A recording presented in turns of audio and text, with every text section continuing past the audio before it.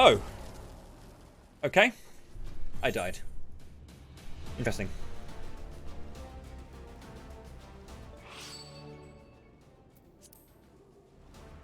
Fantastic Otter wrap at that point.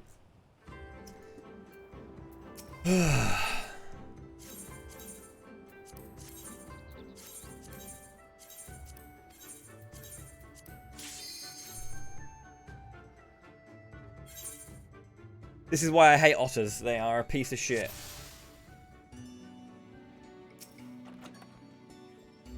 I was hoping Senri's favor would keep me alive there, but it had ticked just before the fucking big hit came out.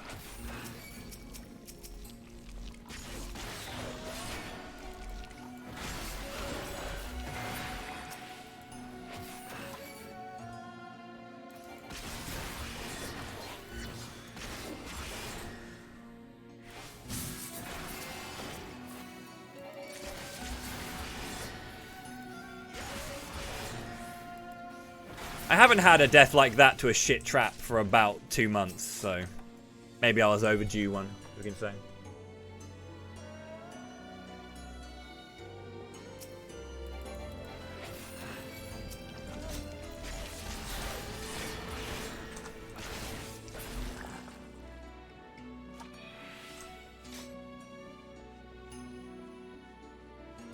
It just had to be when I was fighting a worm, didn't it? Like, cool. Captain Enrage over there. Fucking otters. This is why like I like cute things, but cute does not, you know, absolve you from bullshit. If you're cute but you cause bullshit, I hate you. I don't care how cute you are. Fuck off.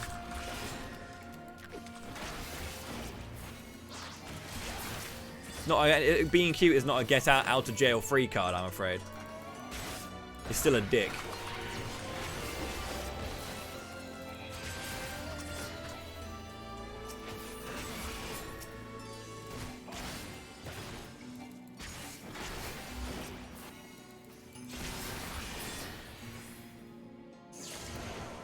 Fuck off, you cunting little otter. Holy shit. Why? Why? Sorry, I don't use the C word often, but holy shit, I hate these things. Trash. Absolute trash. Look at you. Excuse me, that was an outburst. I'm okay. I'm okay. I'm okay. I'm not that angry.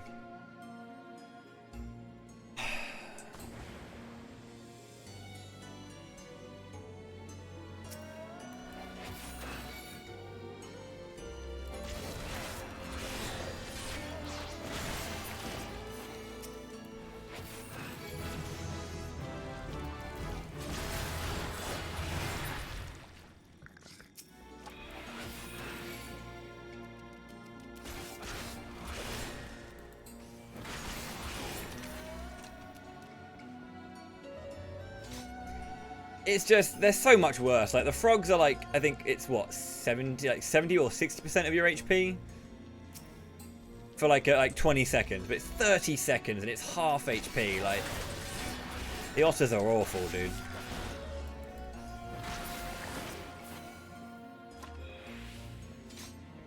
I really hope we don't turn into Loporits. That would be unfortunate.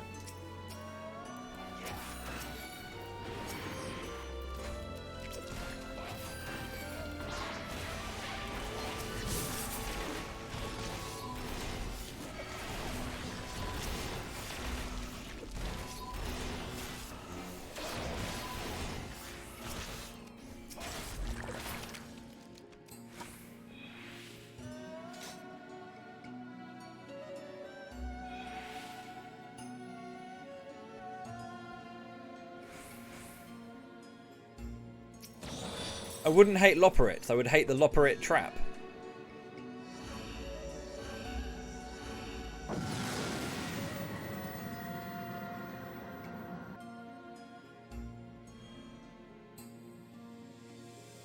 The worst thing when it comes to traps, right, is when you're dancing around a room for ages, and then just suddenly, you know. you go over like the same area like two. Like, I'll sit there and move and do this, and then like the third time I do a circle, I'll hit a trap. It's like, why didn't I hit it the first time? Like it was completely safe. No, I hate otters. I also I truly believe that traps move when you can't see them. Like when you use a sight, they lock in place, but I believe that they 100% move. They just can't. They can't not move. They have to.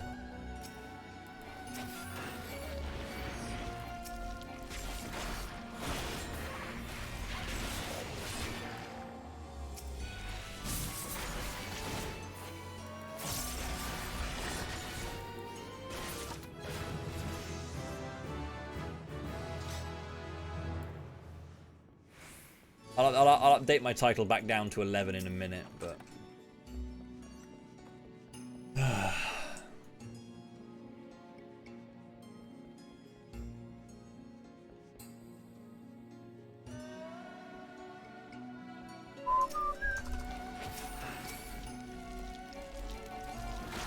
You're moving quite fast for a...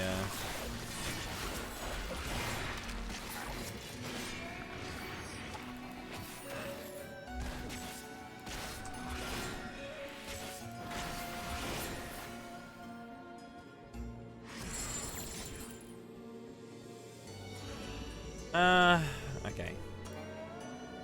Now that I've got this to deal with.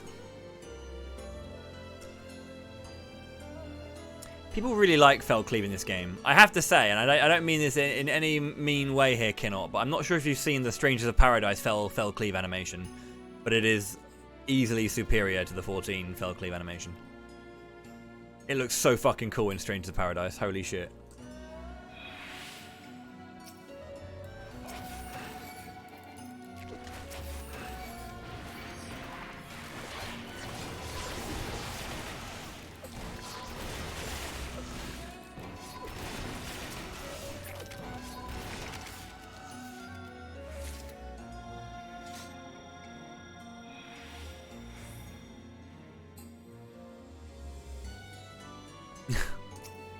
Because they're buzzsaws.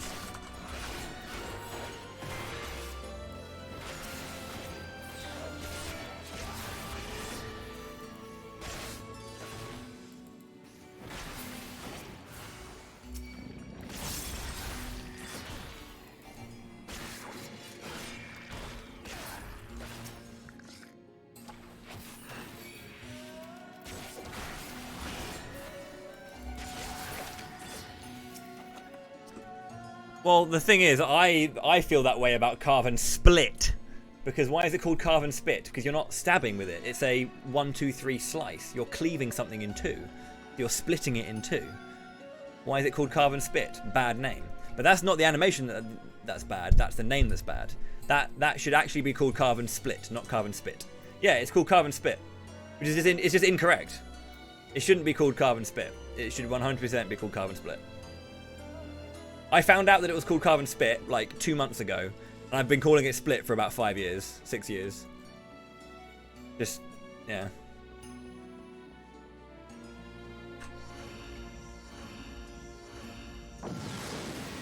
Yeah.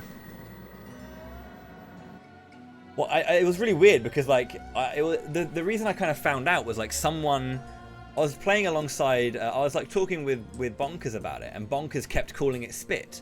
And I was like, do you mean carve and split, mate? And he was like, no, carve and spit. Like, no, that's carve and split. And then I honestly feel like they patched it. I honestly feel like they patched it. And it's been carve and split this entire time. They just patched it to change the name at some point. Because it's never ever been split for me. And I just can't call it carve and split either. It sounds dumb. And everyone keeps doing the whole thing. Oh yeah, but it's like like when you spit something and cook it. Put it on a spit. It's like, yeah, but you're not stabbing with that animation. It's not at all. Like, if you have a look at the beginning attack of Soul Eater, maybe look, stab slice. Like, you can call that carve and spit if you want. Maybe.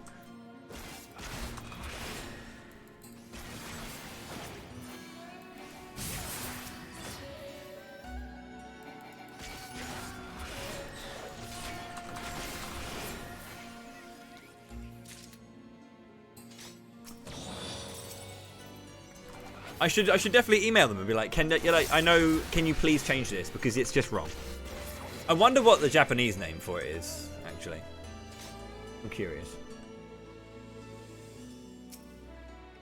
But yeah, there's no spit style animation in this.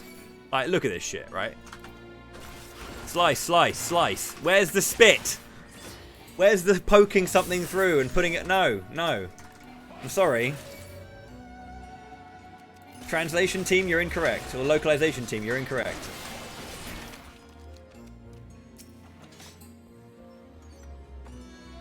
No, it's just 3 slices. It's not a spit animation at all. And I don't know how anyone can think it is.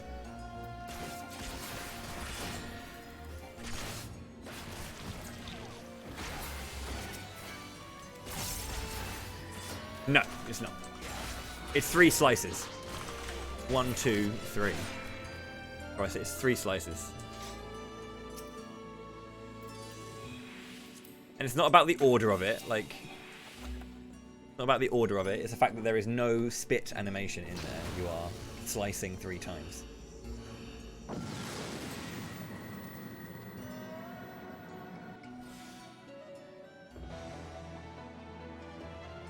Carve and split just sounds better as well. It's a cooler word.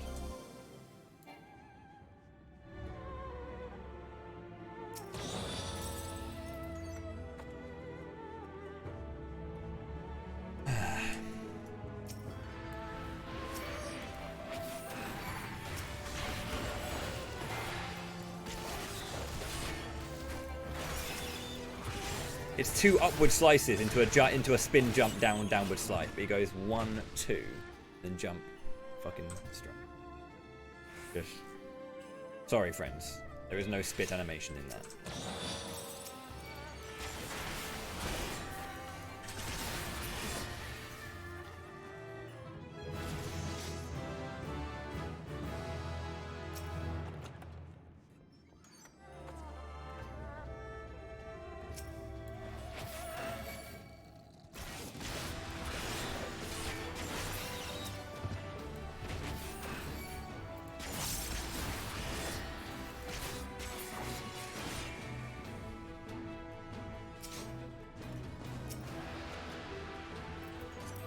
There's only one thing that's more incorrect in its existence, and that would be my arch nemesis, Disco. That's the thing I hate the most, and more than Carve and Split not being called Carve and Split, is Disco's existence.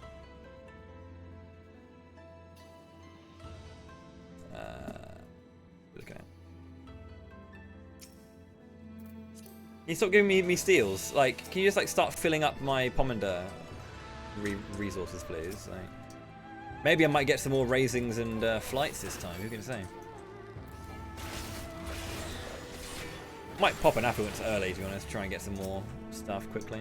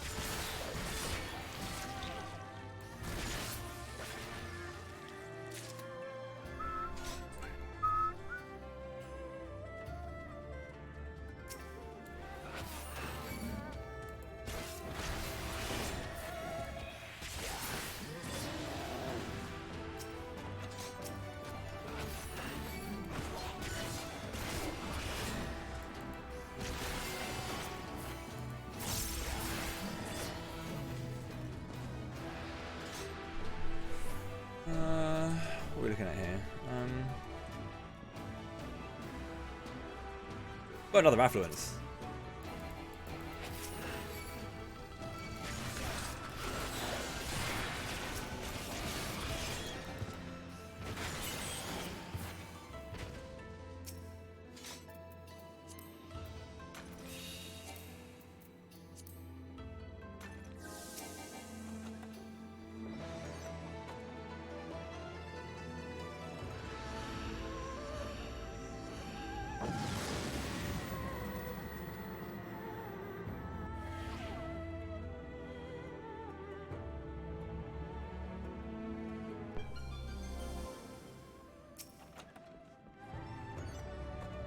Intuition.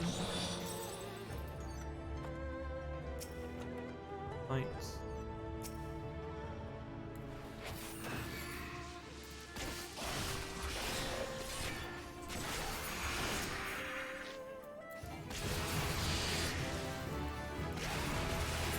I do like the leveling process as well because you can get like some pretty clutch level ups.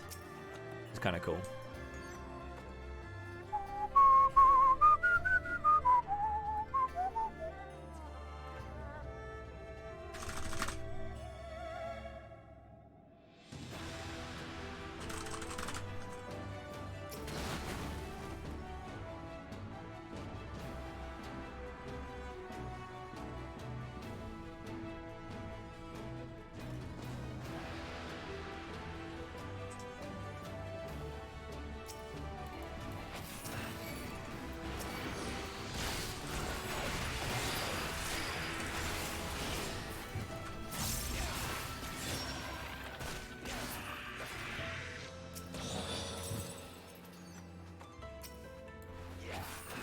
Why did I get a tiny floor for my affluence floor?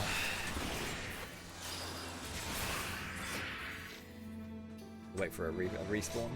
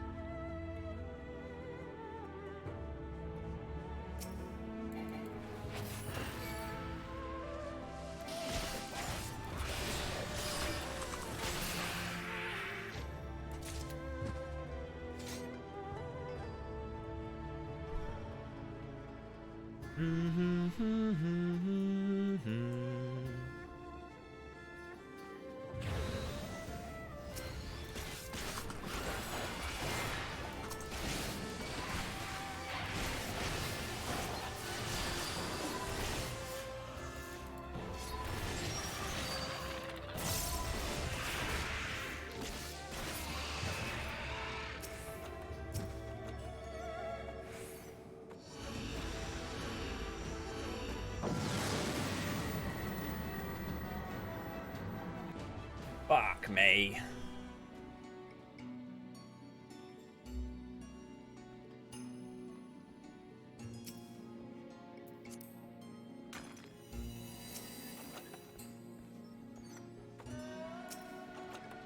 Light. Hashtag hell yeah emoji.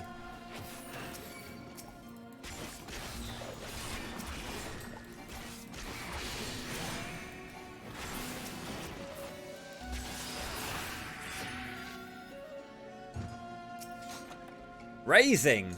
Hashtag hell yeah emoji.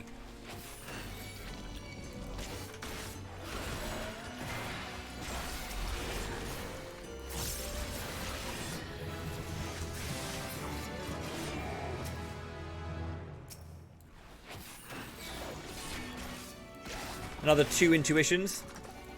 Can I rather than a mimic counter, I want an intuition counter. I want to see how many times this fucking game gives me intuitions. Unbelievable. How's it going, Cooper?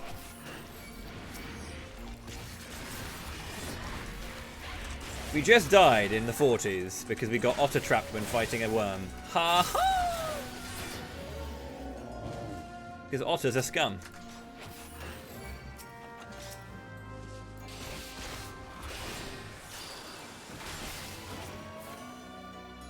You didn't go down? What the hell?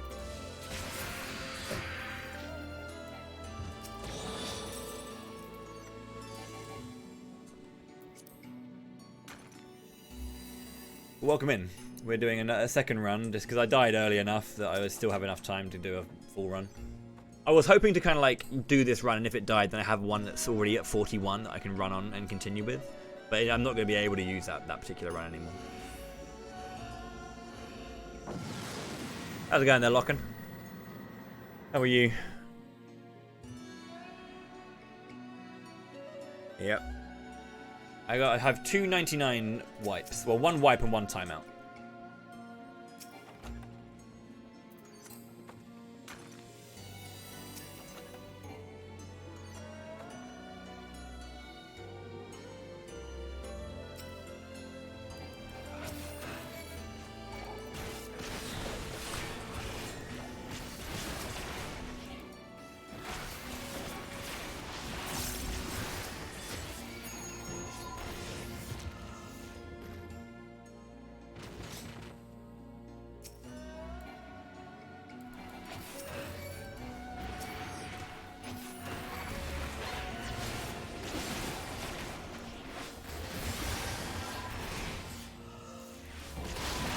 They're not that hard. I just got a bit unlucky. I haven't had a bullshit death in a while, so I've been getting to like 80s and 90s pretty much every single time for the last like month or two. So I haven't had a bullshit death for about 3 months. So I'll take it.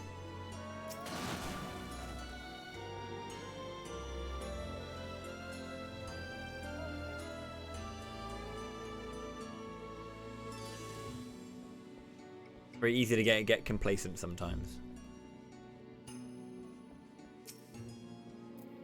Why so many intuitions? Well, that's like 7 in the last 2 floors again.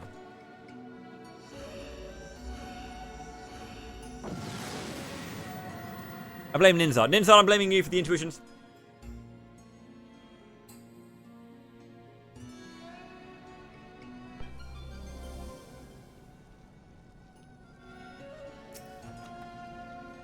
Yeah. They really should just add a joke achievement in there. That does that. One that removes 10 achievement points.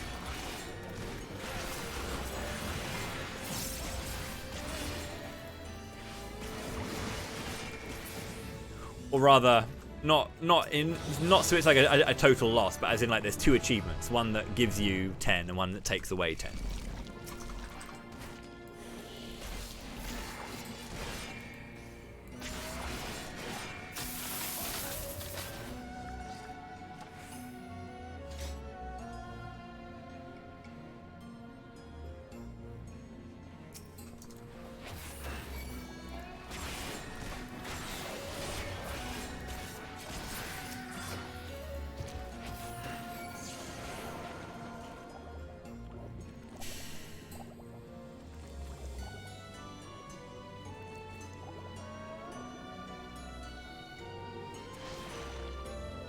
I have to think about how many times this trap has taken away 30 seconds of my life.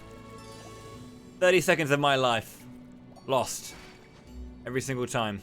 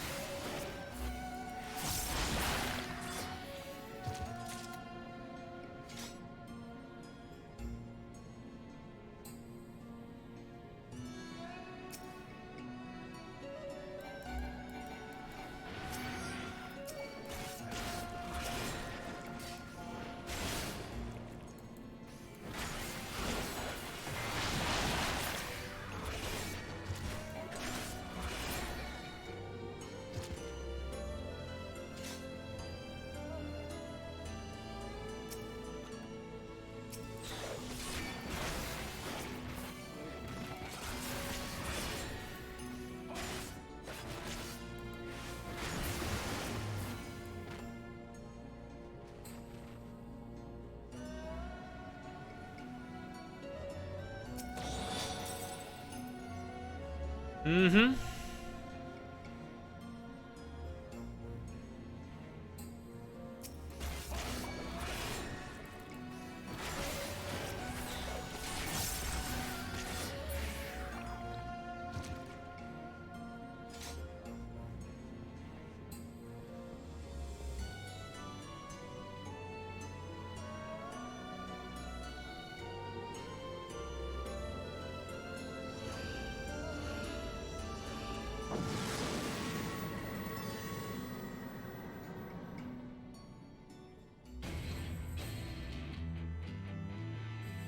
That is a bannable offense, Magus, just so you know.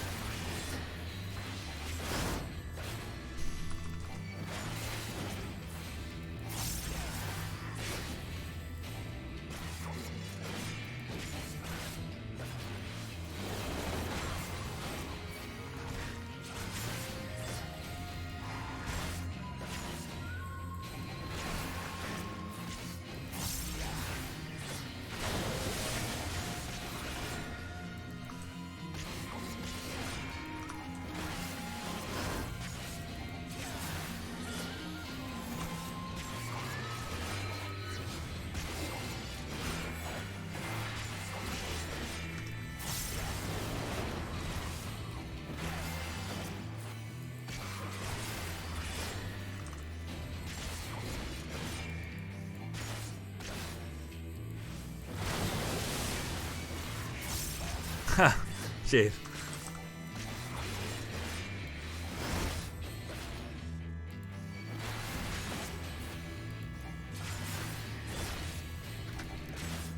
Took me I did a lot of that kind of stuff. It's kind of like when you're doing, I'm not sure if you remember during like Shadowbringers, doing Anamnesis and Nida, I think it was, with the, was it Anamnesis and Nida? I think it was. I don't even have it up for that one, sadly. It was slowly getting to like behind, getting more and more behind. It wasn't up in time. But you know when you had to fight the turtle and you could like run between the you could run between the water claws that come over. It was like trying to time that and all those kinds of things. I think I practiced that plunge timing during Delubrum Regini. You know when you have to fight the I think it's the, when you get like knocked back into the corners and then you get stunned. Yeah, I'd kind of like do the plunge to kind of like be stunned right in front of him. That was always fun to try and time.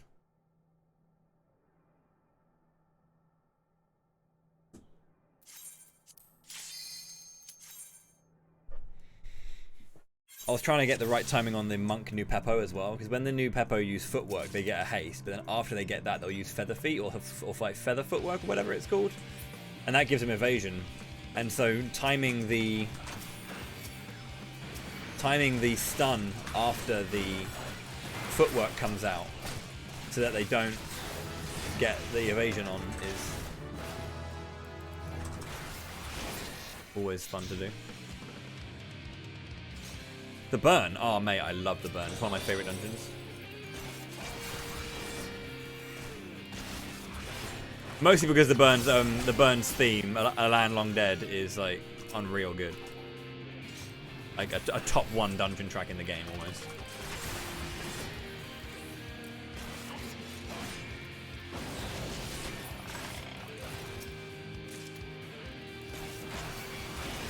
It is always fun taking new people through that boss though, because like it's always, you always have to try and like get those people to kind of like learn it. You know, I did a run of the burn where we wiped 3 times on the boss just because like I was playing tank, but I had just like loads of people, like the healers kept dying to the mechanics, and it's like there's only so much I can do here for you. I'm dropping TBNs, but like. But the thing is, like, they slowly got it, and it's definitely like a hard fight if you don't know it, but when you learn it, it's kind of great to kind of take people through it as they learn it. It's cool.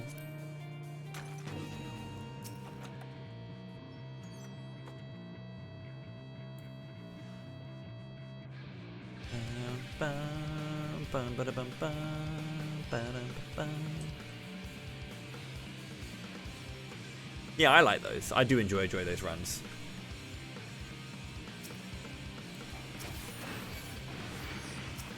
Like, unironically, I enjoy them.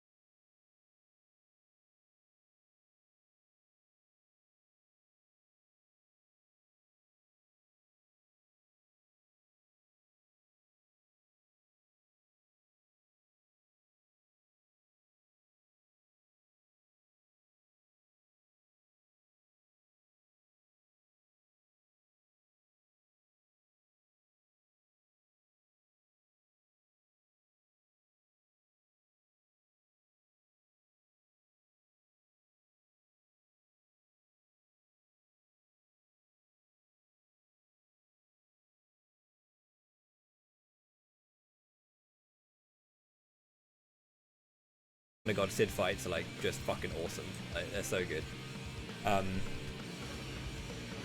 And like I don't mind Dunscape. Dunscape's fine, but the entire, I mean, if you look at them as a whole, as all three of them, the biggest issue I have with Nier is that like now outside of the fights being like rather boring, especially Puppet's Bunker. Puppet's Bunker is fucking, oh my god, I've never felt so like tired and just wanting to sleep as much as when I was doing Puppet's Bunker.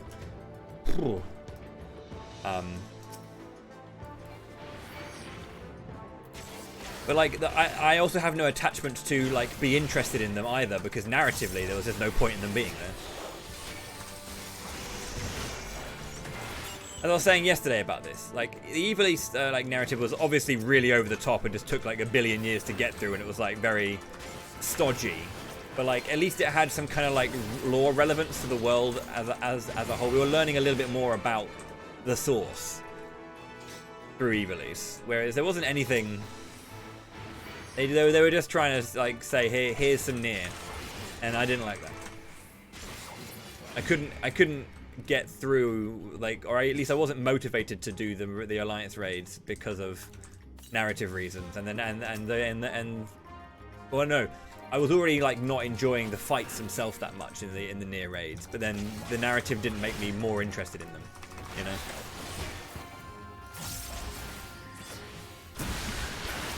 Brother, you are in Ivalice. What do you expect from the bosses? The setting is not that great. I don't know. I'm not. People really like adore Nier Automata's like really like heavily washed out kind of like color scheme, and I mean, I'm not going to say that, you know, Nier Automata isn't a fascinating game, but I don't think it's as like incredibly godlike as people make out. I think that game has a lot of issues, like mechanically, that don't fit, or like don't do as good a job as people think it does. But I don't know. I just never kind of like fell that much in love with Nier Automata. Like, I enjoyed the game. I played through it. I went to like the true ending kind of thing, quote unquote. But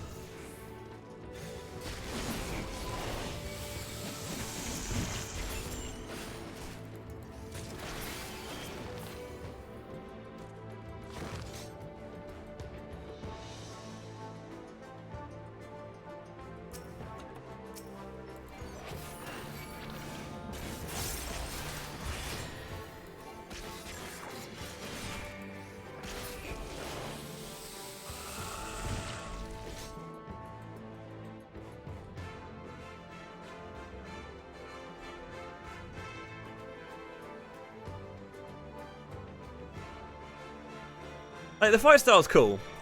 Like it's not like it's honestly not a bad game. Like playing Nier is not bad at all.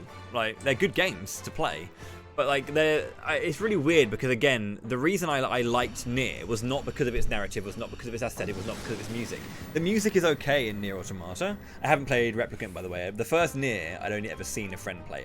He was round. He played through the entire game when he was round, so I never kind of actually fully experienced it myself, but I'd seen it. Right.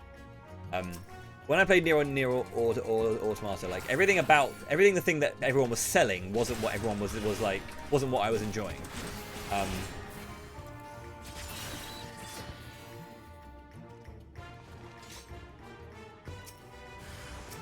That's the thing, like I am a gameplay first and foremost kind of person, and so when I played the gameplay of Nier Automata, it's not bad at all. It is good.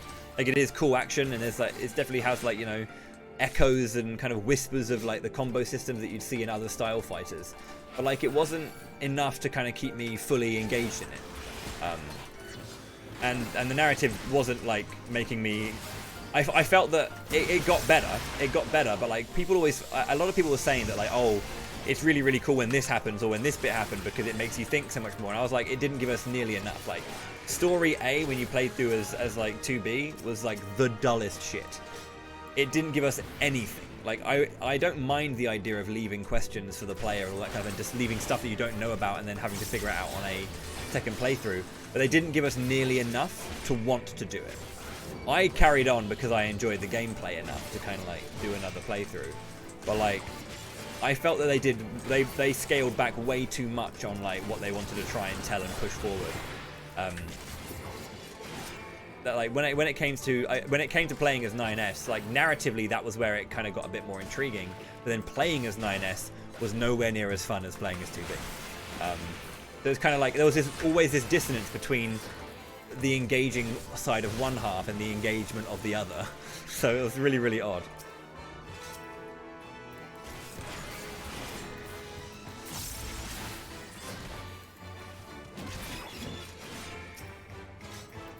And I think when you get to the segment with A2 as well, and it's like all that bit afterwards, and 9S is spiraling the way he does, it's just kind of like, there's obviously stuff going on here, but like I couldn't. I don't know. At that point I was just trying to play the game, and just wasn't really feeling it.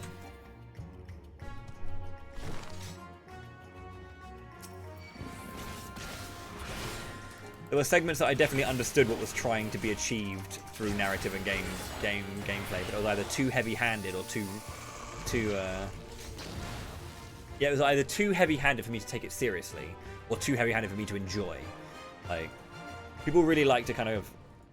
It's one of those things where, like, Yoko Taro is seen as this, like, god right now, and it's, like, very cynical of that. Not because I don't think he's good, because he is, but, like... people seem to think he can do no wrong, and it's, like...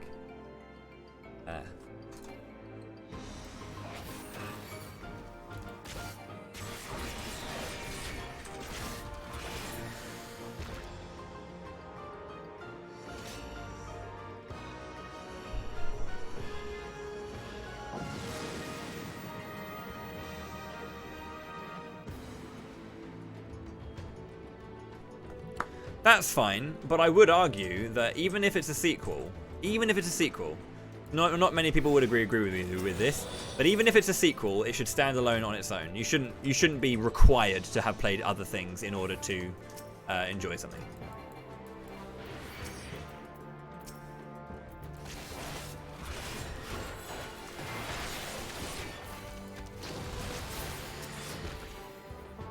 And like, I want to play Replicant because I want to go back and do that. Because I was very aware that I had never actually like played myself. Yo! I was very aware that I hadn't actively played Nier, the original Nier myself. So I do want to go back and do that. And I will always stand up. I will always hold my hand up and say that yeah, I'm lacking this particular bit of information. Like, I played the 3 Drakengard games. And I really enjoyed Drakengard because they were just silly, but like, I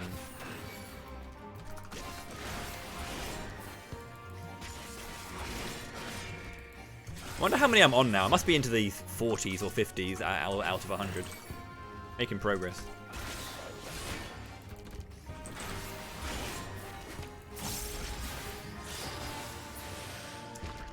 Like, I don't mind. I think there are some really fucking good tracks in Nier Automata. There are some amazing tracks in that, but I think people would just said that like as an entire soundtrack it's incredible. But I'd say that it's got some really, really good songs. But I don't know.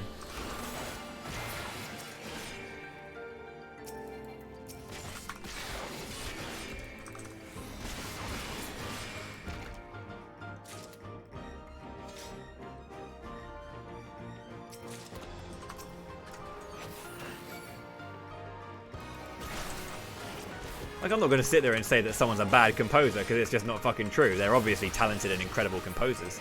But, I don't know. Again, there's a disparity between what people love and sell as, like, why the game is so great and what I enjoyed. I just find this a lot. It's like the same thing with, like, FF6, right? Where everyone's like, oh my god, the cast is amazing. It's like the cast is one of the weakest parts of FF6. Like, outside of the main 3, the cast is so, like, paper thin, I think. And it's really weird that everyone thinks that that's the best bit about them. When actually, what they're... Narratively, I think they're not that great. But, like, what they bring individually to combat is what makes them interesting. But even then, I think there's too many. Like... 6 is a fun game to play, and that's why I like it, rather than everything else. Everyone's like, oh, it's got the best villain. No, it hasn't. It's got an amazing story. It's no better than anything else of its time. Like, the scale of it's huge. It's not any much longer than 5, let's be serious. Like, what makes 6 a really cool game is it just plays really nicely. It's got a good mechanic. It's got good RPG mechanics. That's what makes it a good game.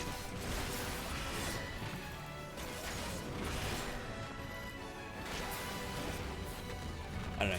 Just what people tend to really appreciate and what I appreciate is very different, and I've always been aware of that. I think a really interesting one when it comes to like strategy RPG enjoyment, for example, is like height. People fucking adore height and think it's like every single like as soon as everything went isometric, height was just everything. And it's like, oh man, I'll tell you something I love, and that's just top-down strategy RPG because there's no height. Because I like using other things as my options to thing, but like height is such a asshole to get around. Oh yeah, agreed, Ninzad, agreed. Like that's the thing. I would say the same thing about the Final Fantasy V and Final Fantasy IV characters. Like I'm not saying that FF6's cast is like shit and every other FF is good. I prefer the cast of 5s. I prefer their archetypes. But like the 5 cast is no better or worse, you know? Yeah, height is a shit mechanic. It's not a shit mechanic. It makes sense, right? It makes sense. Archers have high ground to be able to shoot down. It makes sense. But I just don't like it. But people love that shit. Like, people love that shit. I think the most annoying thing about height is that it's almost always much more powerful for your opponent than it is for you. And it's always height is always a thing that is just really dumb, I think. It's not a bad mechanic. I just don't really, I don't merit it or value it that much. You know, I play with it. Like I play Triangle Strategy. I love Triangle Strategy. That game is fucking hella good. But you know, doesn't mean I like, you know, I like height. I prefer land effect concepts where like the land itself is where you get bonuses in stats and in defense or like evasion and all that kind of stuff, rather than height. Fighting uphill is the worst thing in those games. It just becomes a slog. A very one-sided slog, you know.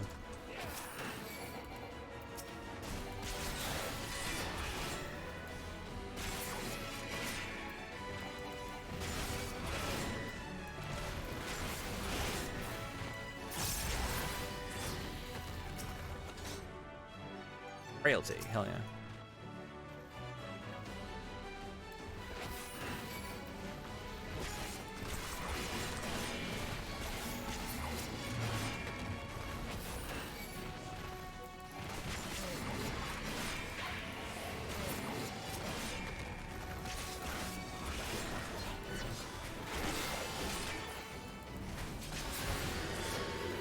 Archers are already really good in triangle. When it's like, oh yeah, height is a thing, so you can't hit these people because they're really far away. So you have to fight out, you have to like rush against them and try and push your way up. But they also have increased range, increased damage, increased accuracy.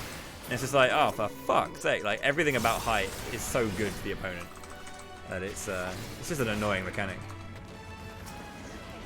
But everyone's just like, oh man, it's so cool. But the thing is, I'm not massively into isometrics. Like I don't mind isometry. Like it's cool and it's, you know, but like it's always been a thing where it's just a bit off for me.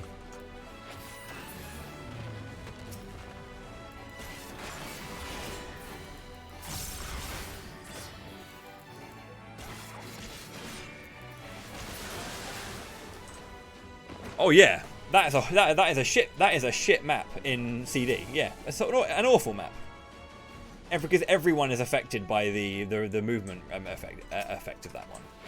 Like, that was a bad map. Yeah, the Endman fight is a bad map. Really?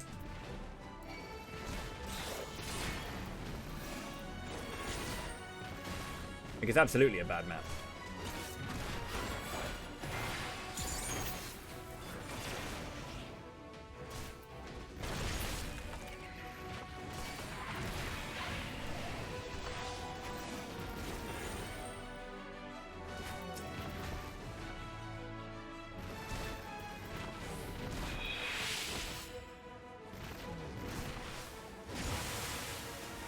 Remember, I don't think that Shining Force is a perfect strategy RPG. It's just my favorite.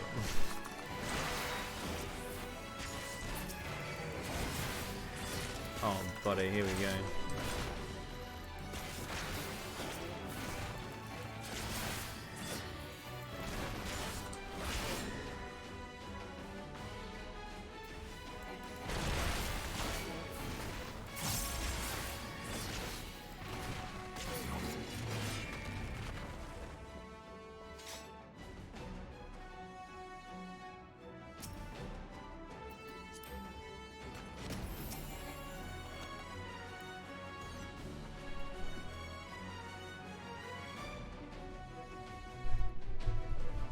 But yeah. The point is though, like a lot of RPGs get sold being like, you know, these incredible stories and stuff like that. And I'm always sitting there being like, but does it play well? Does it play well? And yeah. It's a shame that like it always seems to be the case that everyone always just talks about like a very specific part of RPGs.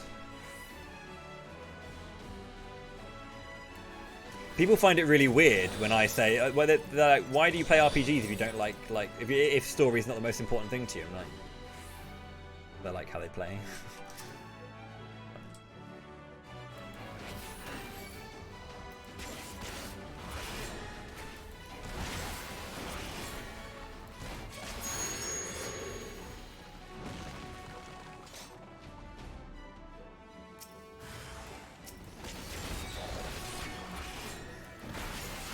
I'll always say that, you know, like some of my favorite games, you know, are my favorites because their story is really good. But yeah, stories. Again, I've had this argument many times and made this conversation many times. But stories are a vehicle to make me enjoy something that I'm already enjoying more. If I'm enjoying the gameplay and the story's really good to go with it, I love it. And that's why I forgive a lot of mediocre stories for being mediocre. Because I'm too busy enjoying the fucking video game to give a shit. I'm playing a sick game. I'm just having a great time. I don't care if like story X, Y, and Z is like. I'll give you the most perfect example of this is Star Ocean 4. Star Ocean 4, which I played recently on stream because I fucking love that game, is the most mediocre story, the most basic sci-fi crap ever with cookie cutter anime characters. It's all very not special. It's got some moments of some interesting stuff and some concepts that aren't so bad. But it's nothing special, nothing to write home about. But that game is so fucking fun. Holy fuckballs. I couldn't give a shit that its story is bad. I don't care. Because good gameplay can always save mediocre story. IMO. But if you've got a great story, but the game is absolutely trash to play, oh my god, I can get through it, but it's... Oh, good lord.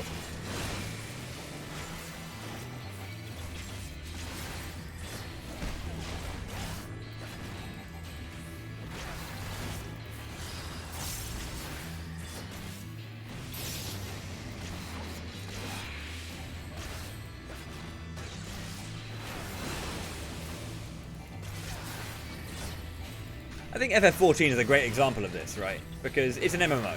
And I've always wanted to try and play MMOs, but I could never get into MMOs because there's something about them I didn't like. But like, FF14 is a good example of like the story being really fucking good and bolstering an already enjoyable experience. It is fun to play Final Fantasy 14, right? It's a good game, it's enjoyable, and I like playing it, and it's great. And then everything that comes with it, on top of its gameplay, is just absolutely insanely good.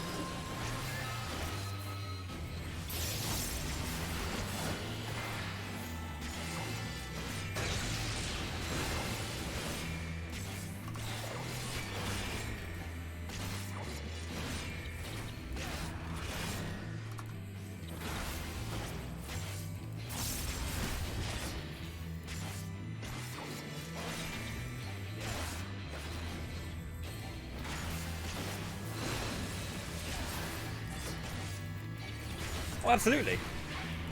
Like, Final Fantasy V's story can easily be summed up as a Saturday morning cartoon, right? It's really silly, it's a bit basic and a bit, you know, not much happens really, but it's a bit basic. Again, it does have some really good moments, like there's some really strong moments in that narrative, but it's mostly just a basic story. The reason Final Fantasy V is so fucking good is because the job system is unreal, yeah.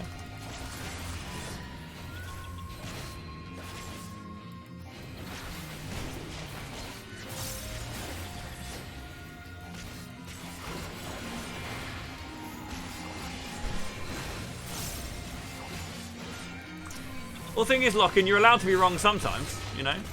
I can't stop you from being wrong, mate. It's a very short game. A very short game. World 1 is honestly the longest part of the game.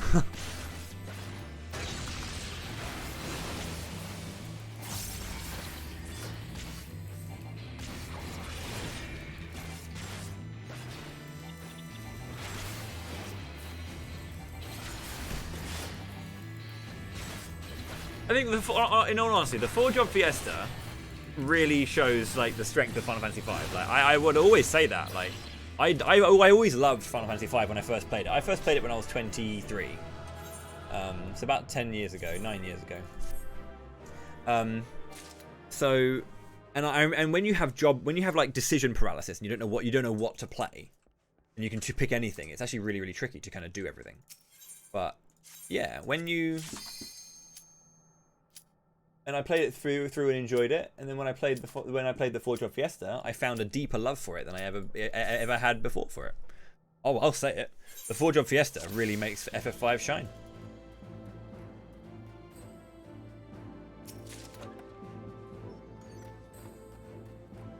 You always have the right jobs for every area. That's the thing, Locken. You can get through that game with any fucking combination. That's why it's so good.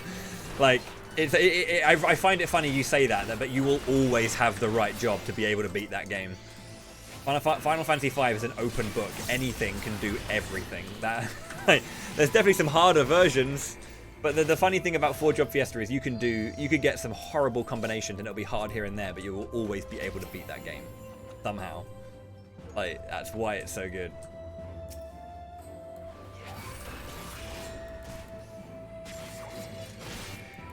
If you were talking about Final Fantasy 3, I'd see your point, because in Final Fantasy 3, the job system in FF3 is a little bit more like straightforward and simple, and is much more like hard locked. There is stuff that if you do not have the right job, you cannot beat the boss. Like, try doing Garuda without a Dragoon. Just try it. Like, it's not going to happen. But like with FF5's job system, because it's so much more flexible, you can always do something in that game.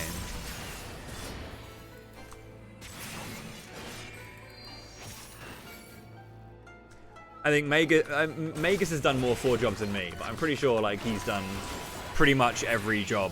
Every single boss fight has been done with every job, like not every job combination, but like, you know, just.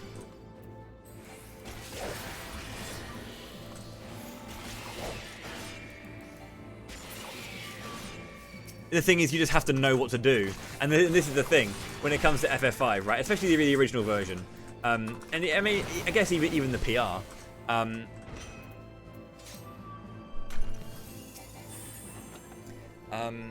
Is that unless you know that you can do certain things to certain bosses, you're not going to be able to like do it, right?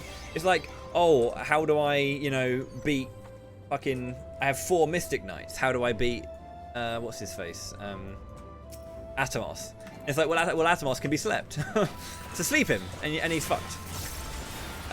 Use Sleep Blade and you just put him to sleep every time, you know. It's like that kind of stuff, knowing, because all of the bosses, this is the thing, is all the bosses in FF5 are heavily exploitable. Even the final boss can be shut down completely. Like every single part of the final boss can be completely shut down. Sleep, I think it's paralysis, blind, instant death, and stone. Like the final boss can be completely shut down, and it's like, it's really fascinating that you can do that. But you just learn as you play it more and more, and I think it's got so much replayability because of that reason.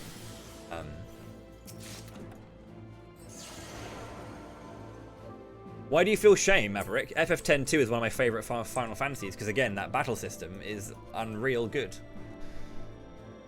Like, again, FF10-2 story is whatever, but name me a better version of ATB.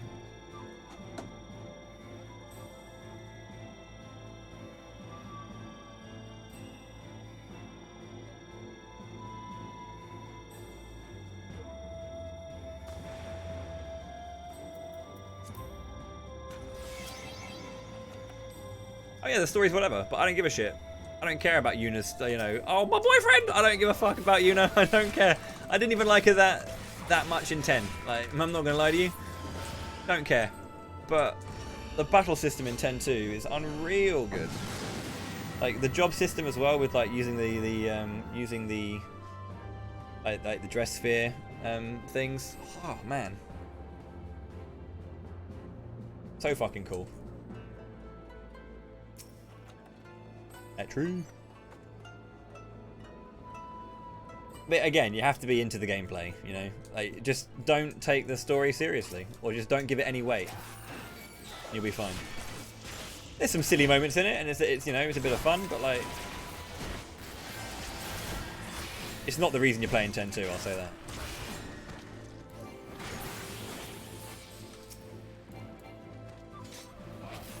I really want to play 13 Sentinels. Like, I really want to. Like, I love Vanillaware. They're really, really good. But I just need to be in the right frame of mind for it, because like the way that they structure the narrative versus the combat is just like.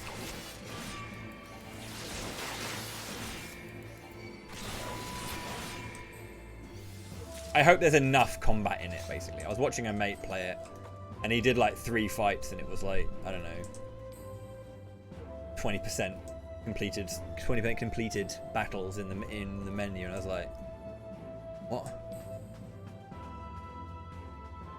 10 fights or 15 fights in this fucking game? Please.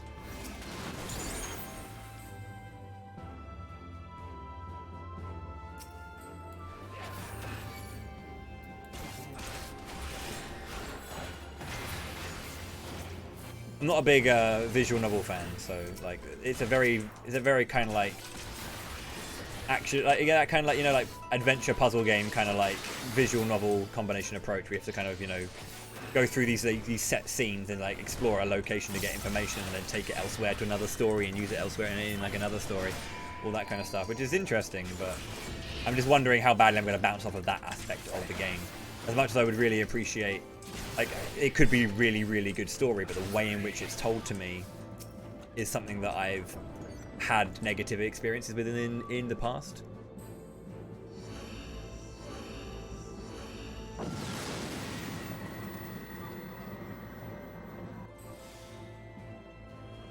Well, the dialogue narrative will clock you in at 22 to 24 hour range. See, that's double the length of Xenoblade 2.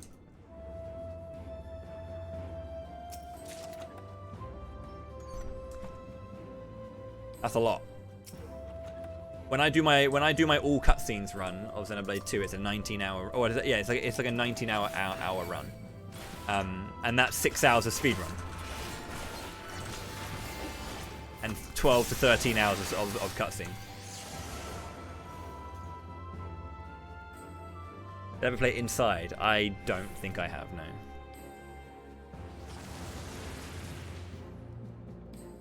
Is that the top-down game where you're like stuck in a room and you're kind of like trying to relive like a certain period of time to try and figure out what happened? 12 minutes. Oh, okay. Then I don't know what Inside.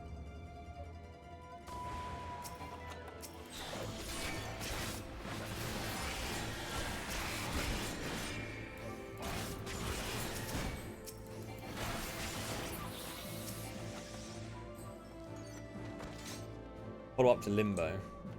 I never played Limbo. Actually, no, I did play it, but I didn't care for it. So.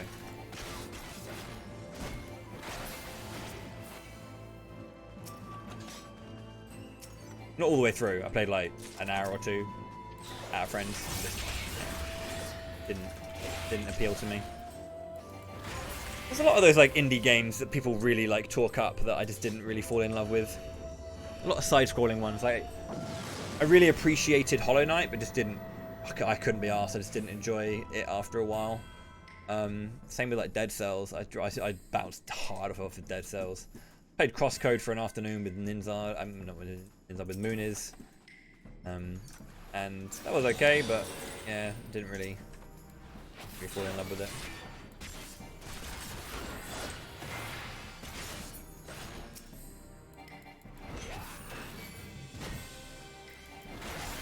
Deerfield Chronicles, yeah.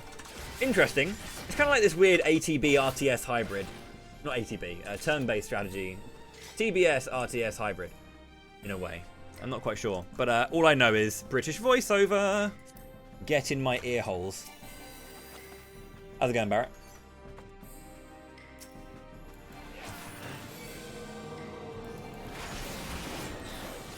Nothing I like more than British voiceover tonguing my cochlea.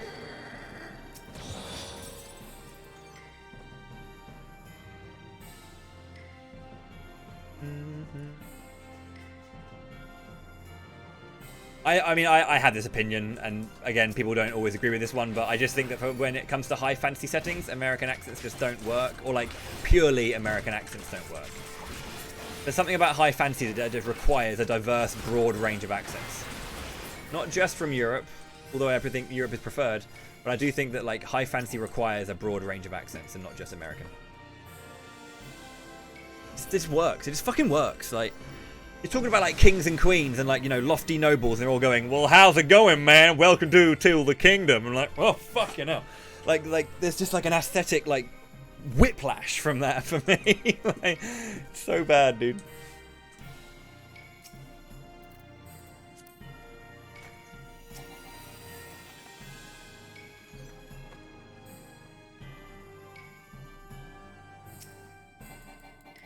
Hey, y'all, welcome to the castle. I have nothing against the American accent. I mean, there's definitely some pronunciation that some inflections, like the upwards inflection is just definitely something that I just don't appreciate. I hate it, but that's you know, that's one thing. But like, I have nothing against the accent as a whole, but it's just like large, expansive worlds not having a large breadth of sound and like dialogue, like feel is just so weird to me. This is why I think that Xenoblade 2 has a great voice track. Even if it's not the perfect, you know, not even if like, oh, Rex can't scream. He can in certain ways, but not in the way you think. Or the way you'd want, at least. But like, the fact that, you know, there were American accents, there were British, there were Australian, there were Welsh accents, all over the place. It's like, it was lovely to kind of have a different sound wherever you went. And again, like, if you think about this game, for example, the A Realm Reborn voice track wasn't bad, really. But but the quality of the track just lifted so much more when it went to Heavensward, because I don't know, they just did a lot more with it. And if you think about, like, you know, Vieira and how they kind of like have their very expressive and unique accent, which I believe is Icelandic, I think. Lena, I'm pretty sure, has an Icelandic accent. I can't be sure which one it is, but it's such a so stunning to hear that. Like, I love it. I love it when a location or a group of people have something that's unique to them and is so like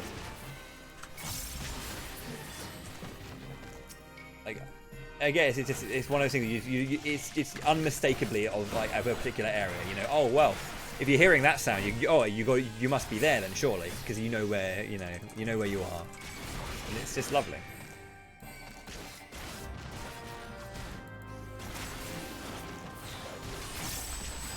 There's nothing inherently wrong with a southern with the southern drawl and like the Texan sound in general. There's nothing wrong with it, really.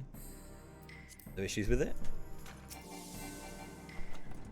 When it's, you know, made into a caricature, it's a little bit much, but even then, like,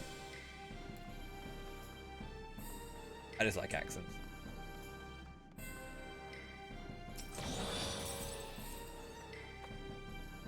America has loads of interesting accents. That's the thing. America has a ton of different accents.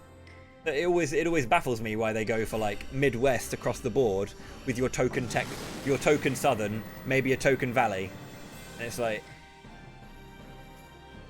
why do they just go for, you know, your Midwest Texan and Valley girl? Like, come on. There's so much more even in America.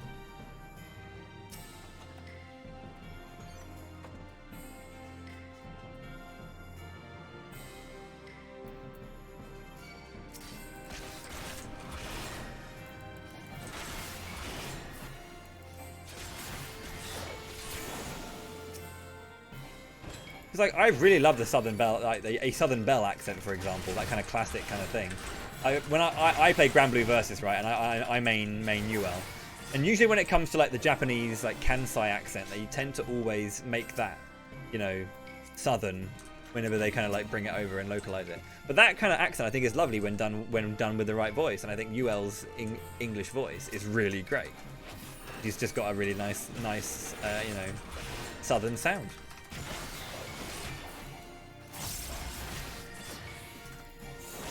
But the most important thing to me, more than actual location of accent, is diversity of accent. I just love hearing more than one sound. Because like when you go from like one side of the world in an RPG to another, and all you hear is Midwestern American, it's like,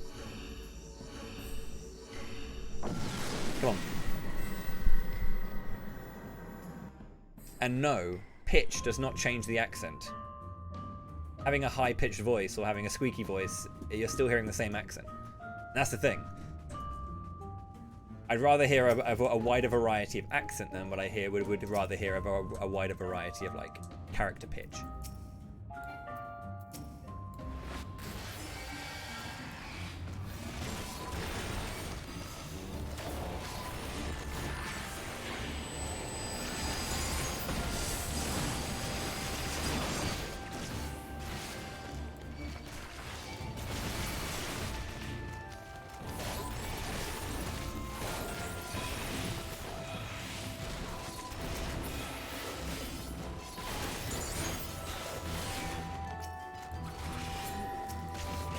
Yeah, absolutely. Yeah.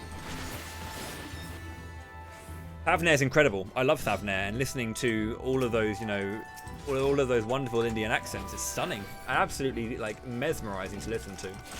This is why I love Nidana. I just love listening to Nidana. Like, using British Indian voice actors. Like, wonderful. What I think is really nice about that as well, I guess, yeah, from a personal, is that reminds me of a very, very like particular sound that I always hear in the UK, and it's just lovely. Yeah, but that kind of like Indian accent when speaking English is stunning. I just love Nidana, man. She's amazing.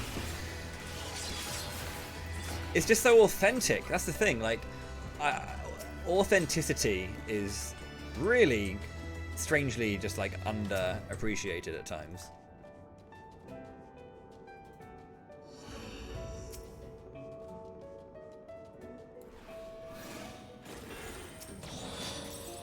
I do like, when it comes to dwarves, right, there's two kinds of dwarves. You'll either get, you know, like southern dwarves or Scottish dwarves, like Southern American dwarves or Scottish dwarves. There's no in between, you know. It's either goddamn or it's Scottish. I can't do a Scottish accent off the top of my head, but you know.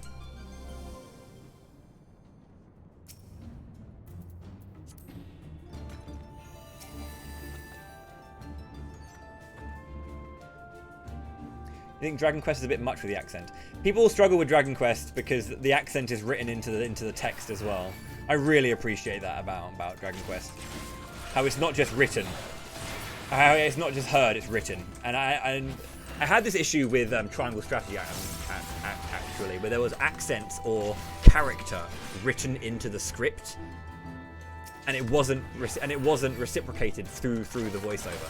Like getting rid of, you know, apostrophes replacing G's and all that kind of stuff, but then the G still coming out, or apostrophes shortening like O's to becoming a little bit more like T, and rather than like to, and that kind of stuff not being like fully committed to, and that was a really odd thing to see the accent but not hear it.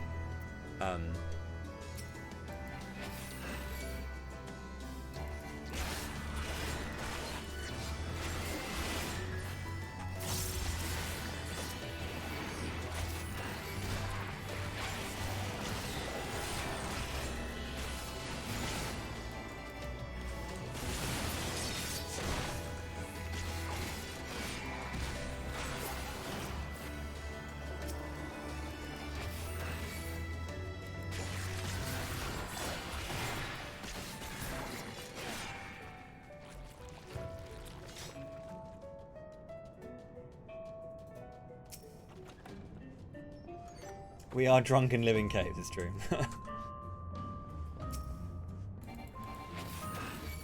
See, the thing is, right, Barrett, is you have one of those Scottish accents that I really like, where it's like a really kind of like soft, subtle Scottish accent.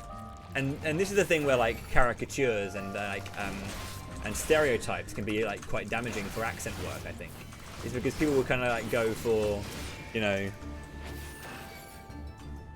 you're really over the top kind of Scottish accents in like a lot of media, almost kind of like, you know, like I guess like Billy Connolly at, you know, turned up to 25, you know.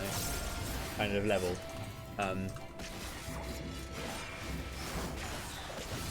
But yeah, I think this is the thing. Is like it's the same thing even with American accents. You always hear like the really obvious ones. Your West Country, your Southern, your Valley. But there's so many like little tiny like niches and like interesting sounds here and there that you can find anywhere in any area that you just kind of like miss. That, you know, really funnily enough, people will always bring you up on. Oh, but actually, if you're from this area, you'll sound a bit more like this.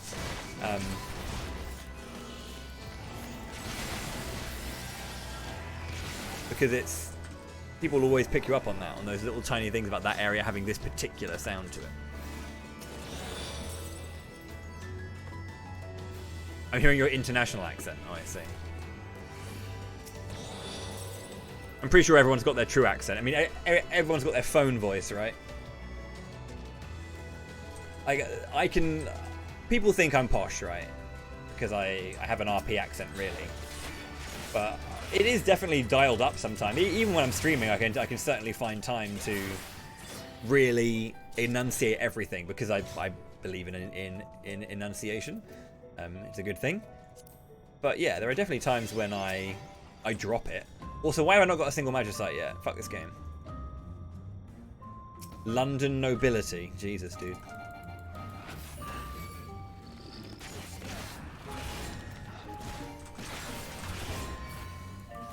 There'll be times, you know, because I could go, oh, fucking hell, right? And I can definitely do that. There are times that I'll just be like, oh, fucking hell. Because, like, I can just pull back my accent whenever I want, because I'm not quite as posh as everyone thinks I am, but... RP just sounds that way to people. Oh, rah, the Queen, British, all that kind of shit. Yeah, I don't know. They just hear it and think it, but, yeah. Fuck off, you little otter bastard. I think it's usually the vowel pronunciation that kind of like people find is like posh, you know, like saying bastard as opposed to oh you bastard. Saying you bastard is very northern, northern English to be like oh you bastard. Don't be a bastard, you know. It sounds different.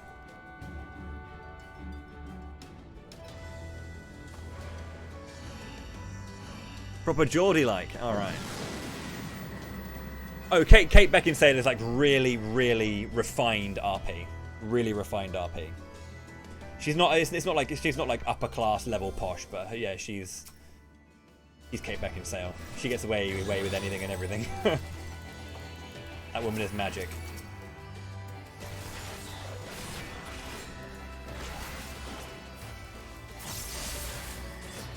Was that Frailty? That was. Yeah, it was.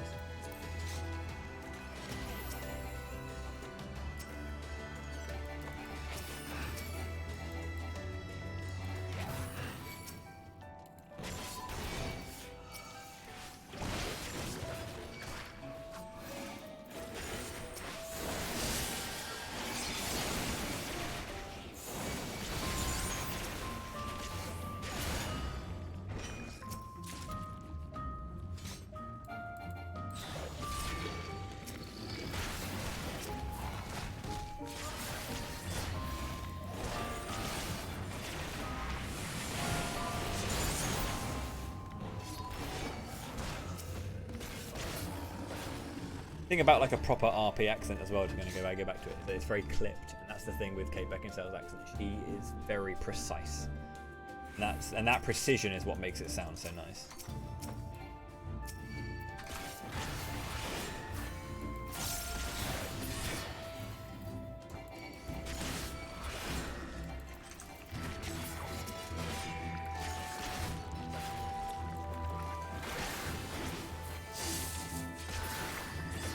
When you start picking up accents of other languages, that's where it gets really interesting. Like listening to like Sake talk versus Happy Squid versus Magus. Like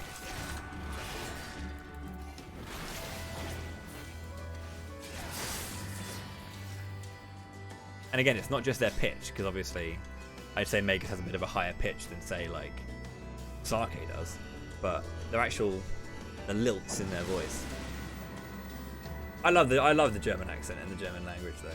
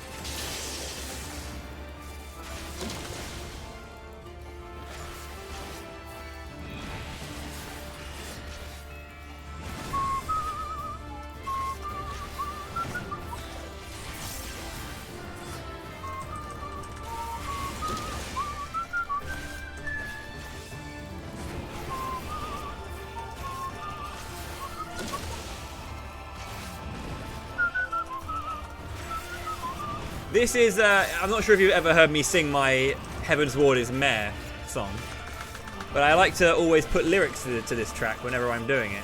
Or I have been. I did it earlier today. But the lyrics are essentially just lamenting that every fight after this one doesn't use this track and uses bloody Heaven's Ward music. Ugh. I don't dislike the Heaven's Ward soundtrack and that song. It's just like, fucking hell, dude. You have access to this. What an absolute brilliant theme.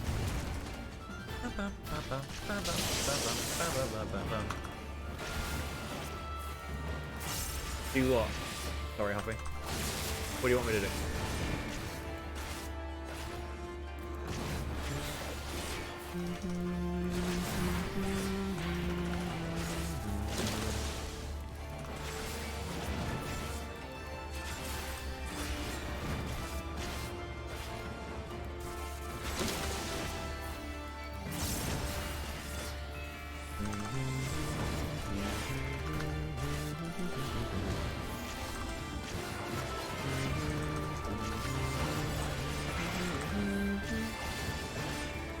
It's normally during this part I sing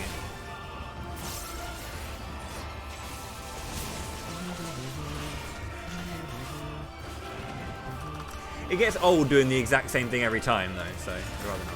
GG's! Right, I've been going for 2 hours almost for 3, so I'll take my break now. Why did I die in 41? What a dumb way to lose a run. Fuck the otters. No one likes otters, they're the worst. Oh, I have a message.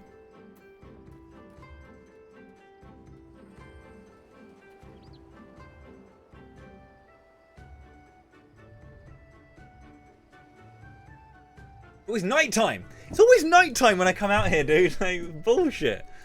Please, let me leave this area during the day one time. Right, thank you very much for watching. I appreciate your patience during my need to restart after I died in the 40s.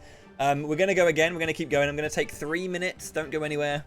And when I come back, I will continue my run, and I will cry. Okay? Sweet. Don't go anywhere. Cheers, cheers.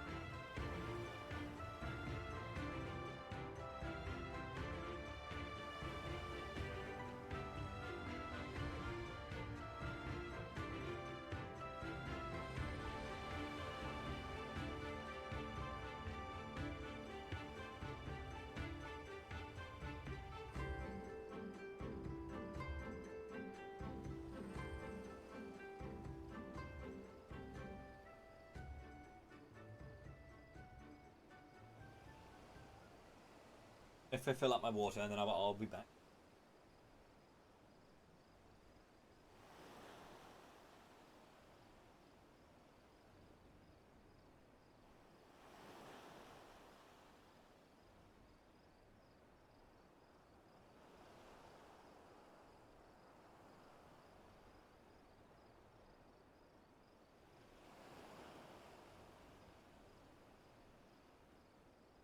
How we doing?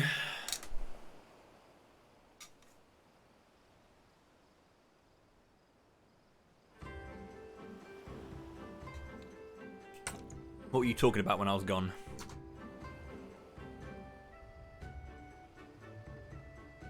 You can only assume they used the heavy music, meaning everyone was bored, sick of it. Yeah, that's probably the thing. It makes sense as to why that was probably how it went.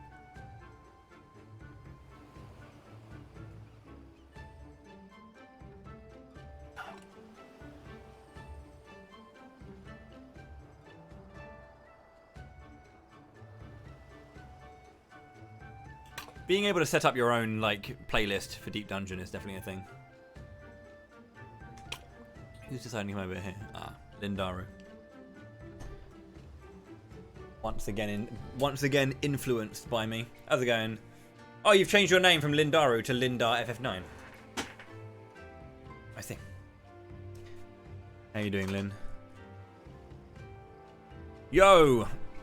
Enrel, thank you very much for the billion months. Greatly appreciate that.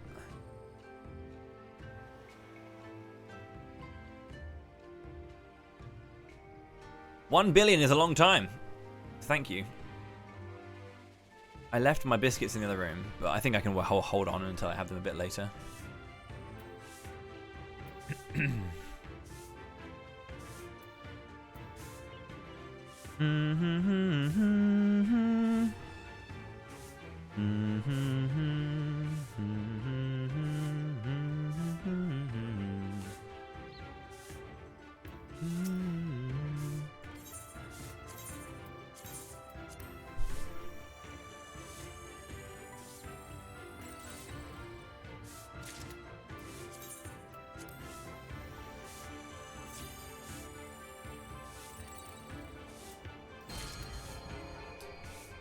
Oh, the Girabonian Plat again. That sells pretty well.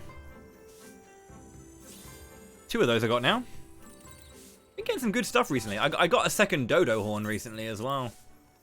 I do need to give that to Mr. DX17, whoever he is.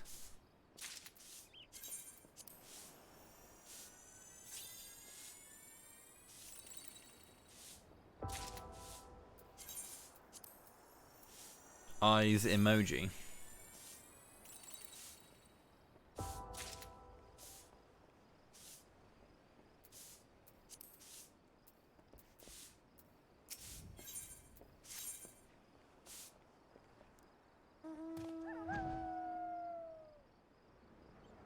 Right then.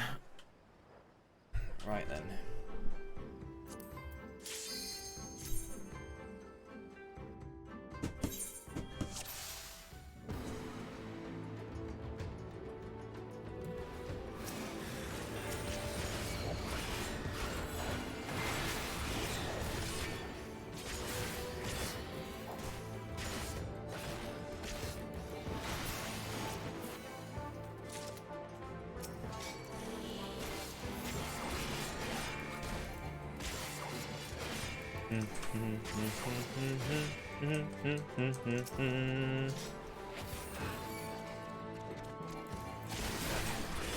I would very much like some Magicites to come in. Please, may I have just a little piece of Magicite? I am 30 floors into the dungeon and I have no Magicite.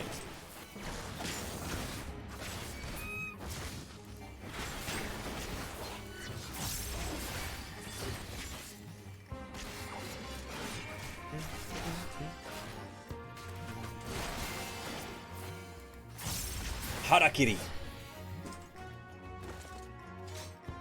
I'm gonna start popping affluences, I think, soon.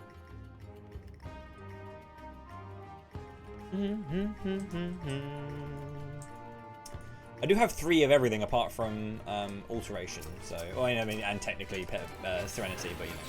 I'm definitely going to get one of those. But it's nice to have 3 raisings already. Like, my Poms are looking great, in all honesty. Definitely a bit weird not getting any alterations yet, but, you know.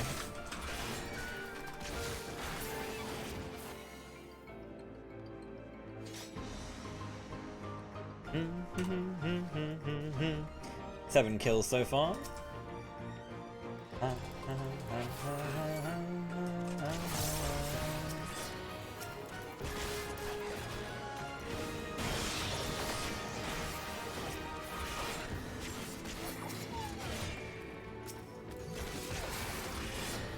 Like it's gonna be a 9-kill floor.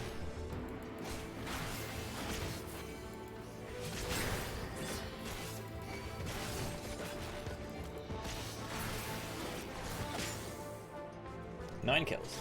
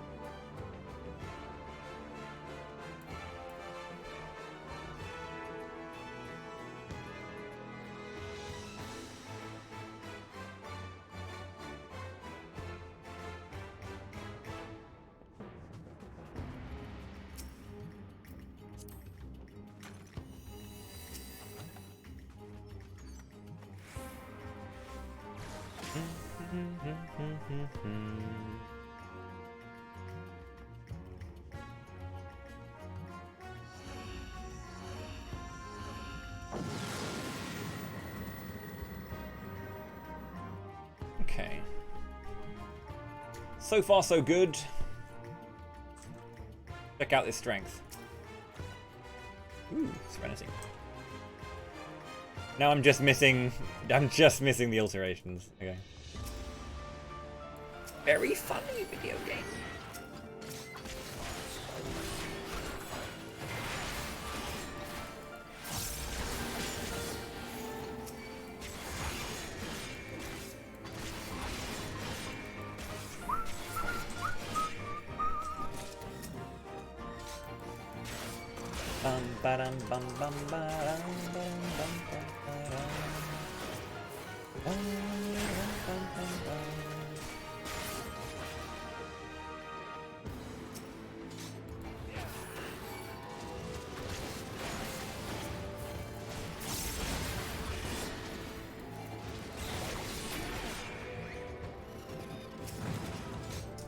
Whew, okay.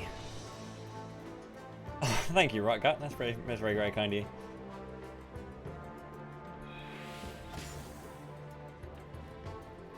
Whistling is it's one of those things that's like very hit and miss on stream because like it can be annoying. So I appreciate that people don't hate it when I do it.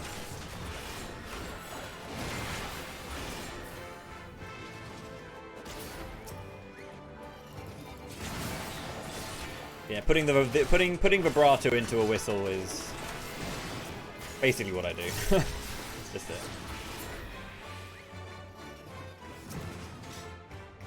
Feel.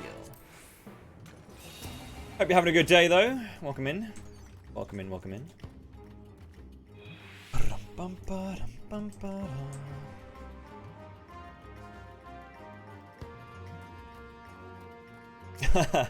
It's one of those things where like I lived with a when I was at my first year in drama school, I was like sharing a flat. Well, I was in like student dorms, right? I was sharing a flat with a girl who hated it. Hated it. I would just go, no, I heard that. Stop it. So I was like, for so long, for like a full year, I was stifled from being able to enjoy whistling. I think the next couple of years, I just went ham with it. So yeah. Yeah, it's not too bad. I had a file that was like ready to go, and I lost that file really early from some like unfortunate trap placement against a very particular enemy. There's an enemy that has a pretty heavy enrage, and I started the fight, got it halfway down, and then after I got it halfway down, I stepped on an otter trap, and I obviously got ottered for like 30 seconds, so the enrage was met. So yeah, and that's the thing. It's a because it's quite a high pitched sound. I mean, you can obviously do low pitched whistles, but it is a sharp noise for sure. Yeah.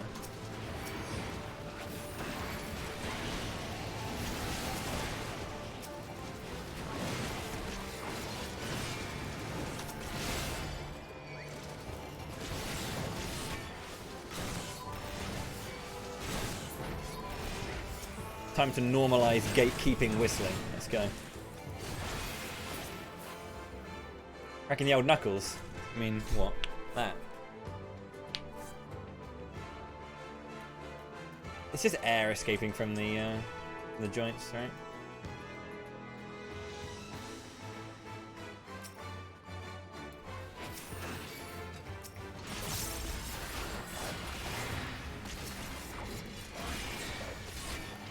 Sorry to any anti-Nutcrackle viewers out there who are just like, oh, upon hearing that.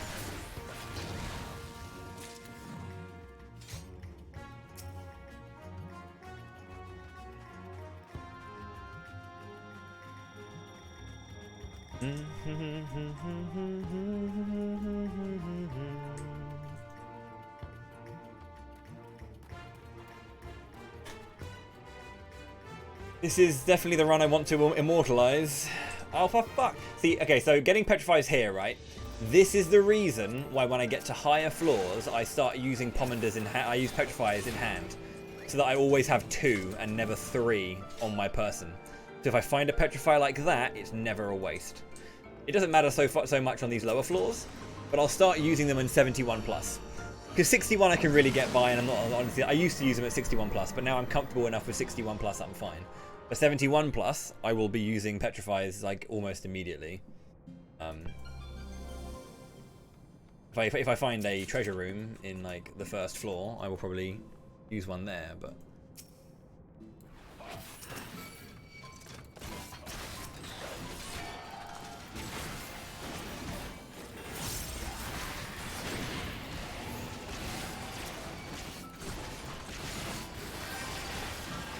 it's an interesting type of content. I'm not sure if you've like done it, like if you've never done it solo, or if you mean you've never done it at all.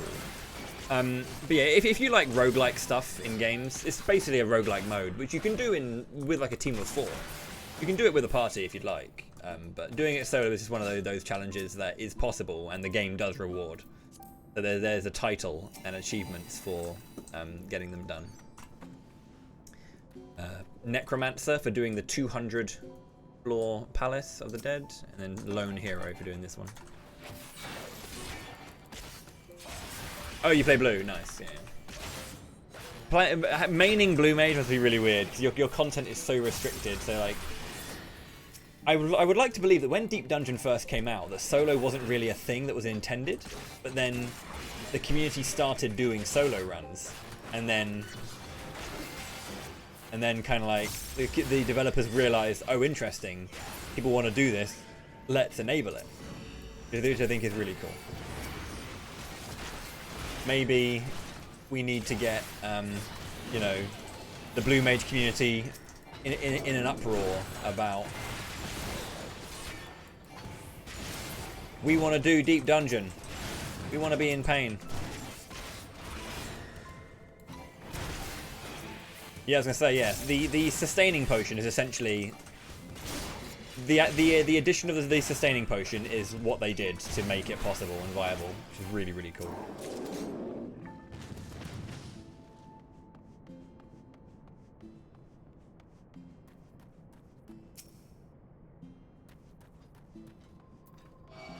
Okay, luring,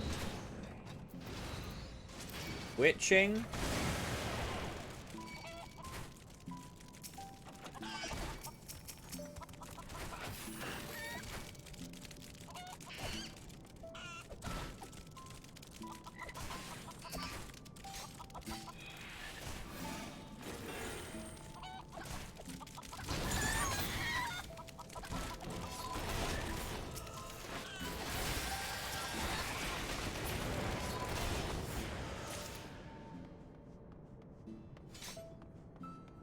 So, doing plays like that, I need to start doing more of when I get to the higher floors.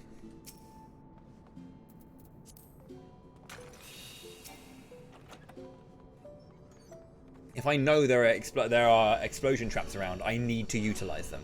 It's a massive, it's just massive damage. It's such a huge thing to be able to do that, so I need to be using more stuff.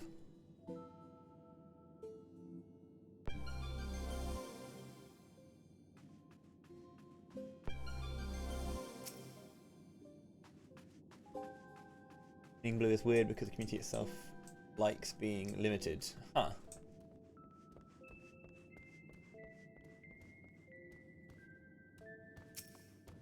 We have a blue mage in our ranks. A couple, in fact. And I think they're always up for doing, like, you know, content that, you know, a blue mage can do now.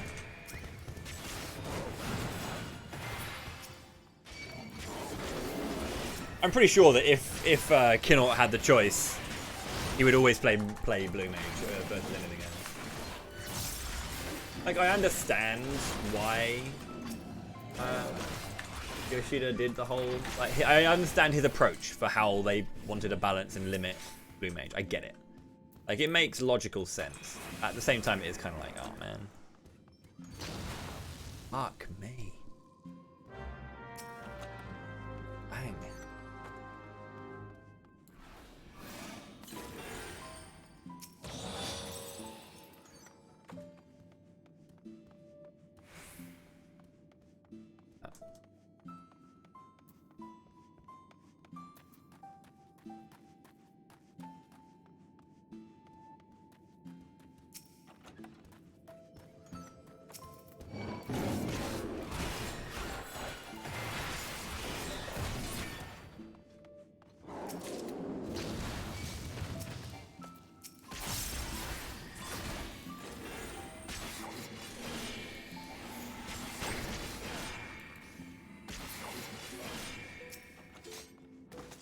Finally, I have an alteration. Oh, I've already got an alteration. When did I get the other one? Huh. Weird.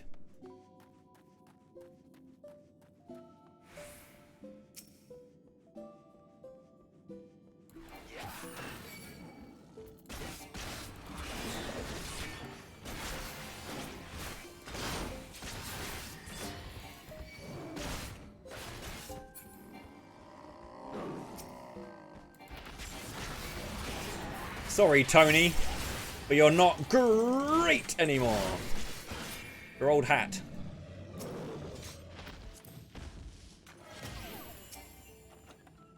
See, Green Mage would be interesting, right? Because Green Mage is when they've been like introduced into like, because they're definitely a later or more modern mage, let's say. They've always been like buffs. Like they would always do like, you know, they'd always like buff attack or rather like buff elemental defenses and all that kind of stuff, you know, end fire and thunder, all that kind of stuff. And yeah, like outside of outside of tactics, I've only really seen it in like, you know, the gacha games. Really, I've never really seen it in like any mainline Final Fantasy job system. It's really odd. It's really like.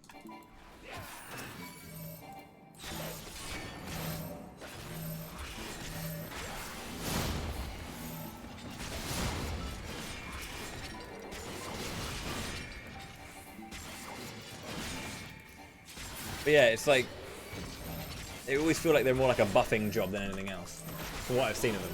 Anyway, so I wonder how they would work here.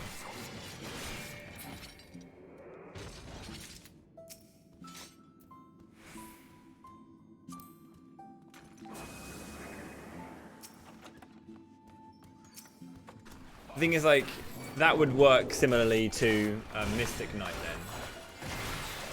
If they were to do a Mystic Knight. I mean, I already feel that Red Mage is kind of covering the Mystic Knight vibes because of the extended melee phases, but, you know, it's not really a Mystic Knight, but, you know, it is magic melee at times, essentially, that's what I kind of want. I just want a magic melee class. I really want a class that is, like, instant cast, no cast timers, and it all scales from intelligence. You know, I want magic shit going on.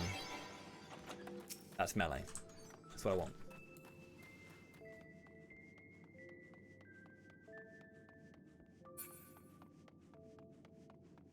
It could be anything really, but I just want magical melee.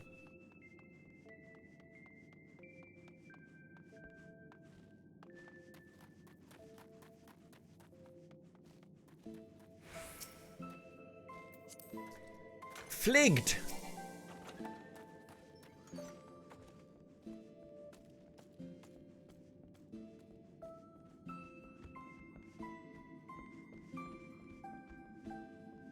The thing is, that's the thing, right? And that very, very point you make there, Rotgut, is what makes it hard to do, because this game is all about the fact that elements don't actually have any elemental properties, you know? It would be so bullshit to balance the game around, you know, the idea of, oh, this element is needed, so it's like, you know, oh, black mage won't be used here because this boss is, you know, immune to fire and majority of its damage is fire, so it's hard to make it work in that regard because that just doesn't really work out, I guess. But really,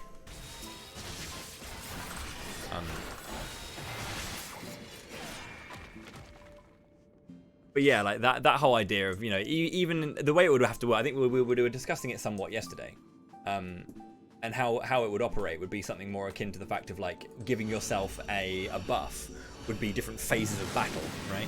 Where you'd kind of like stancing almost, where you'd for like almost like bard like I said, where you'd kind of like, you know, when you play a song with a bard, you'd like end fire your sword for a while, and it deals, you know, the button becomes AOE or something. For AOE stuff, or you know, would end thunder and it would whenever you hit it refreshes a dot, or it's like a one charge thunder and it will make your next skill into a dot, you know, kind of similar again to how Sage is doing it right here, because Sage does a kind of an augment button that makes that transforms one button into something else, right? Eucrasia or whatever it's called.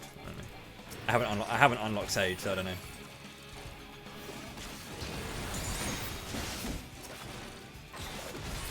Or something like that.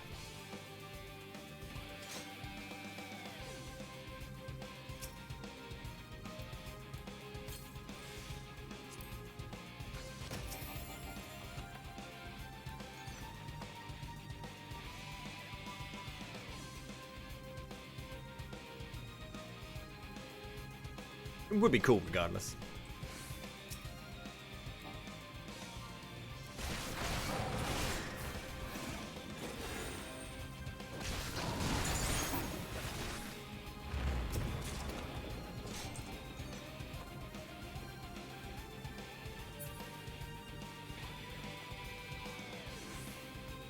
I never played the game properly when I was in Heavensward, because I started the Christmas before the year Stormblood released, right? So that was what, 2017? 2016? 2017? 2017, I want to say. Because Stormblood came out in 2018, didn't it? And then 2020 was... No, it was 2019 for Stormblood, so it was 2016 I started. I don't fucking know. I never really got into Heavensward. I had finished A Realm Reborn, and I took like a break, and then came back at the end of Stormblood. I never really played it properly I never played it at high level melding shit, you know. Yeah, okay, cool. So yeah, it was 2016 is when I started. Christmas 2016.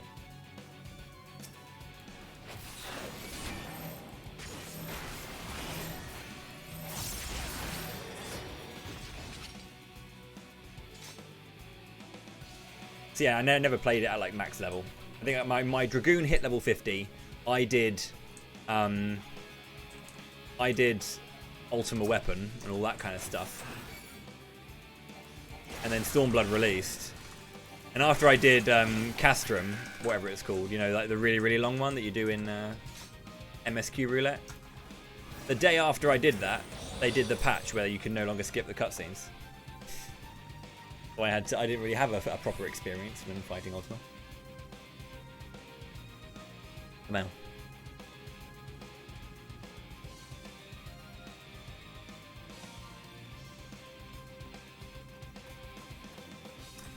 Yeah, I guess so, yeah, like finisher style. Almost similar to like Dancer, but without requiring the procs. You have like routes to go down. which is kind of similar to Dragoon actually, where Dragoon used to have its, or Dragoon has its kind of like 1, 2, 3, and then alt 1, 2, 3 subset.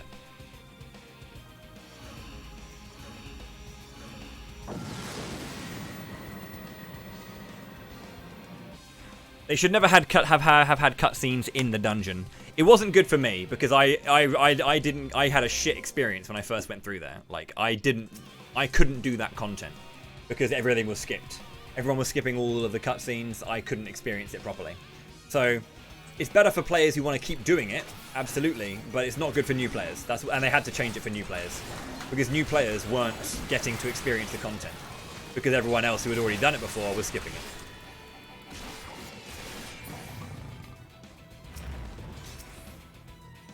I'm glad they changed it, personally.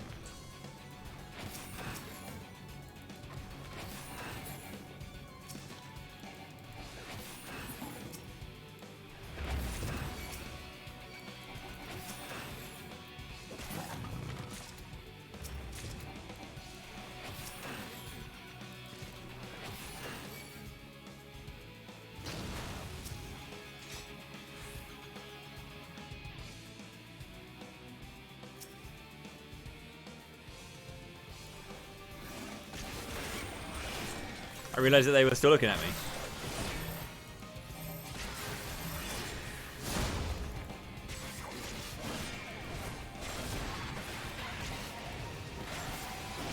Apparently I missed one. Oh, I was blinded, so I must have just missed.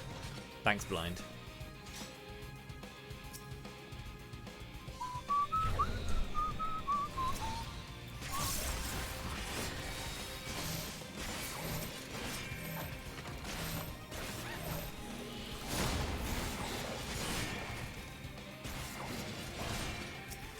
I mean, not really, but the error they made was putting cutscenes into a dungeon like that.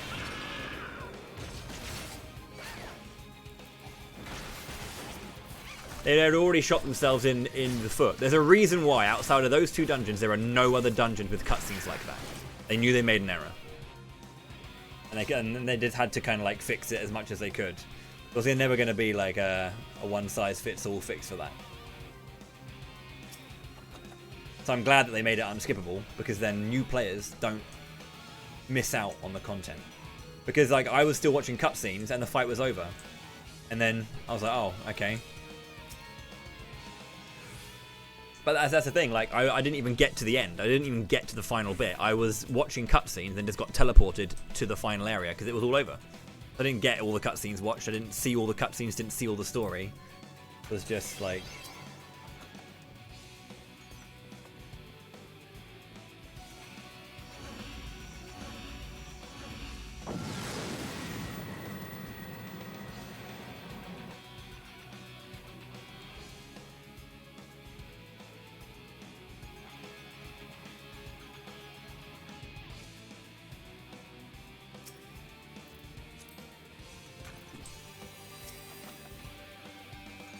Oh, 139, cool. I'm at the end of this floor set.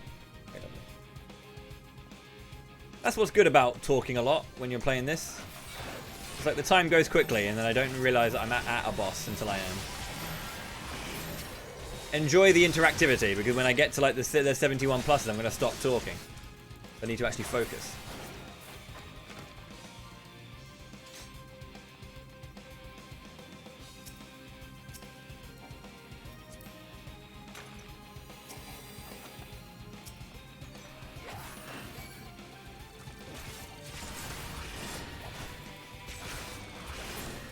I'm not going to stop talking, but I'll be talking. I'm going to be focusing a lot more, so I won't be as kind of like blasé about dicking around.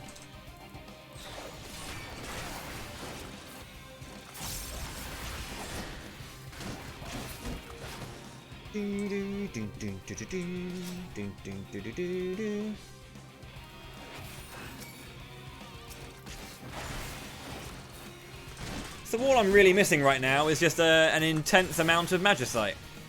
If I get to the 81 plus and I don't have 3 Magicite, like, oh my god. Any class, every single class has done it. There are some that are absolutely harder than others, 100%. Astrologian in here is pain. Don't ever come in here with Astrologian unless you really, really want to die. Melee DPS are hard as well. Like, you can deal a lot of damage, but you're taking a ton of damage too. So you've got to be very, very like adept at spinning. But there's like positives and negatives about all of them.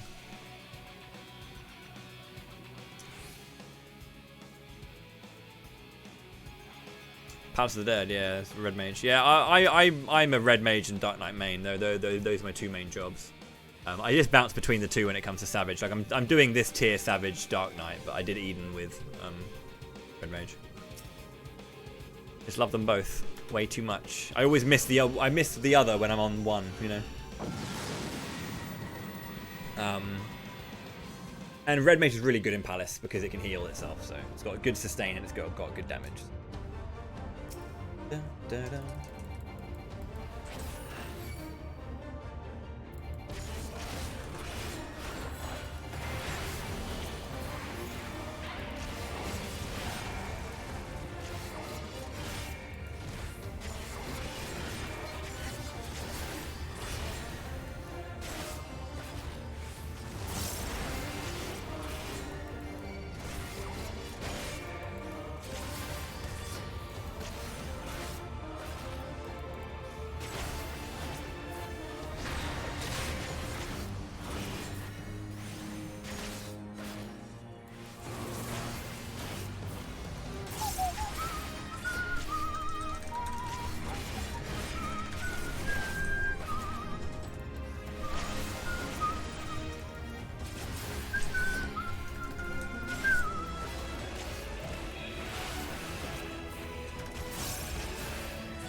Oh wow, it came up early again. It keeps doing that every now and then. Like, it will just come up a little bit earlier. Every now and then you just get like an earlier arrow and you don't get your gap closer back up in time. Really odd.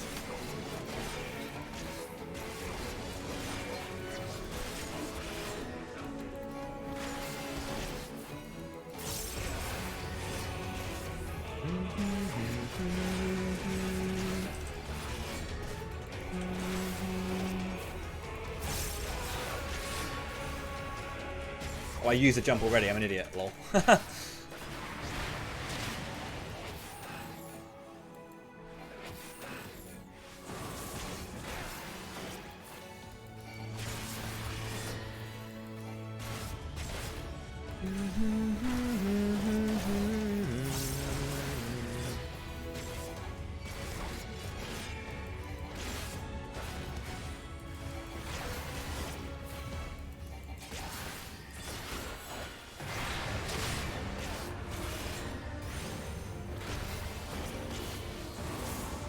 Sage is fun, from what I've seen. I haven't played it. It's an interesting job. I just have no reason to pick up Sage though, because Scholar already exists, and Scholar is just so fucking good. Love Scholar. Ding ding ding.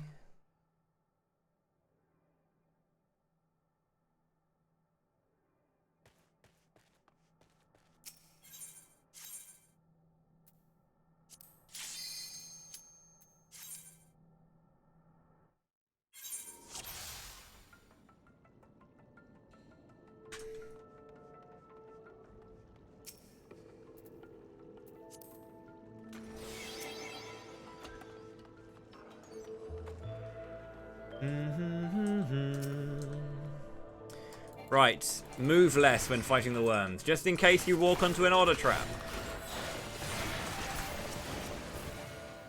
This floor set is so good, just because like this is I'm fully uncapped now.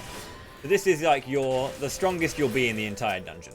The 1 to 10 floor set like burns as well because all the enemies are weak. But this is like we're fully unsynced. So this is as strong as we will be, and it's just so good, just to annihilate things.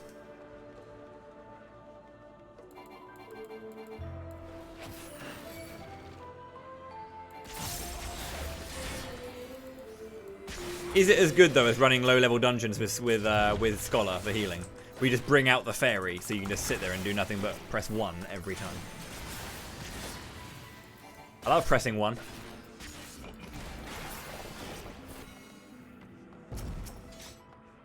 Petrification.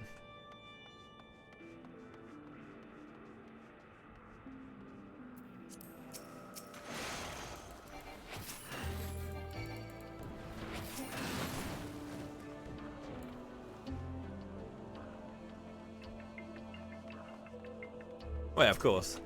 Cardia gonna cardia, but like, is it as fun though? Because even though you're pressing the button and it's coming out from you, the feeling of knowing that I am doing nothing and the fairy's doing it all for me is a good feel. You know? My girl Selene doing what she does best.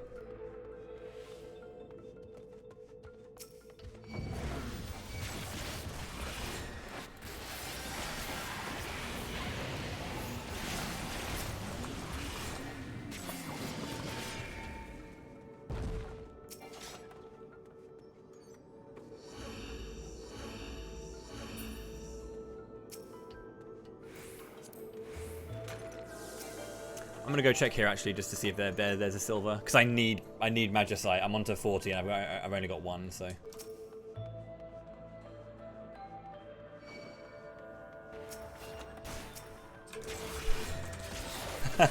Oh, I've never felt more vindicated in my life. Oh.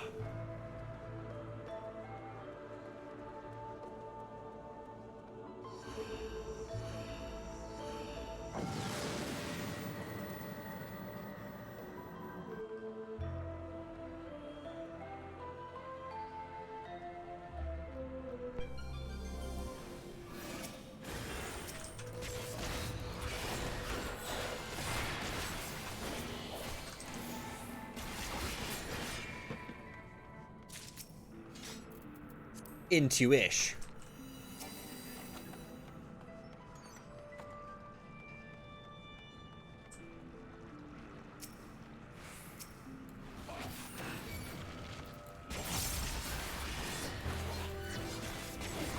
I'm really glad they got rid of pet HP. Holy shit!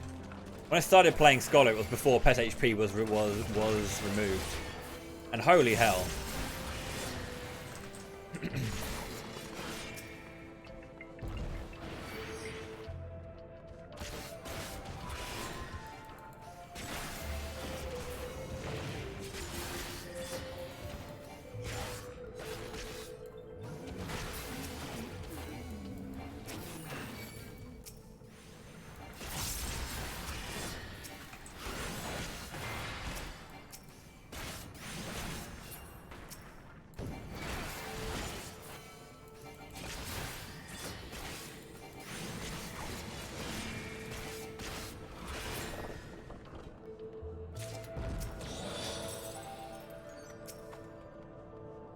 Serenren. Easy.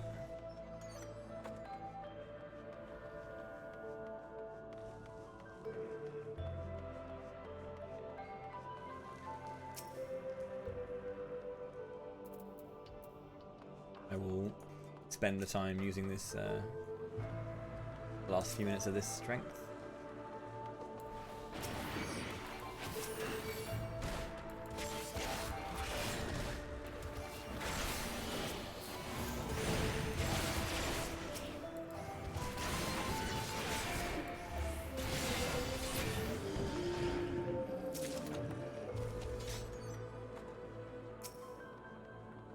Light.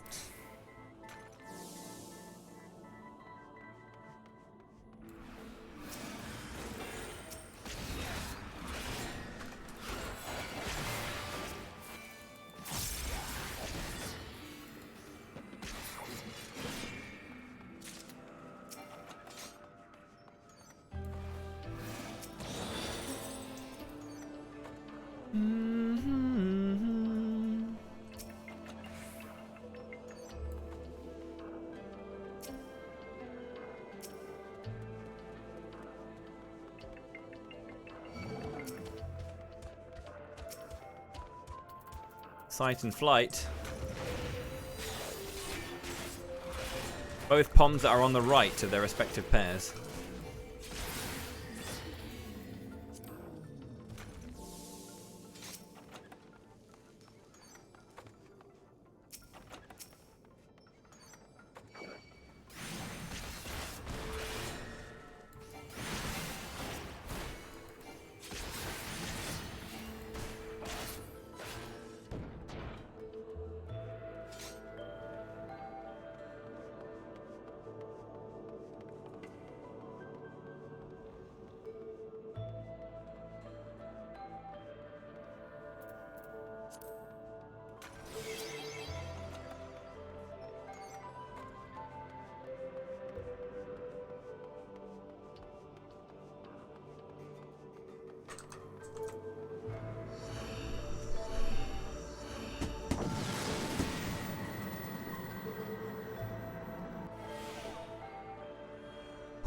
Okay. What are we on here? No Magicite, increased HP. Lovely. Petrification. Lovely. Intuition again.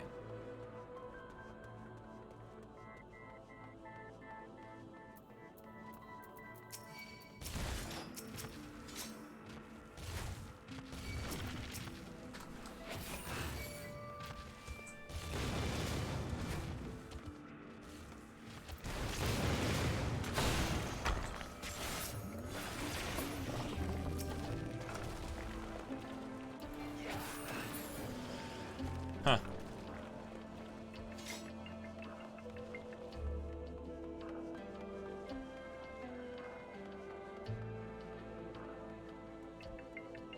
I have a feeling shit's gonna run out before I...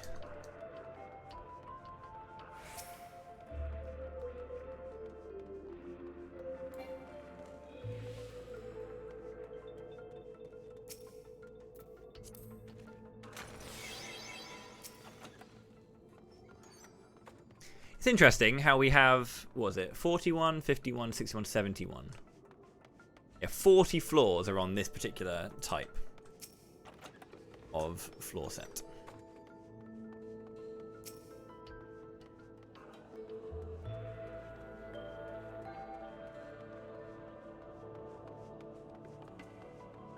There's 20 on the original place, and then there's 20 on... Oh yeah, there's 20 on all the others. I don't know why they did 40. They did like 40 on this one particularly. There's another... What? Another petrify? Literally, this happened earlier. Like, stop doing this now, please. Have you considered maybe giving me these petrifies when I'm on the floors that matters? I don't want petrifiers now. I want petrifiers in the 80s and the 90s. I'm gonna get nothing. I just know it. That was my last Magicite. I'm gonna get, and everything's gonna dry out by the time I'm in the 60s. Well, what a sick joke, video game. Sick joke. So interestingly enough, that I don't think I've had any enchantments pretty much until now. Looking at my enchantment count. Well, no, it's not any. I might have had more than that. Okay, it's much lower than normal. I'm normally into the 20s here, I thought, but I'm currently on 17. So it has been quite a low enchantment count. Oh, great.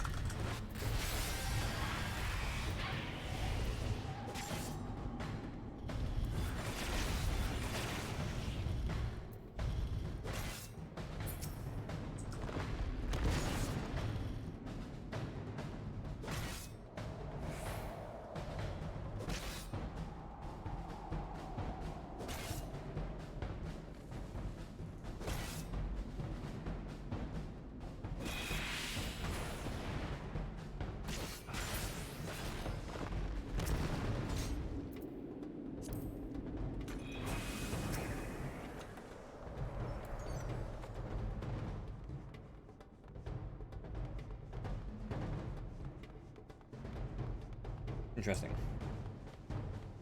White.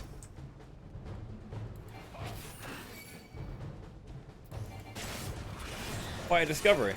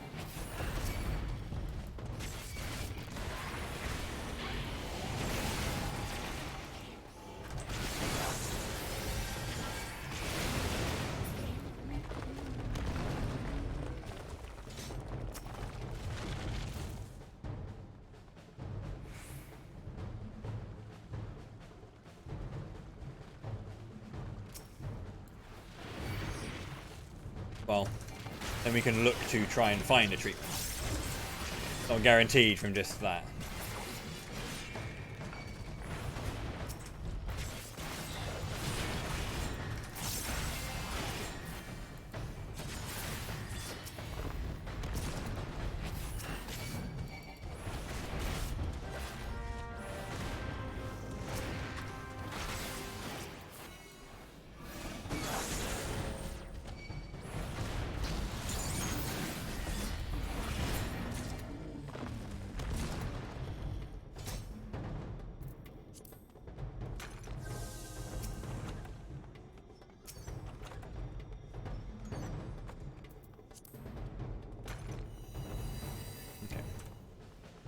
Go back and get that chest. Move on.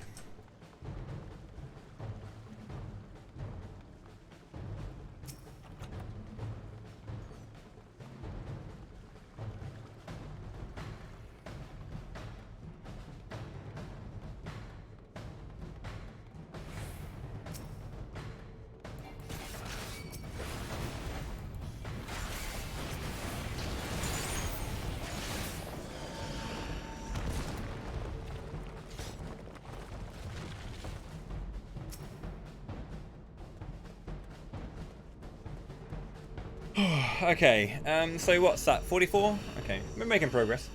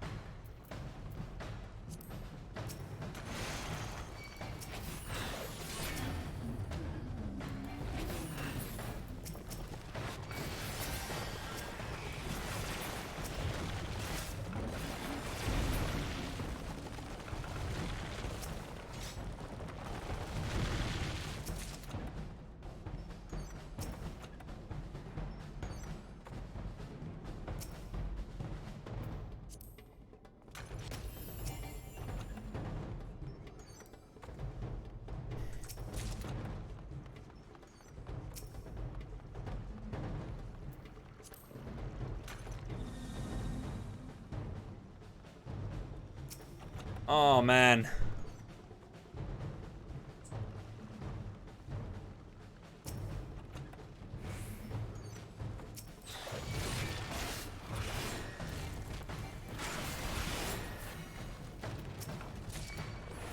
Oh, 100%.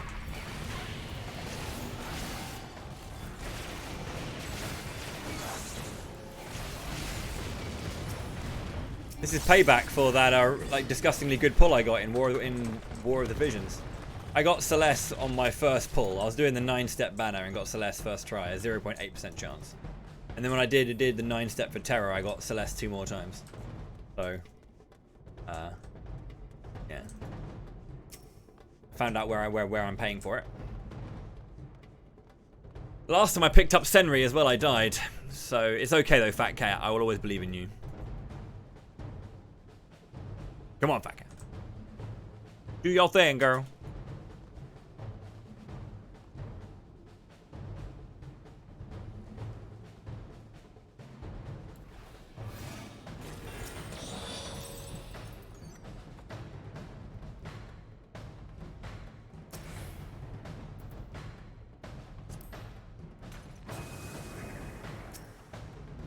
I don't need this, but it's just nice. It's just a nice bit of insurance.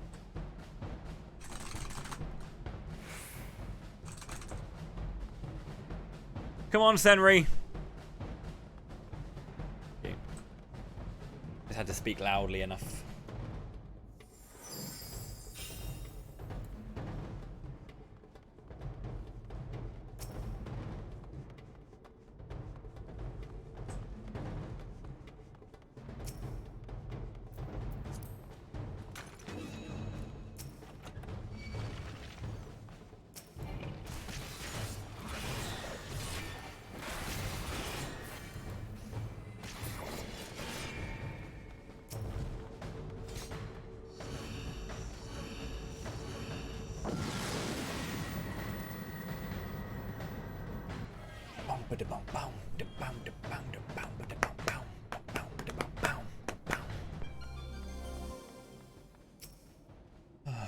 Whoa!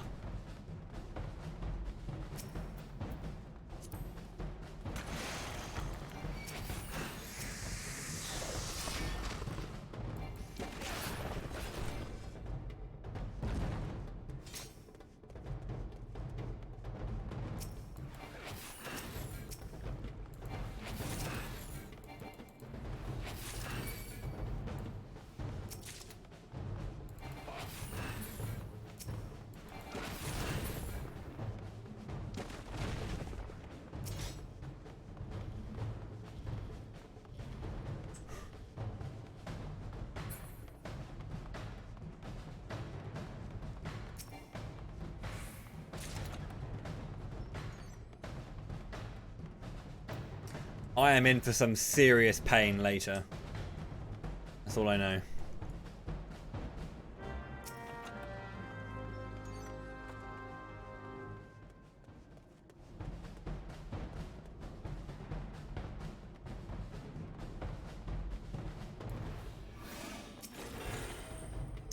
And there's my 3 Magicite. Okay. Ooh. This has been a very good 41 to 50. If I was missing anything, I've got it all here. Got a raising. Got my alterations.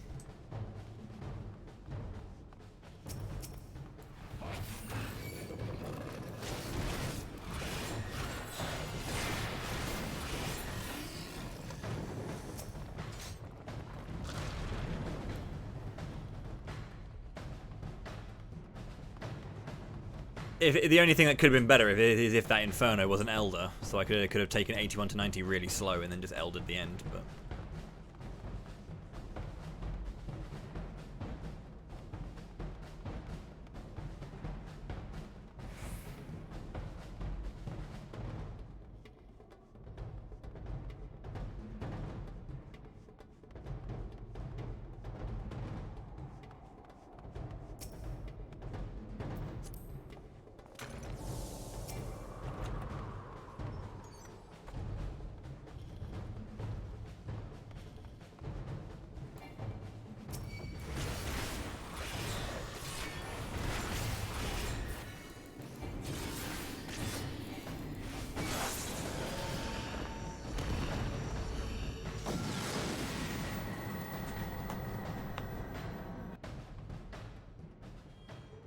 Yeah, never reset until you die. No point. You can always get lucky at any point. I've seen people do runs of 91 to 100 and got what I'm getting here, like getting raising. Oh no, you can't get raisings because you've got the day stop from 81 plus. But getting like petrifies, like a bunch of petrifies, I've seen it. I haven't had it, but I've seen it. I did have one run where I got 2 petrifies on my way through 81 to 90.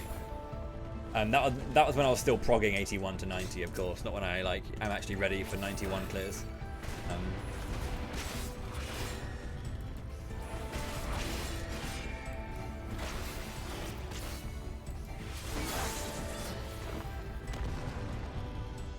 Cheers, Ella Hex, appreciate it. Hope you're good. Welcome back.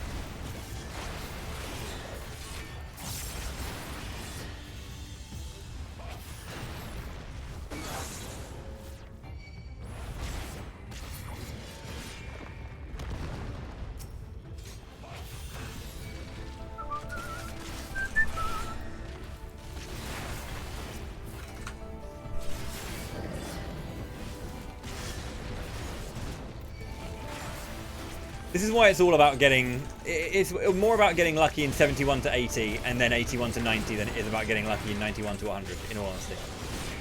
If you can hang on to stuff from before, because you can fight through 71 to 80, it hurts, but you can do it. Nope. Nope.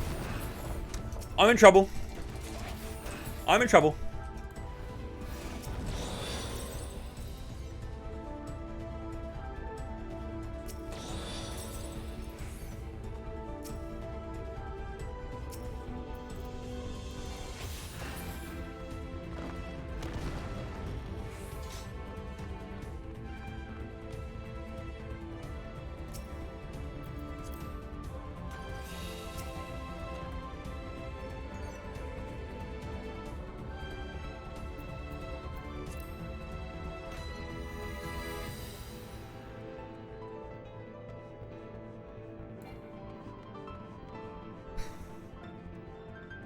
I'm in so much trouble.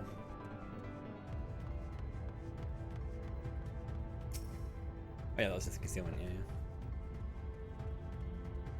How many was that? 6 petrifications now? I don't know.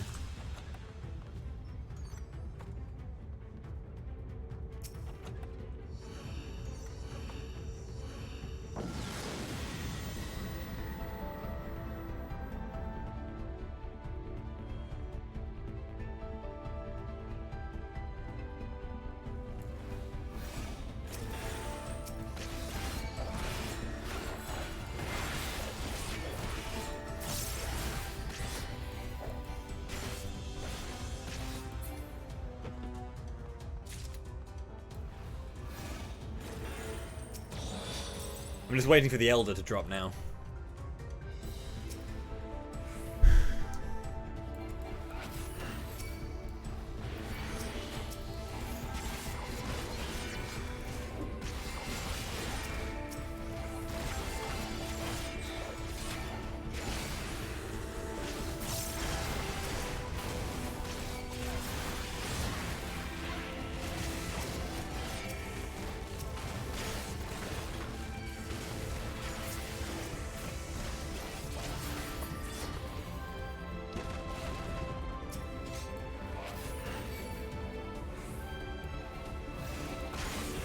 Didn't need to use that there.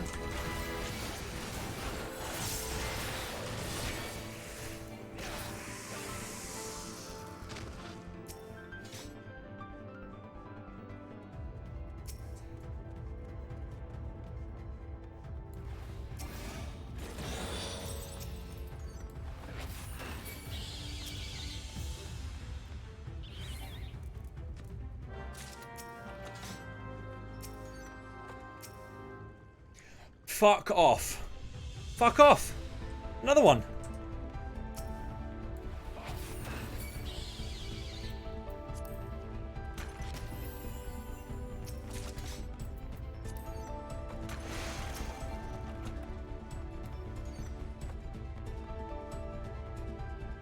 I'm in so much trouble.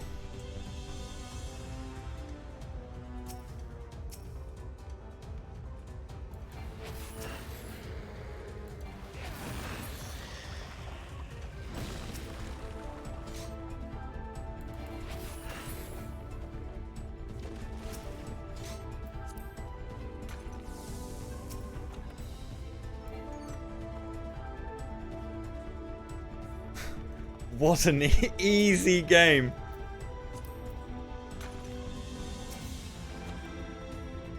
Watch this flight. Watch this alteration be a treasure room, Corrigan treasure room. Sorry.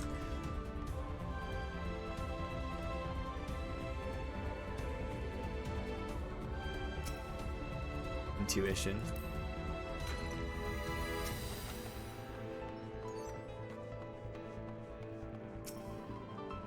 Another raising just for the Lamals.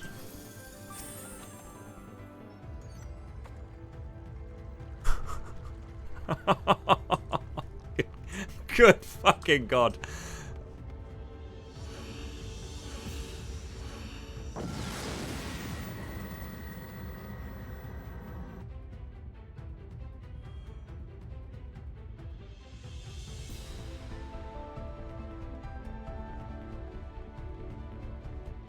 I'm trying to get a clear, Chumley.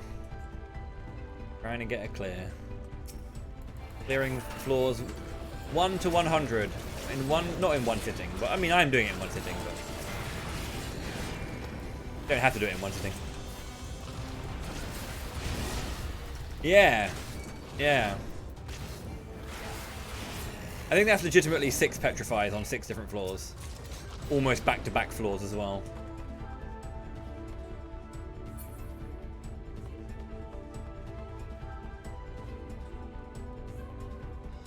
Yep. Ancient Cave in Final Fantasy XIV, correct.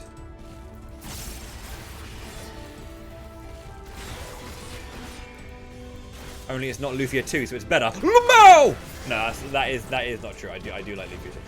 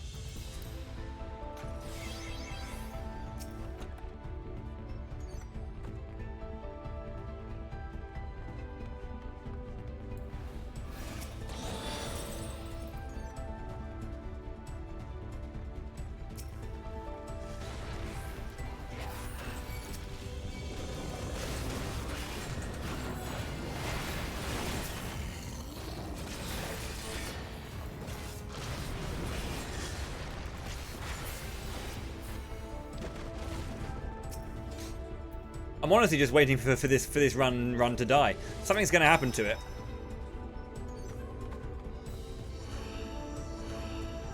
What a disgusting floor set. That was all of that was the wrong position. All of that was 100% the wrong position.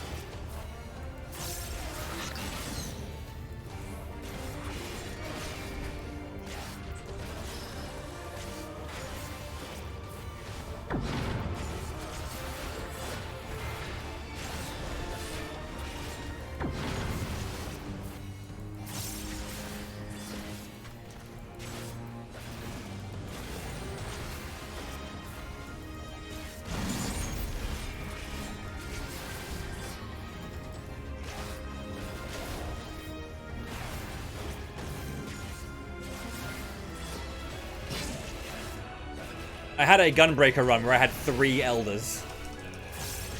I didn't make it to Honora. I got fucking owned, dude.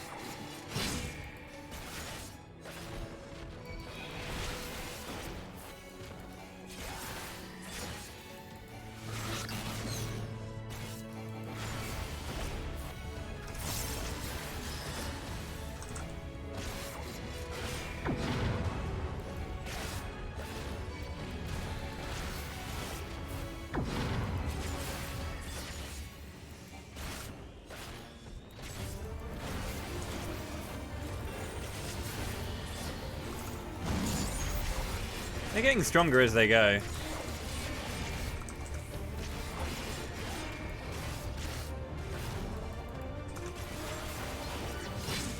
Never get scary enough to kill you, but...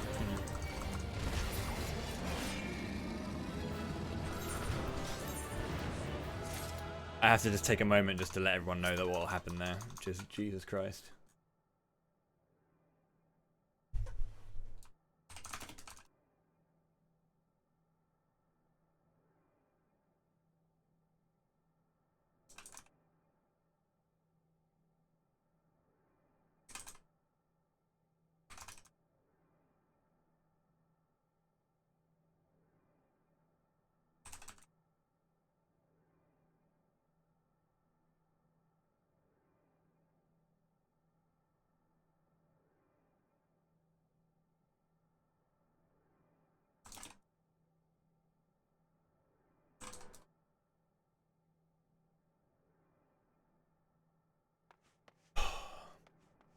What an unacceptable floor set that was. Yeah.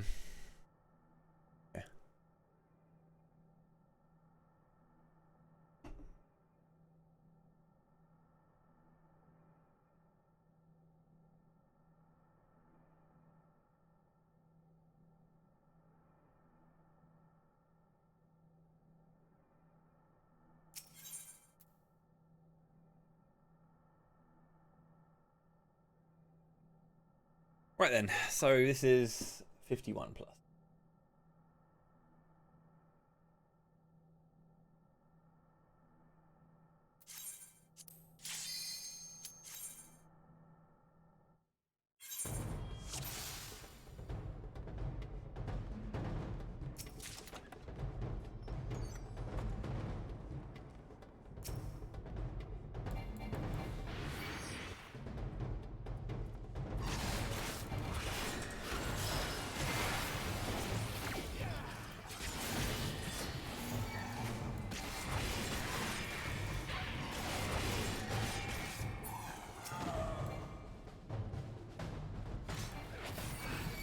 Oh shit, he saw me as well.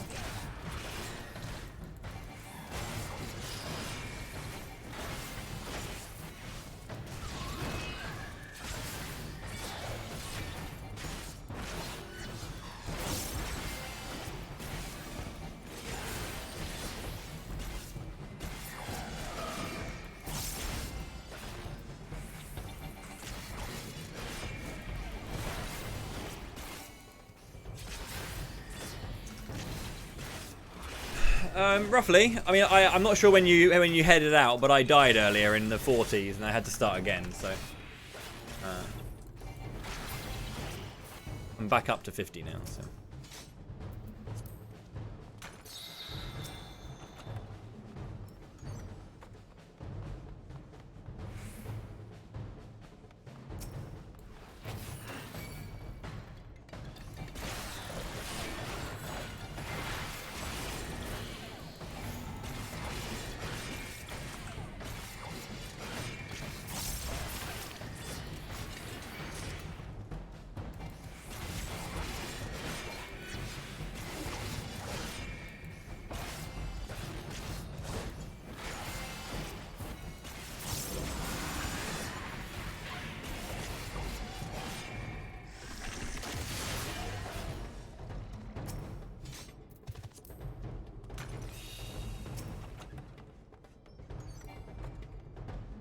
Yeah, it was a bit of a weird death. I just got a very, very unfortunate trap against. I was fighting an enemy and I got him down to halfway and I just moved a little bit too far to the right.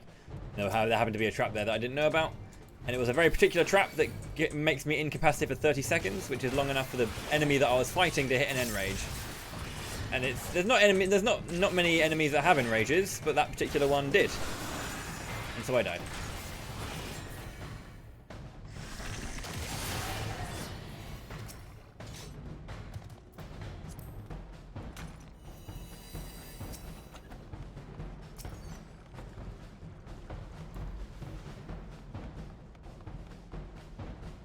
Of course. As we all know, Otter's a scum. Oh, your sound? Really? No.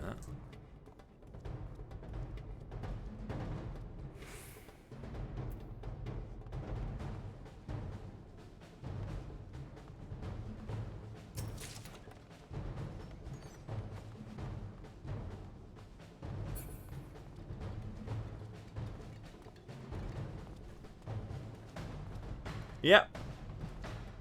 I haven't heard the term murked for a long time. But yeah, it does suck to get insta-murked.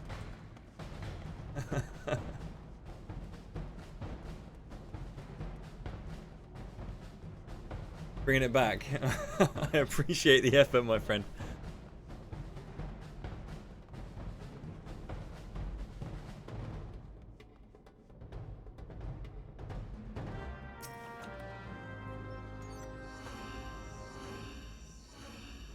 Oh, I don't know. That's the thing. I checked the information. It said it was sound. I was like, oh, didn't know that. Always just been like fighting him, I guess. I'm just trusting what I read here, mate. If I lose a run because of something that you've written here, actually that was the thing. We looked to update Meiji's information about an enemy in 85. In the 80s, you know the Goobus? Meiji's information, Meiji's HOH guide didn't have the fact that their like cone AoE is actually a 180 degree fuck up. And so we asked Meiji to update that. I'm not sure if he has now, but that was missing basically. I'm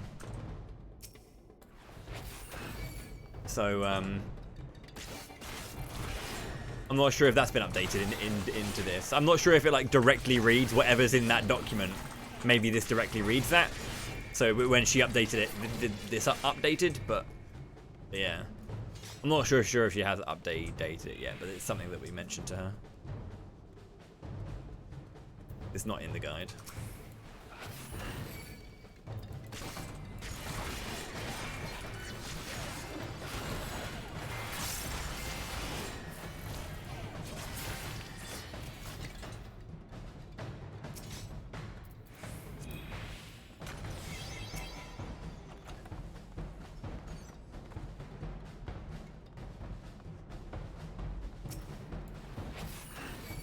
Dragon Con.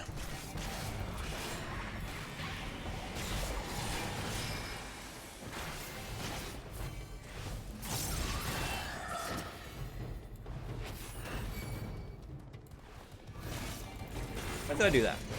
That's nothing but a waste of my life.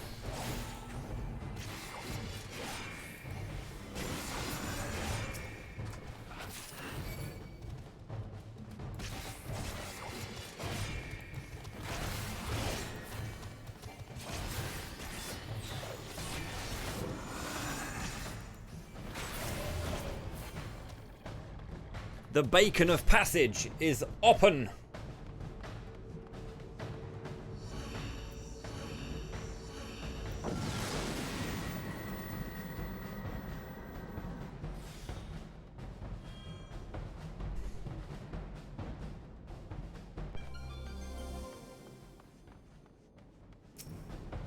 Haste is a really like underrated buff. You get a 20% faster GCD, which results in a lot of damage increase. Having strength on these floors is such a huge boon because it's such a huge like increase of damage.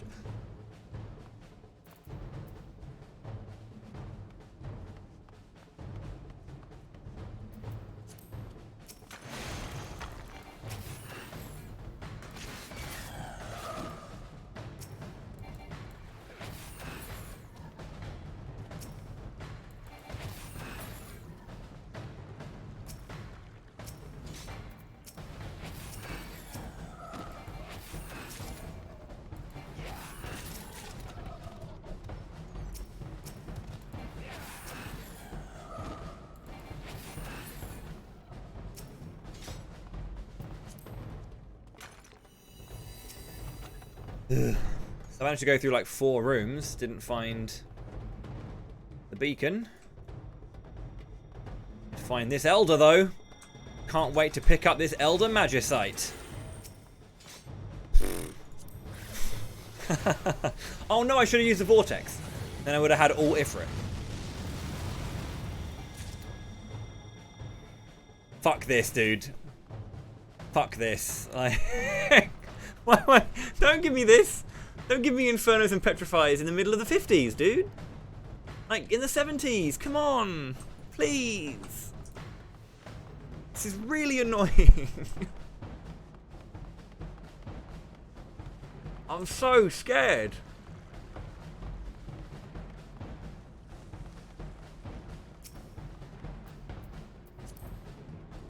Not between the main 3. So, Titan, Ifrit, and Garuda are just different animations. Pretty much the same thing. Odin's the only one that's majorly different, which obviously Odin can crush bosses as well. So the boss floors you can just use Odin on. So getting an Elder is really good for when you want to get. If you don't need to do it. You don't need any Magicite to get through 81 to 90 if you get lucky elsewhere. Yeah.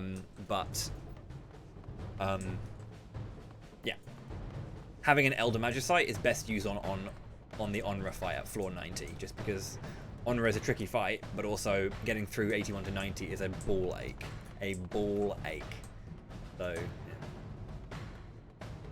yeah, they all do like 10k, I think, or something like that. 10%.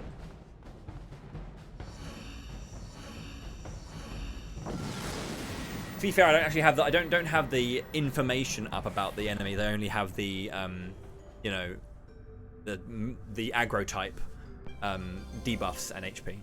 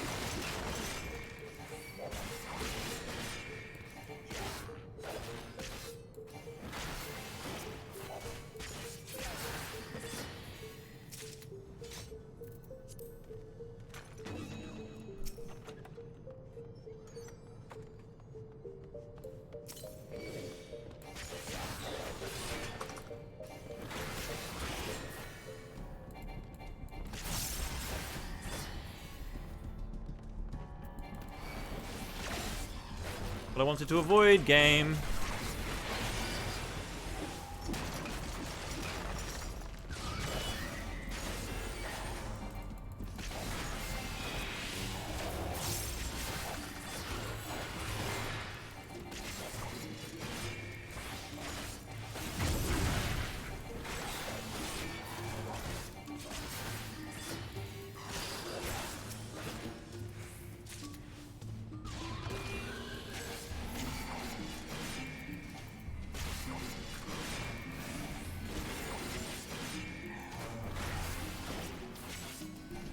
Really funny, there's like an enemy, I think it's in the 80s, is it? It's either in the 70s or 80s, it could actually be in the 90s. But there's an enemy that buffs itself with a defense buff. But when that buff overrides the buff here, so a gloom buff basically. So when it buffs itself and its defense buff disappears, it loses its gloom defense buff. It still hits hard, but it takes more damage as normal, so it's kind of funny that there's one enemy on a gloom floor that's actually really good to fight.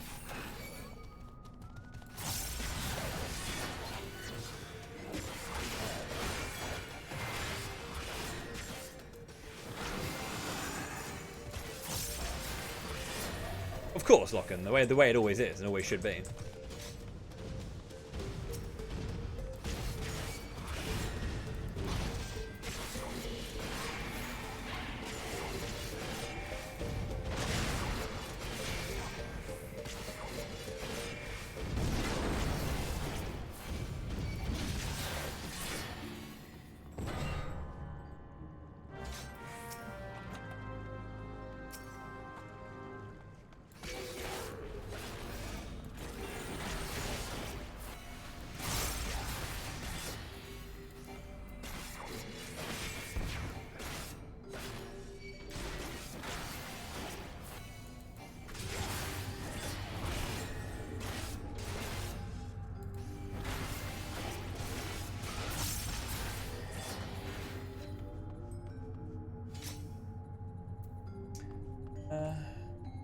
Already popped Affluent.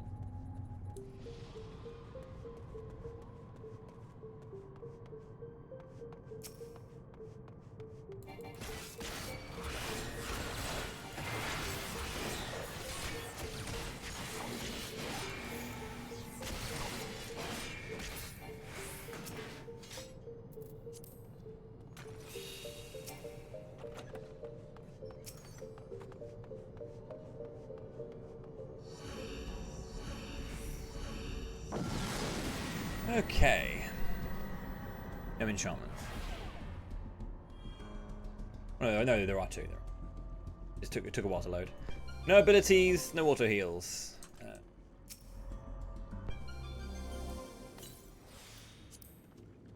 Yo, FX, the big old raid. Thank you very, very much, dude. Appreciate that. How was the stream today? What were we playing? Welcome everyone from FX's stream. I'm Bo the Hero.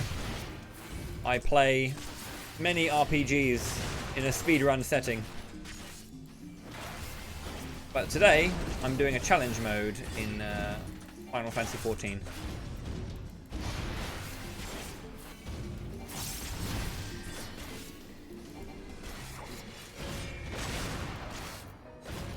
Cheers, dude. How did the stream go?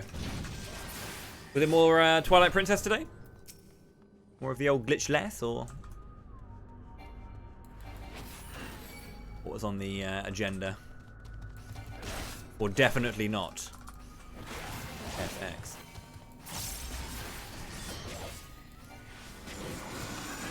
No reset glitchless. Nice. Go well?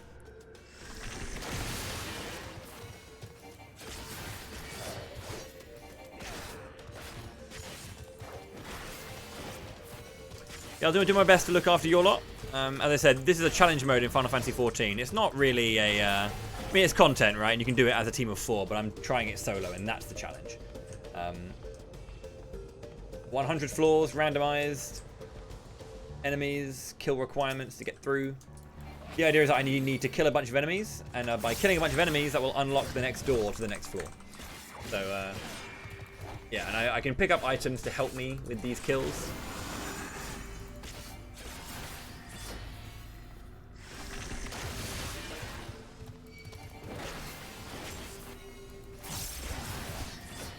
Right now I'm on a floor that has certain enchantments that have restricted my ability to deal as much damage. I need to be careful.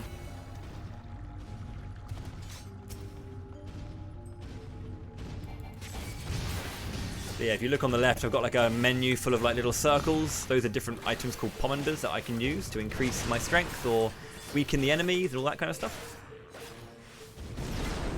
Right now I've only got a debuff buff on myself.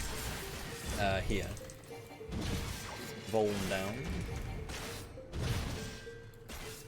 Yeah, that's the most important thing, to have fun when you're doing your run, no matter what it is. Too many people just reset all the time and get a bit miffed, and it's just like, well, relax.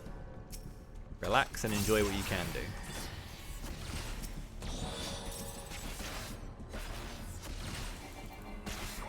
Can do with what you got in front of you. How's it going there, Liz? Welcome in.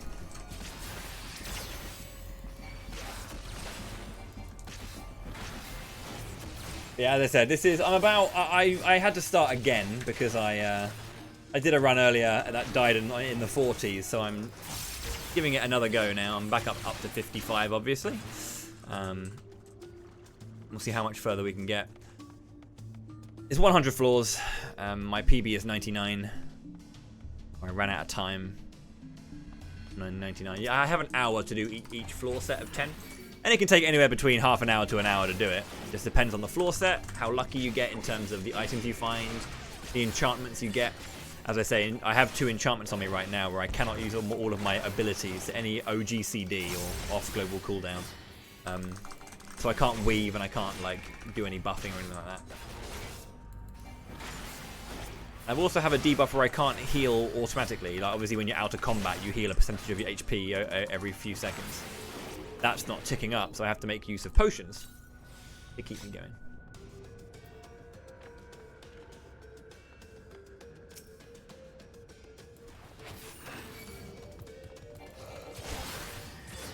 This is a particularly nasty floor because I cannot use abilities, and my job, or my class that I'm currently playing, Dark Knight, has an innate buff that you get from doing one of its particular skills, and I can't do that, so I'm losing across everything I do. Every single attack is 10% weaker. Or I don't have a 10% buff to my base damage, so I'm in the absolute base damage right now. This job is kind of built around everything being buffed by that particular thing. But it's fine because we managed to open the beacon. We can go, and hopefully get nicer enchantments or no enchantments on the next floor.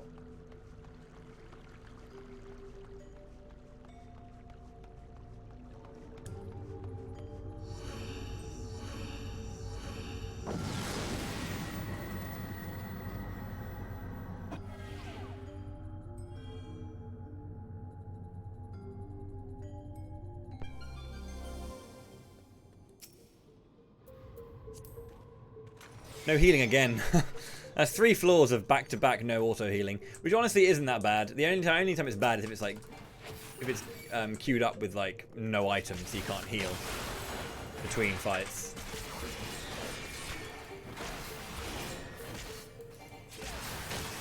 And Dark Knight doesn't have the best self-sustain in combat. Got a couple of moves that heals its own HP. I've got mitigation, of course, but like, you know, it's hard to kind of restore the HP when that's all I've got. 1700 when enemies hit me for like 1.5 per auto.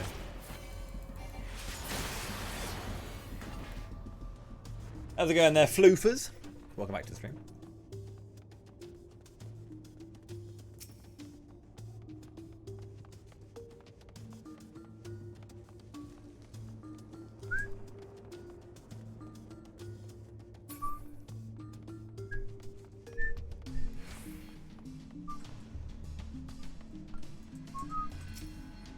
Safety.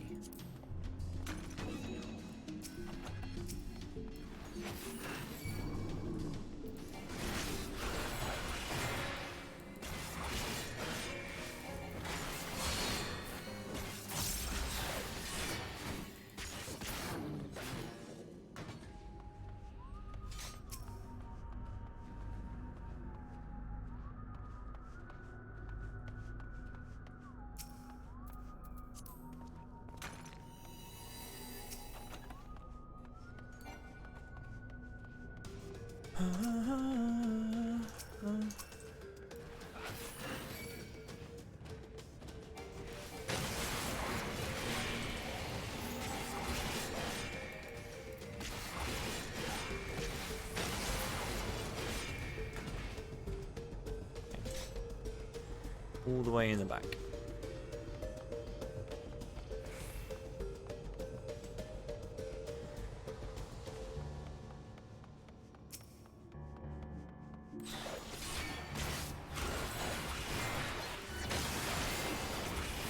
Yeah, it's I'm getting to the floors now where I have to concentrate a little bit. They're not that hard, these ones, but like any kind of like lapse in judgment or focus can cost me a lot of time and a lot of HP and all that kind of stuff. So I need to be careful. So yeah, I was quite talkative earlier, so I apologize if I'm quite quiet right now. Want to make sure I don't die.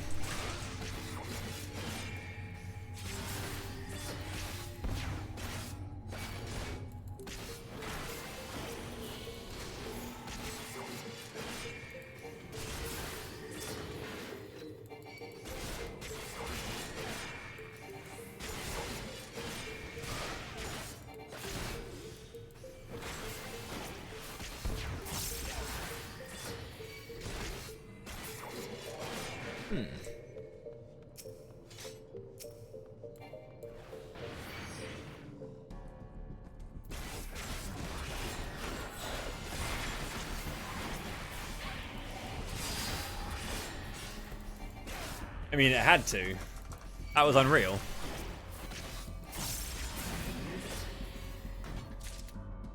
Eight kill floor, okay.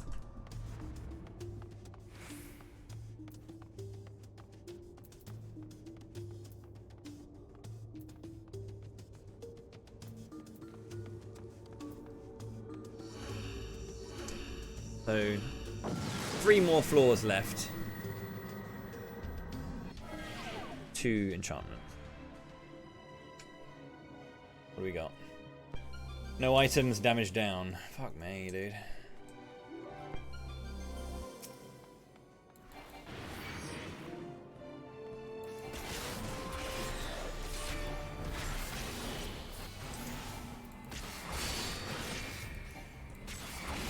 That's also bad on these floors.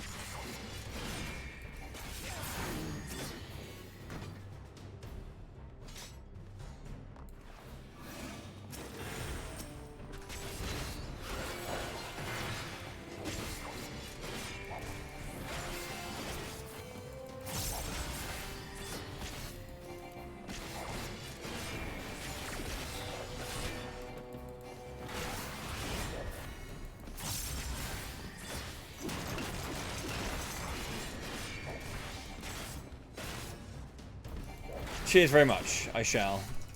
Appreciate it, Reese.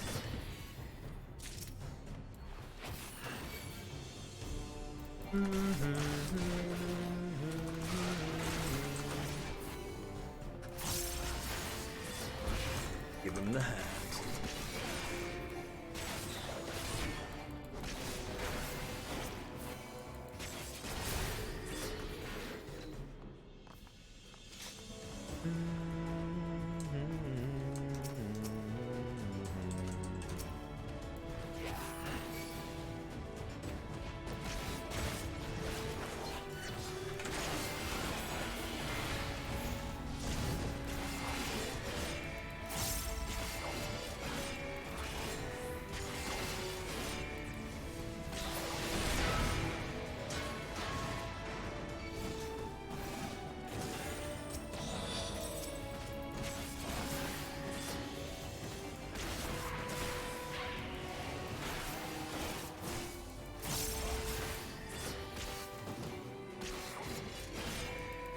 I did do the Bravely Default side quests.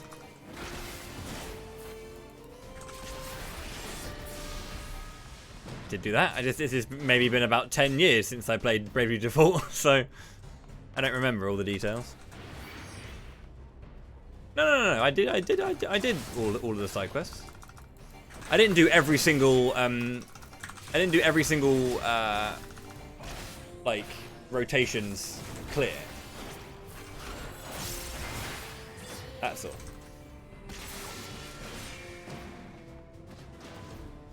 I did a bunch of them, but not every single one.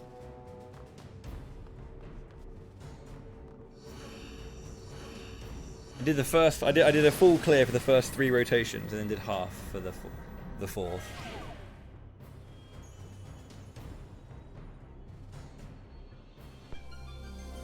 No auto healing, damage down again.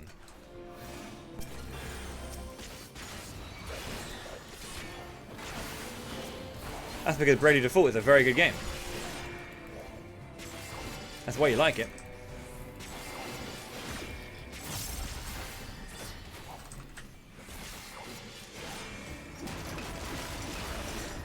Yeah, I think the last time I put like all my time into Bravely for that first playthrough. Put like 80 hours into it, and then I didn't. I haven't played it since that first playthrough. So.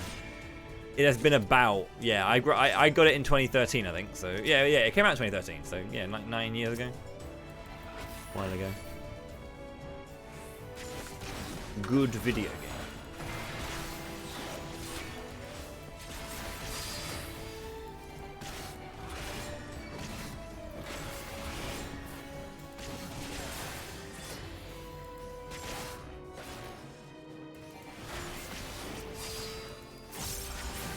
Fair. It's always the best thing to do, I find. Play the games that you want to play. As many times as you want to play them. That right there is a recipe for success, IMO.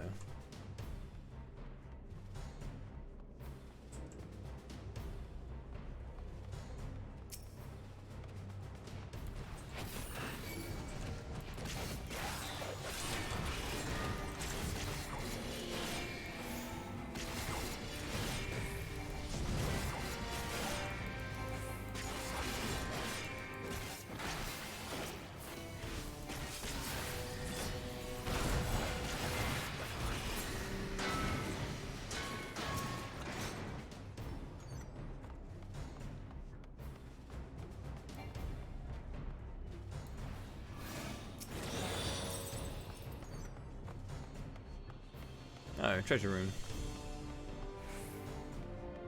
I don't remember what this was. I'm gonna go check it.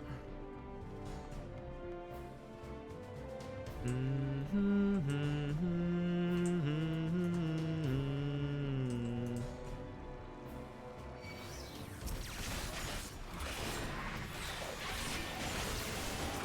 reason I don't remember what it is because I haven't been here yet.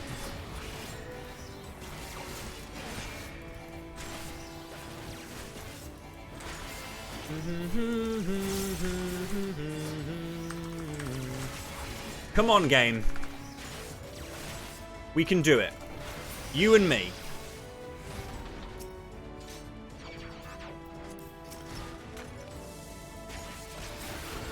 You can give me a strength pom in time.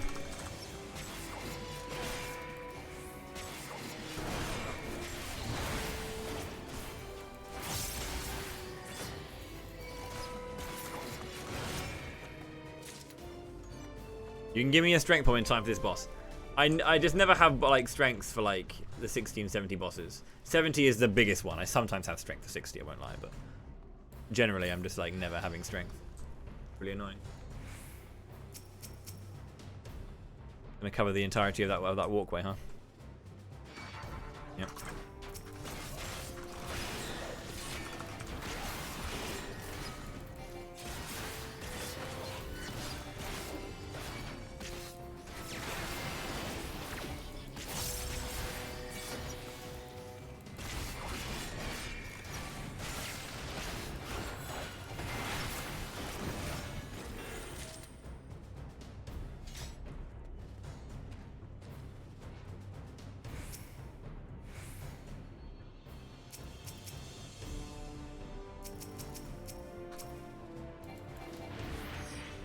What a horrible room.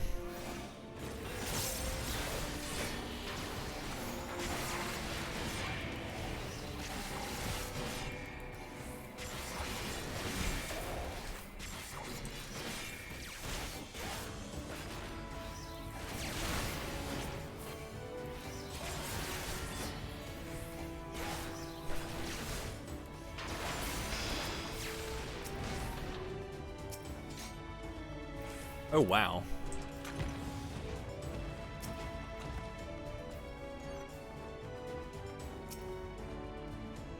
Alteration?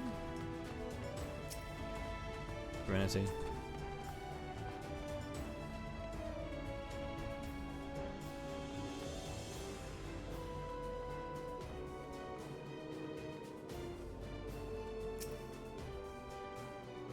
I don't need the steel. Can't be arsed. I can just go. I don't. The steel would be helpful, but I don't need it. Not on these floors.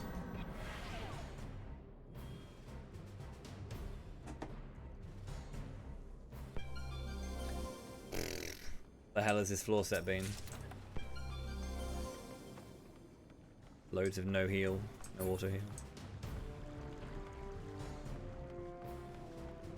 Might just pop a strength anyway, just because I can.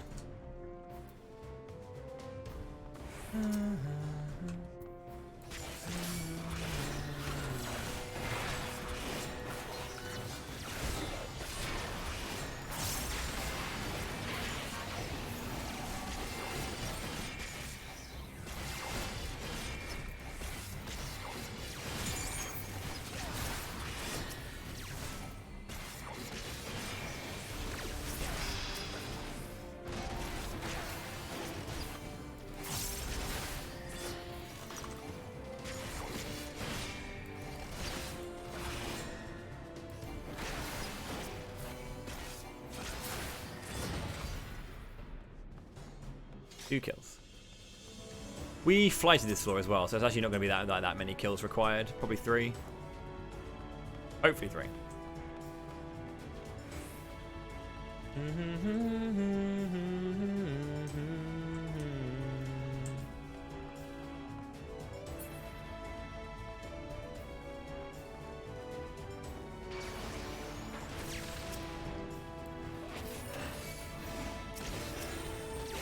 Woo! There's my strength. Oh, baby. I get strength for... See ya.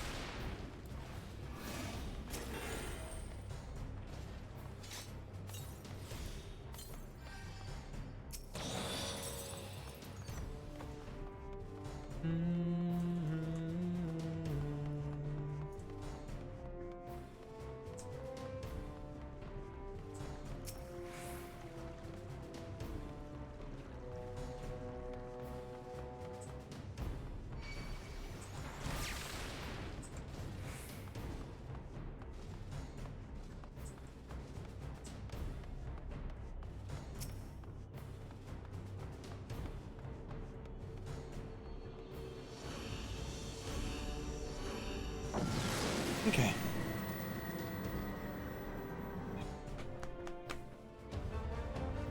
Mm-hmm. 12 enchantments on that floor set.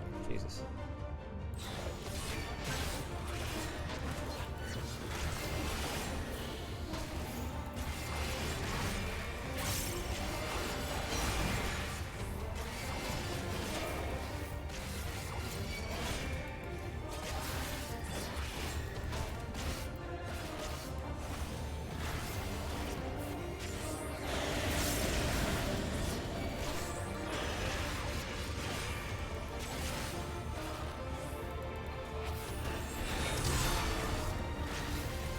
Bum, da, bum, da, bum. Ba, ba, ba, ba, ba, ba, ba, ba, ba, ba, ba, ba.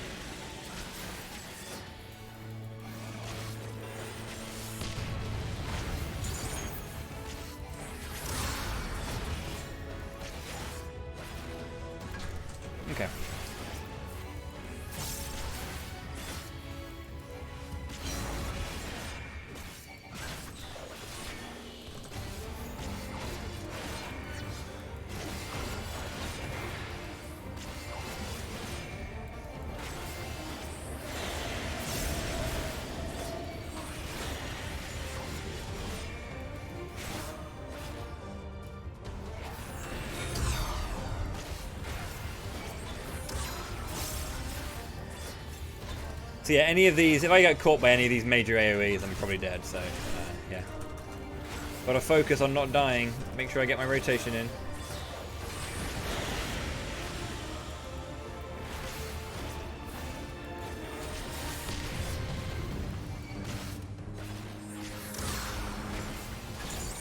Beauty of playing Dark Knight is I can just sit there and use Blackest Night and not take any damage there.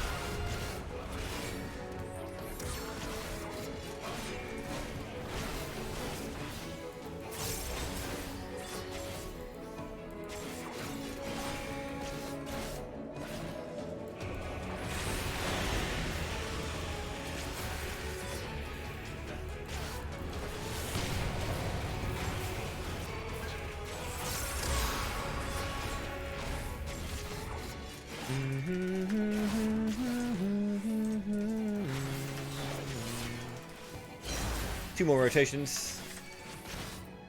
She'll be dead.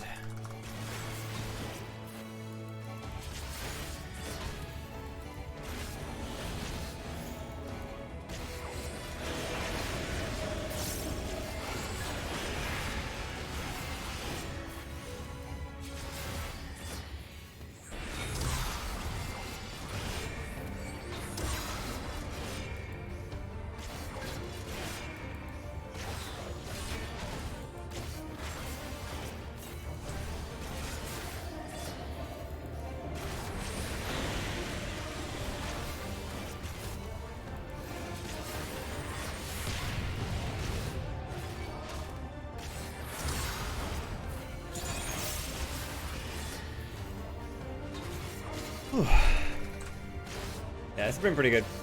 Having strength up is so lovely. Very, very lovely.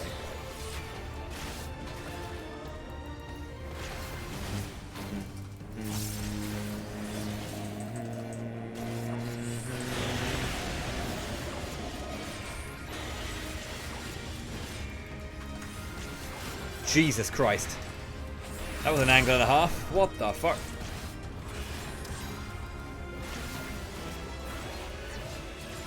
I was like all of the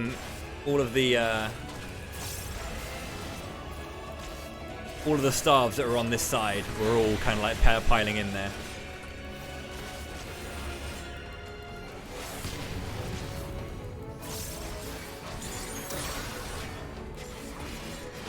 Oh, GG's, we had fun.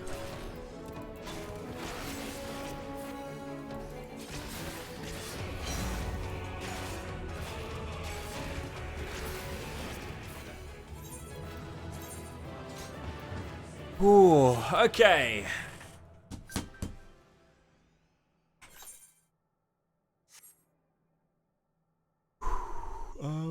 What time is it? We're going for another 2 hours. Yeah, this is a good time for a break. And I'll do 61 to 70 and 71 to 80 back to back, and then I'll do 81 to 90 and 100. And I will clear today. This is the day. I feel it.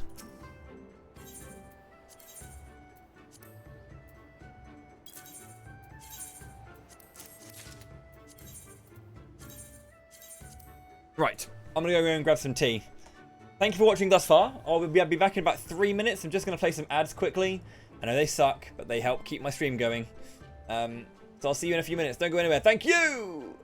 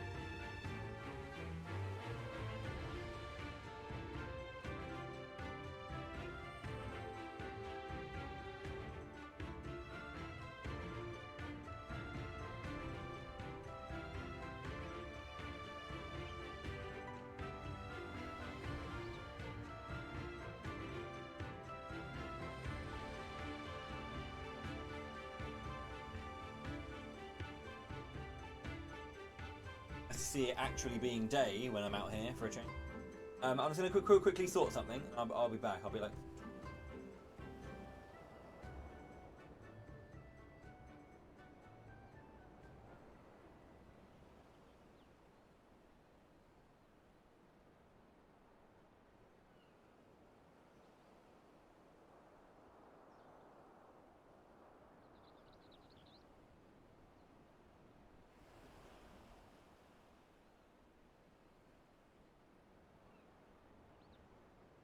Right then. Okay. We're back. I'm just going to quickly crack out a biscuit or two. I hope you don't mind. Whilst we do that, I'm going to open my... see what's inside these silver trimmed sacks and all that kind of stuff. I've got quite a few in the last 2 floor sets.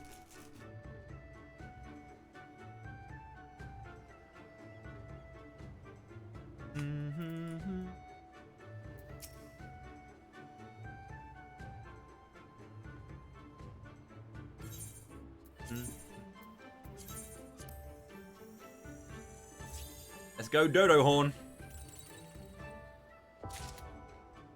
Here we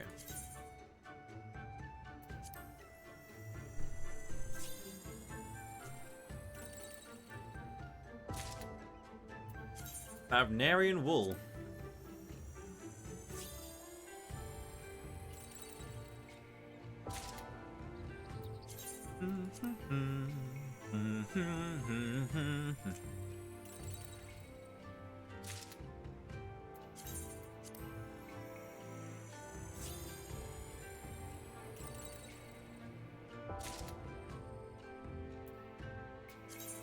Come on, game. Give me something good.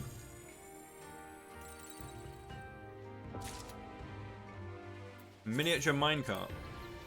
None other than... But of course. A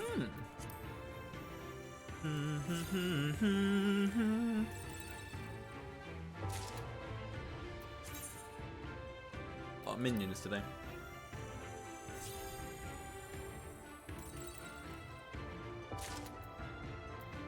A road sparrow.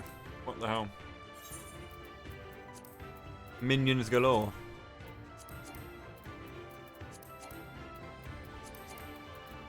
Apparently I already have everything of.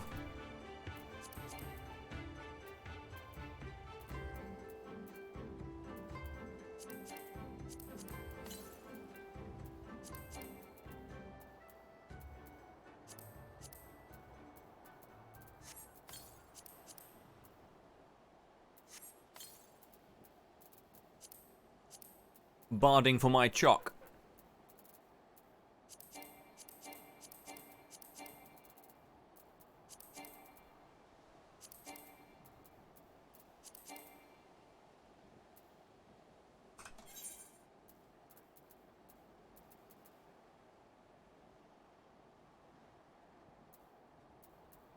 I feel like I've...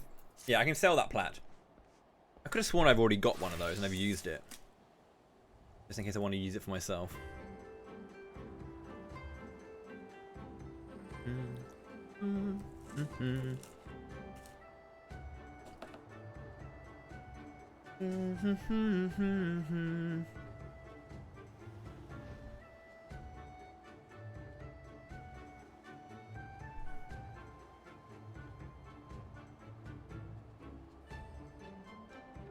Okay. How are we feeling? Good? I hope you're ready, because we're going back in.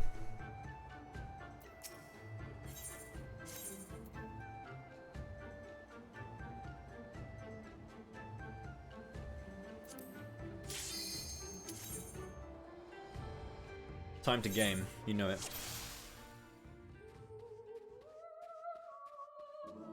We found the beacon. Let's get that room cleared out.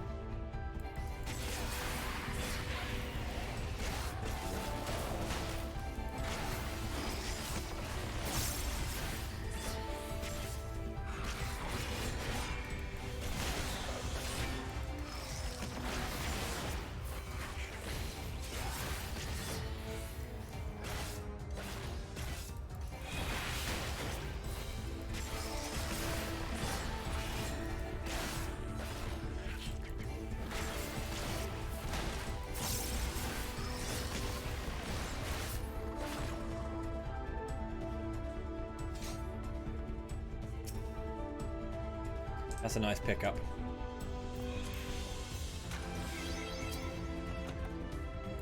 So 61 to 70, you can't fuck about here. You saw how much damage I was taking. In the previous floors, it's quite fine. But here, the enemies do start surviving and start dealing damage. So it's not like anywhere close to like how hard 71 plus is. But you do need to, you know, hold on to your butts because the damage is big.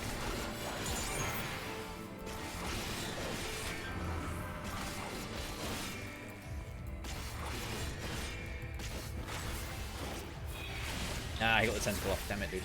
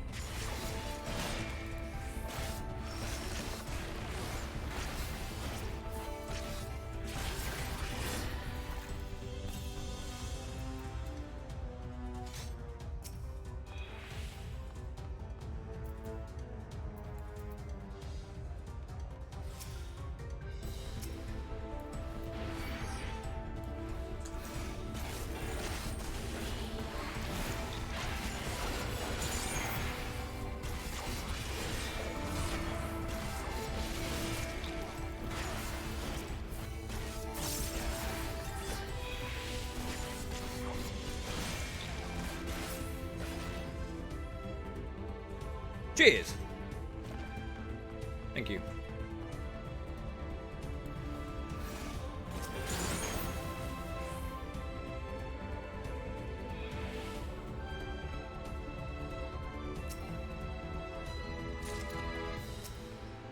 Being 32 is pretty great.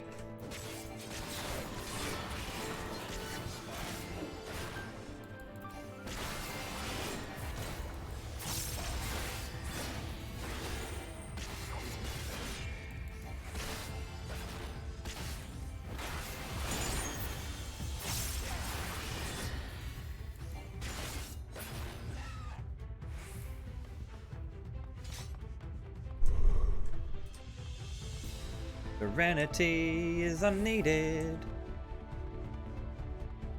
Let's get out of this floor. Nice, yeah. I haven't looked into Tunic. I know what it is, obviously, but I haven't got around to getting it yet. I can't remember the platforms it's on. I know it's on it's up to 360. I know it's on Xbox, whatever the fucking variation of it is now. But like, yo, nice waste of my blood. Is it on PC?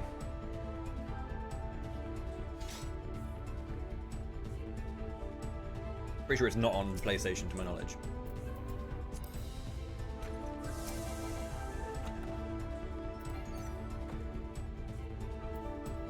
And there's the room again. I'll get that cleared out.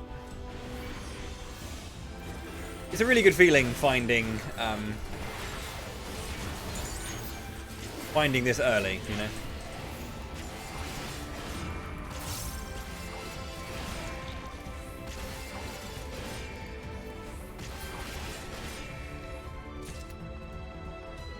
It is on Steam, cool. Yo, love a frailty. Love a frailty. Frailty is honestly a really good fucking pomander.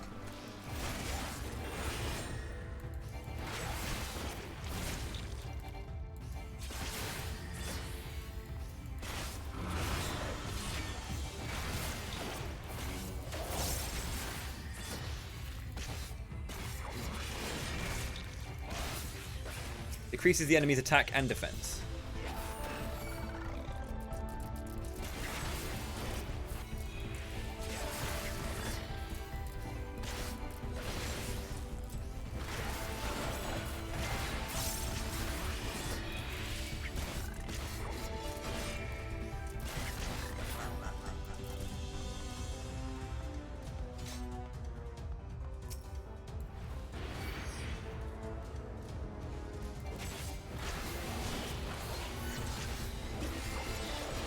Pepperidge Farm remembers.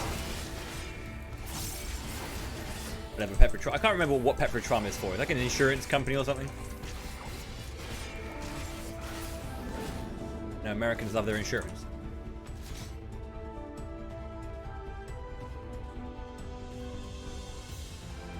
Xbox 5000.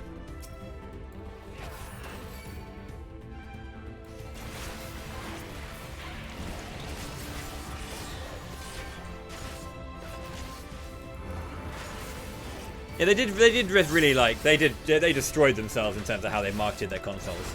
An Xbox 360. It's like, great, you've got a concept there, you can just run with that. 720, 1080, easy. You know? Not too much to worry about at all. And instead they decided to go for Xbox One.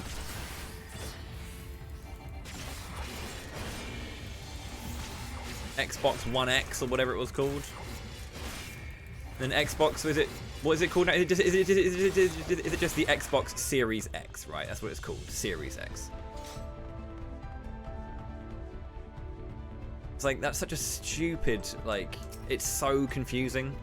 They really didn't do themselves any favors when they were like creating the names for their consoles. Like, Nintendo have had some dumb names, right? Like the Wii. Fuck me. Wii U was also awful because they didn't know what the hell the Wii U was. But like, you know, they got some awful names. But then fucking Xbox XXX, yeah. Xbox rated.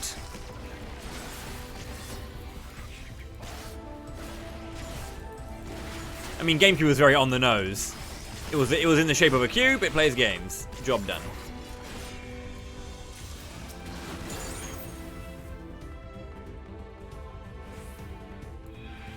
But yeah, it wasn't bad. I mean, like, Nintendo 64 makes sense as well, because it was 64-bit or whatever it was. You know? It makes sense. Still not great names, though. They're logical. They're not great. Then you've got my boy Sega rocking out things like the Dreamcast, the Saturn, the Mega Drive. Hell yeah, dude. Master System. Holy fuck.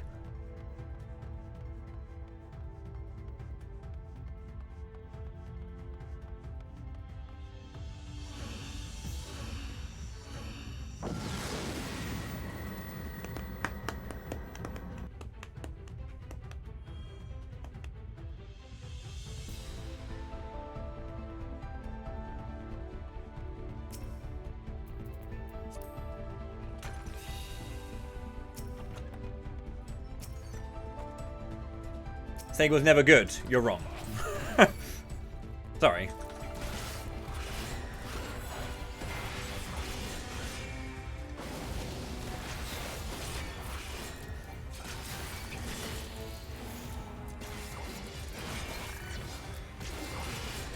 I wouldn't call myself a Sega fanboy by any stretch, but they were good. I'd say they're not. I mean, you can, but you would be wrong about it, because they were good.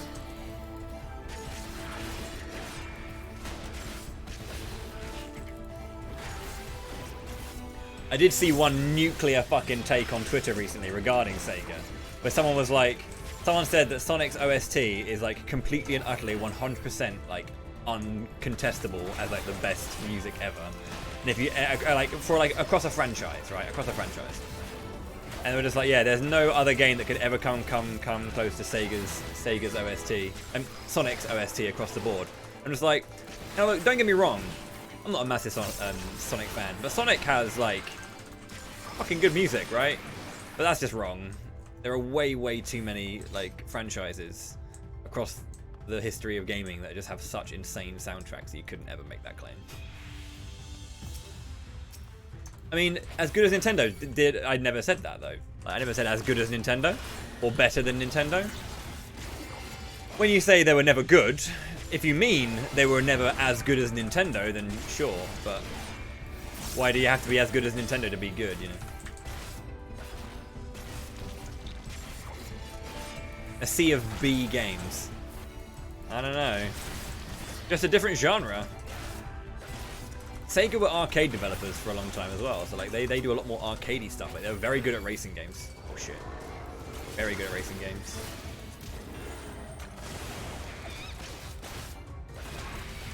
Make really good like racing sims and racing games in general. They may not have been games that you were into, but like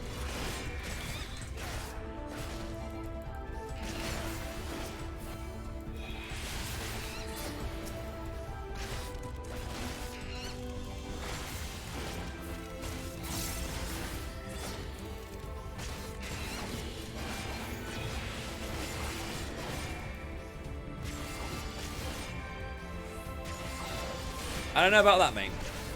I don't know about that.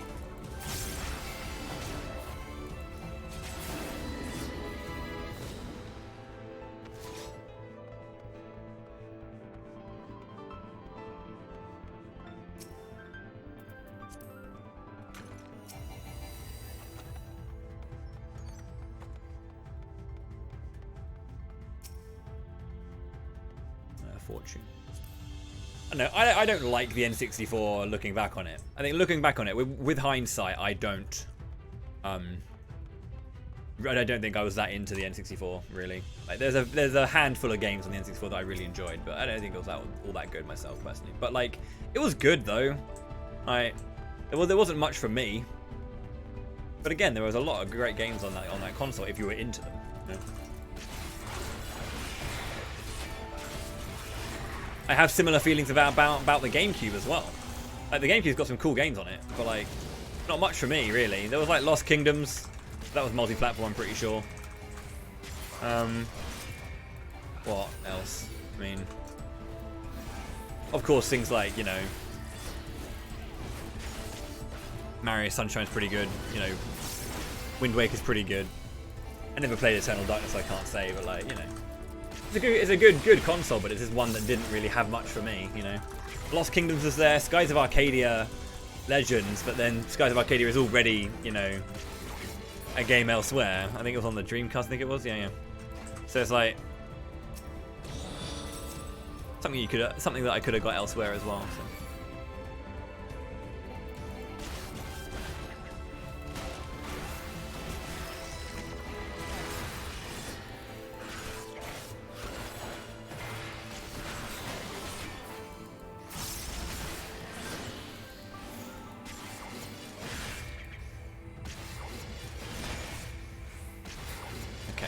We're good to go. A wee look. Just a wee look.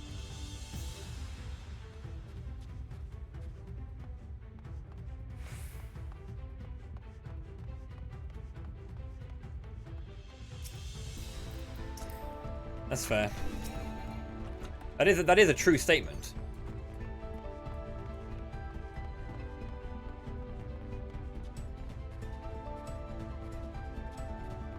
I think there is a point where we can classify things as good as good or bad, but that won't affect your enjoyment specifically. Like, I can enjoy something that I know is bad or whatever, but it is hard to classify what's good or bad without, you know. So of course, subjectivity will affect it and the way we look at it, but you know, there are games that I don't like that I can say are, you know, good, objectively good games, you know. But I think they're shite.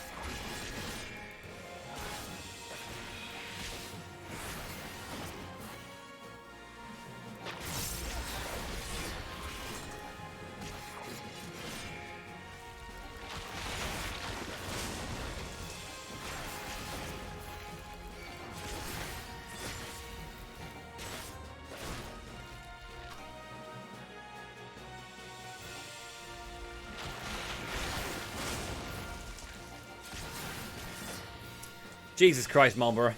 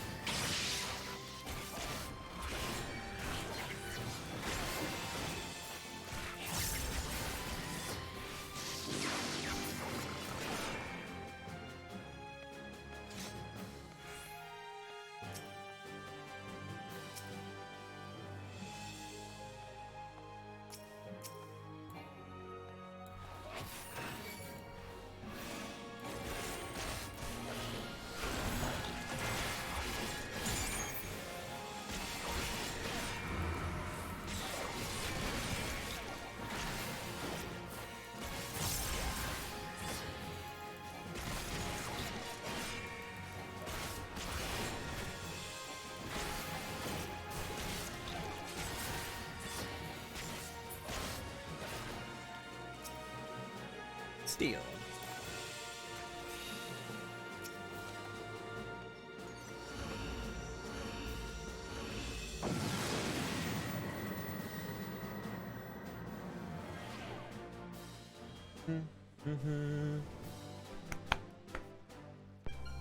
Damage down, not ideal.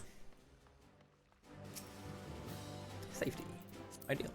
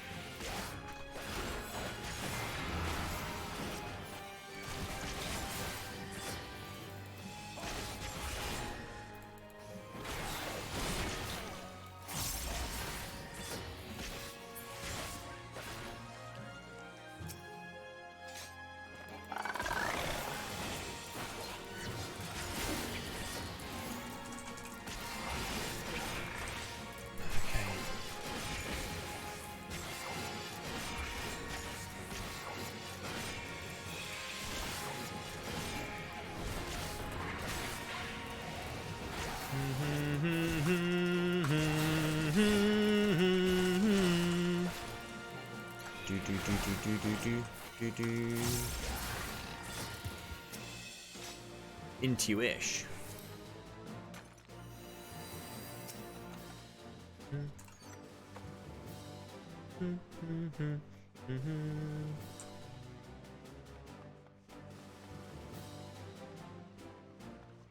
"3D World Runner," no.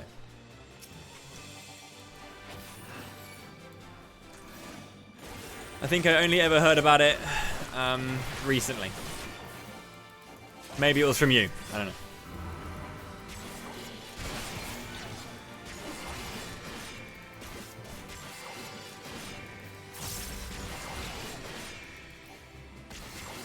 Cheers. Your body is giggling with hope. Oh, that's an image I can't get out of my head, but yeah.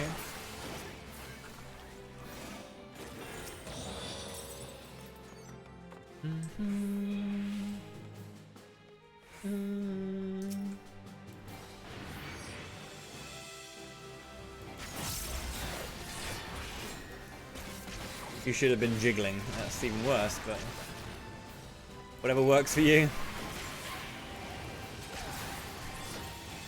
Just like, I'm enjoying this run.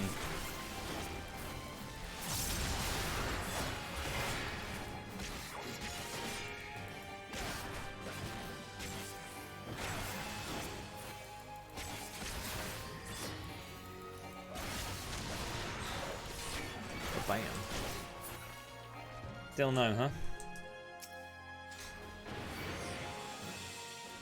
5 kills. That's not so bad. Like, it's only 5 kills so far, so.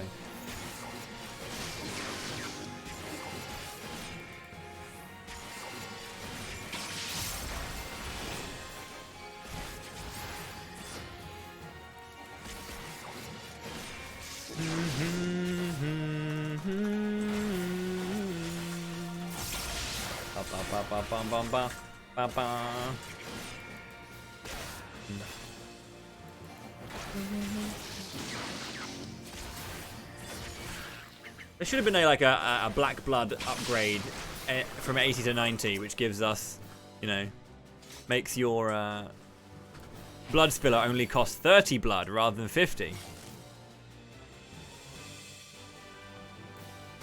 Go left. Of course you're not going left. You're a prick.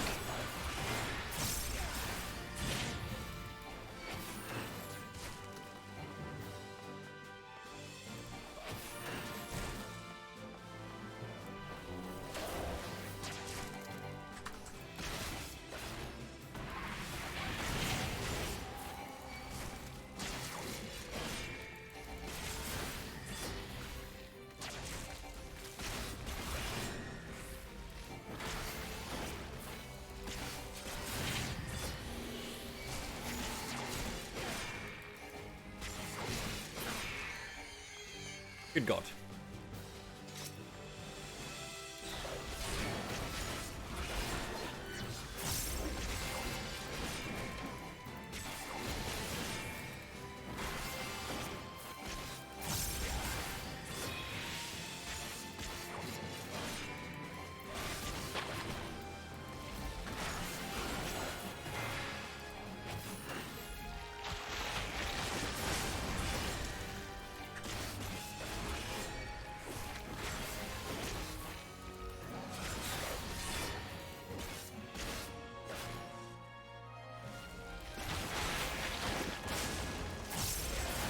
Huh. I don't know about that. Oh, yeah, fuck me. It's still not open yet. I've still got another 2 kills to go, maybe. This looks like a 10 kill. Maybe. Maybe. I'm just glad to see someone say adaptation correctly. The amount of time I work in commentary. I do like competitive game commentary for like Smash and other fighting games like Grand Blue and stuff. The amount of commentators I hear who say, "Oh, that was great adaptation."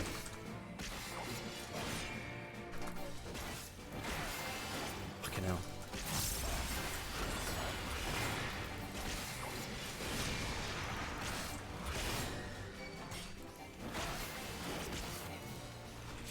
Yeah, we all learn our lesson sometime. We all learn our lesson sometime. All about oh fuck me. It's all about the GB verses for me now. I would go in there, but see me.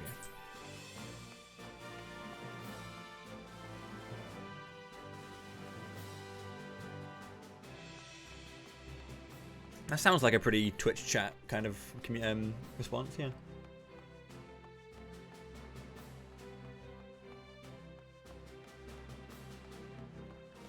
I don't know. I do like moments of silence. It's very important to let the game breathe every now and then. Give it like 5 to 10 seconds where the game just plays and you stay silent, and then you come back in with something important to say. Very important to do that.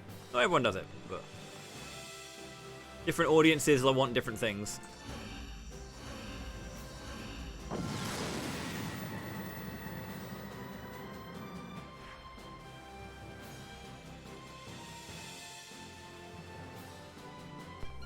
I'm not the right commentator for a lot of audiences out there. Because people want frame data. And I know shit all about frame data.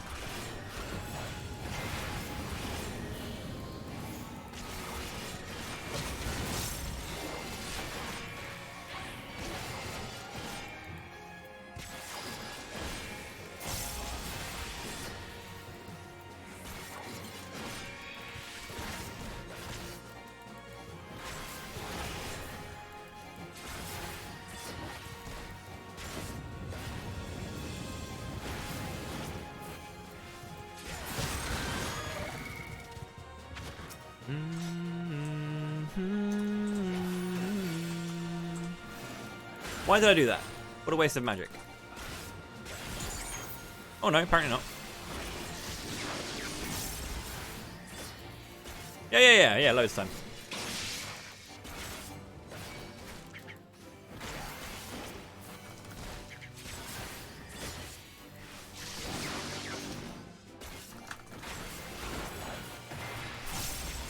I've covered like I've been doing commentary in general. Like I've been doing like performance and stuff like that for about 16 years. But I've been like a professional in the gaming industry for 10.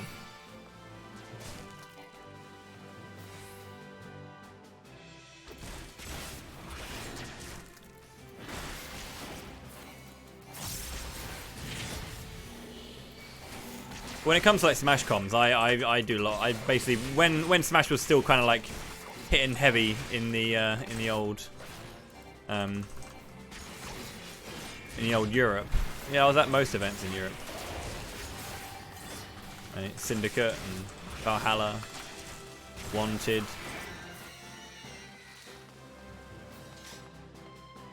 UFA. Is it UFA? Yeah, Ultimate Fighting Arena in Paris, yeah. Have I commentated a DX17 set? Yeah, sadly, yeah. Having to watch Rosa, man. You made me watch Rosa. Why did you do that to me? To be fair though, the reason, yeah, sadly, the reason DX17 likes playing Rosa is because as long as he can make his opponent not enjoy the set, he knows that he's doing a good job. The opponent's not allowed to enjoy the set. The biggest fucking troll. I've not been to Ireland. No, I haven't.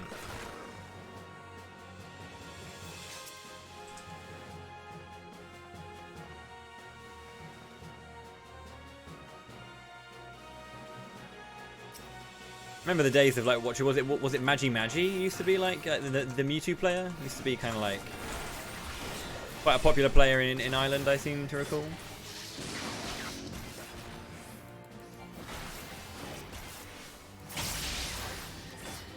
But do they still play? I haven't heard that name for a long time now.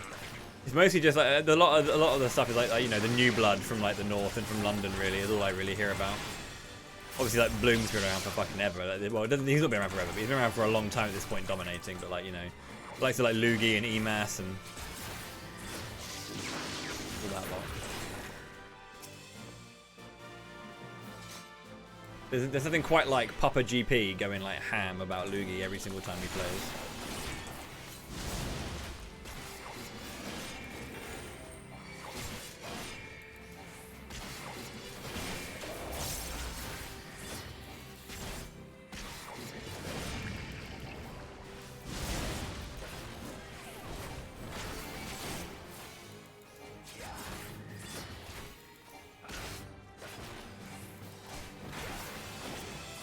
I was gonna say, yeah, like the old guard. The old guard are no longer the old guard. They are still the old guard, but like, yeah, they're all gone. Majority of them are just old now, you know. They're you know, past 25, and as we all know, like a Smash player's life cycle ends at like 26. 15 years too old to play Smash.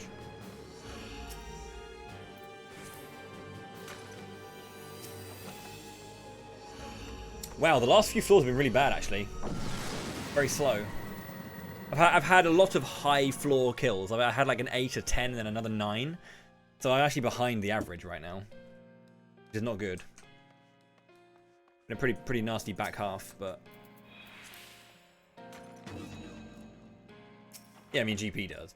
You know, GP's like, it's smash or bust for him. You know, he hasn't got another game that he likes, I think.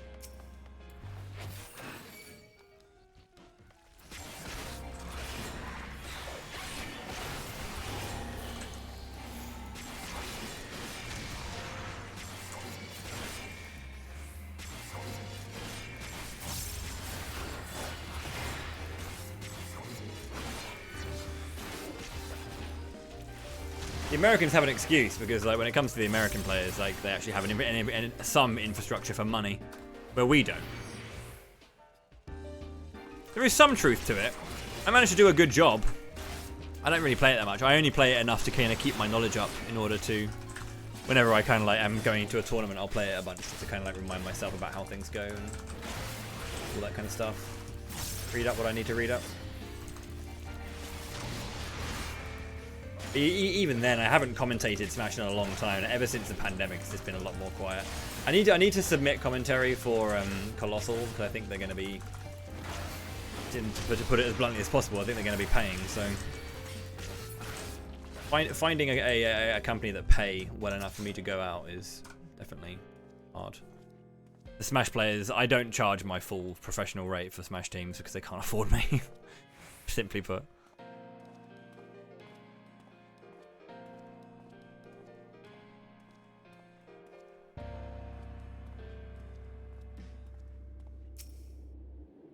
Serenity.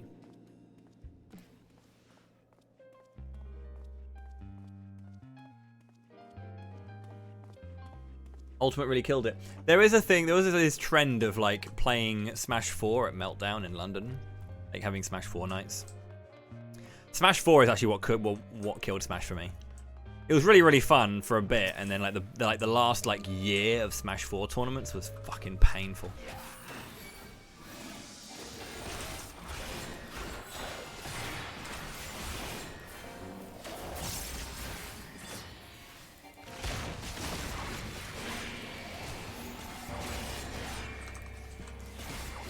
And Ultimate breathed new life into it for a little bit for me.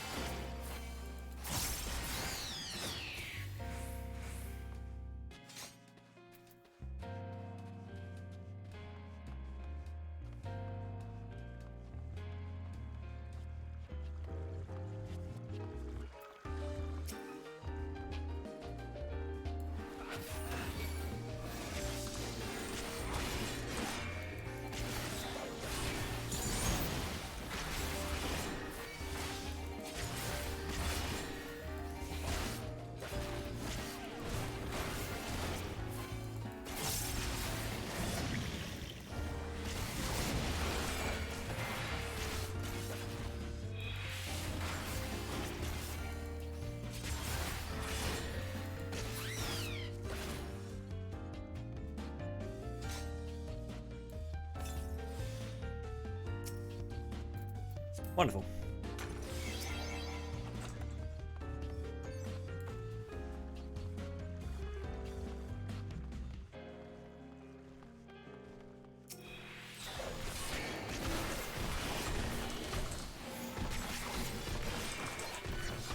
Certain characters in Smash 4 were a little bit too dominant, yeah. Did hurt the meta a lot. To be fair, I mean, a lot of people had already dealt with it with Meta Knight and Brawl, but, you know, I think the way that Smash 4 played just made it a lot more painful to, like, have to deal with. I don't know. I'm really glad we left Smash 4 behind. I don't like the way the physics in that game were awful, I thought.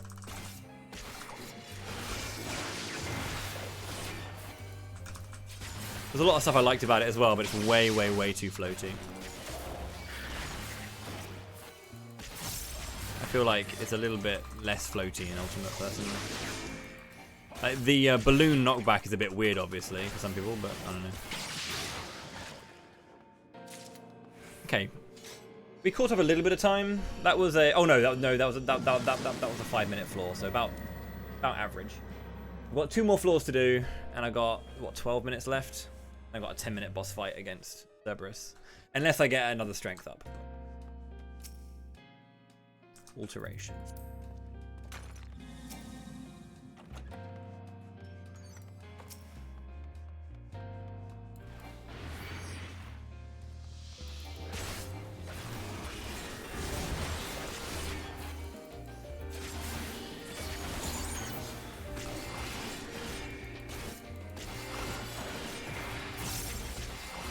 But Ultimate killed Smash for a lot of people, because I think like a lot of the Smash 4 lot really like Smash 4. If you came into the competitive scene via Smash 4, it'd be what you're used to, you know.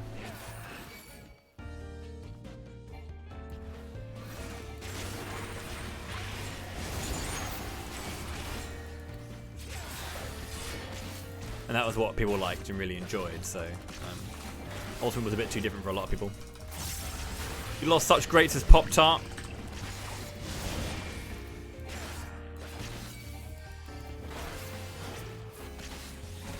Talented player, but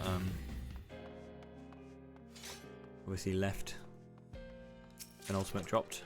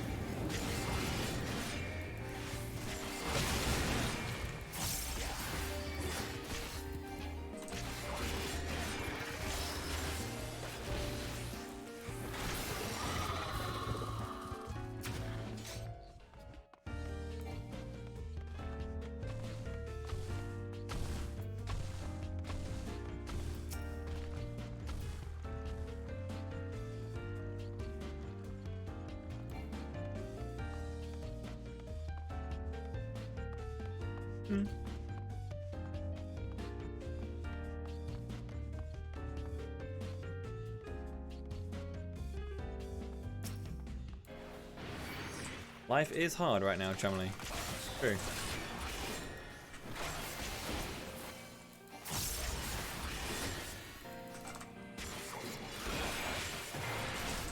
A friend of mine had their rent raised 3 times during the pandemic, and it's like,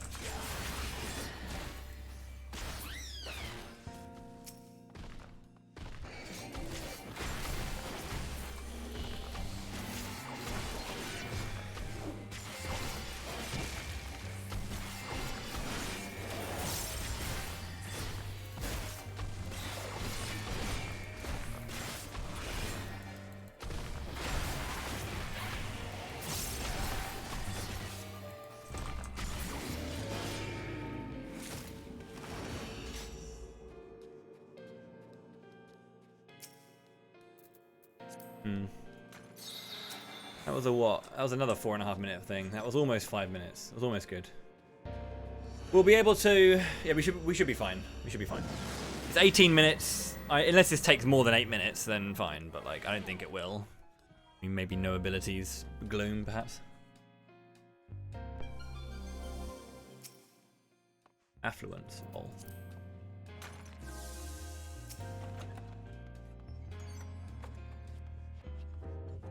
It was, I don't know, it wasn't non-meta before. I'm happy that the job's, you know, still fun. I don't really pay attention to meta in this game. I just play what I enjoy.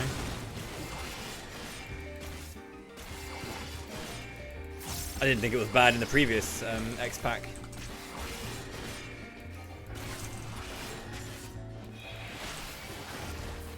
Ironically, like, it only deals more damage. Like, Dark Knight got a lot of flack when this thing first launched, just because they were like, oh, it has really bad moves compared to the others. And it was like, you know, oh, I always, healers saying, oh, I always leave when there's a Dark Knight in there because, you know, they're so squishy. So, and ironically, they're the strongest, you know, tank in the biz.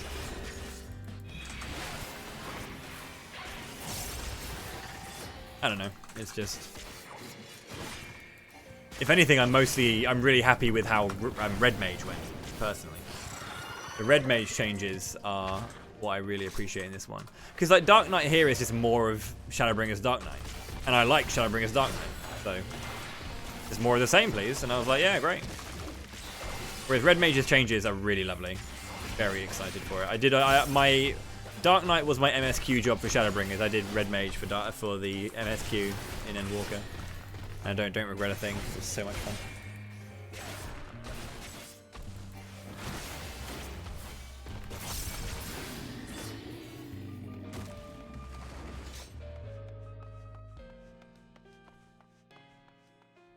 RDM will always be like the GOAT for me.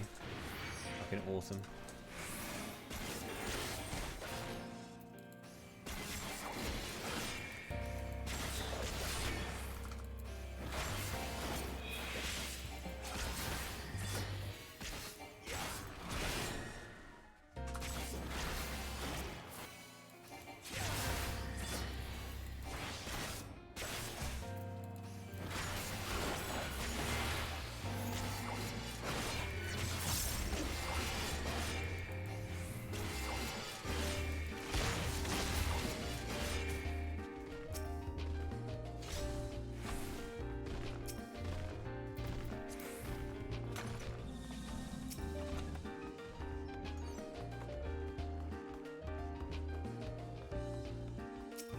Ooh.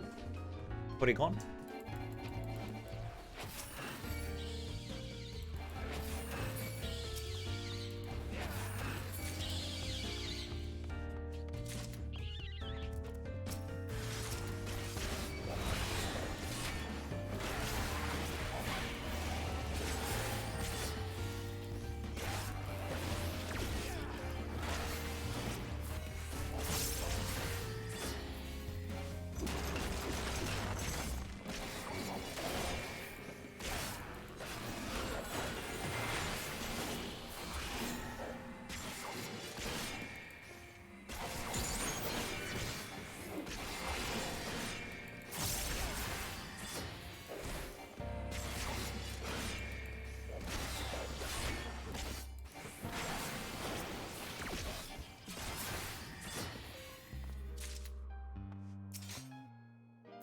Lol.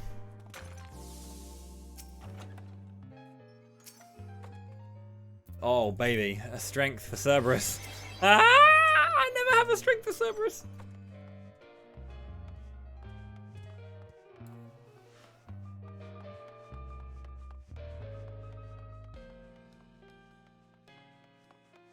Gonna need this shit Ibana to move, please. Oh, it's not even open yet. Please be fair.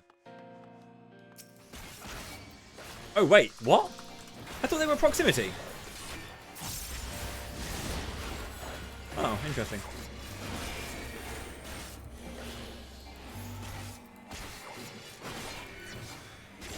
Apparently they're sight. It's good news for me.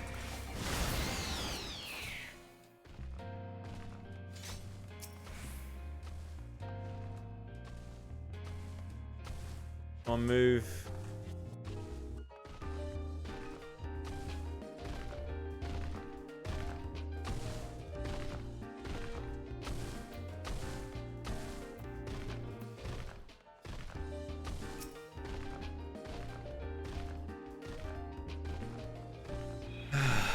Fuck's sake, dude.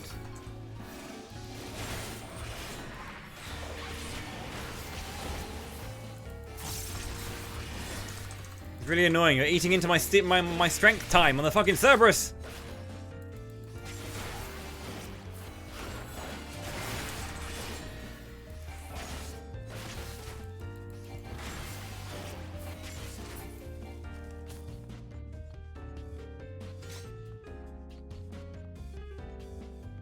Holy shit, dude. Look at these rooms.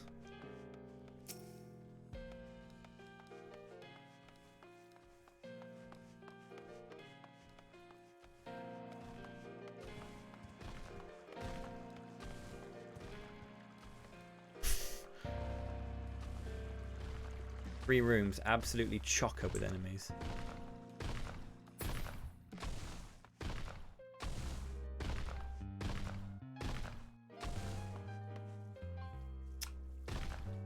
The fuck is this, dude?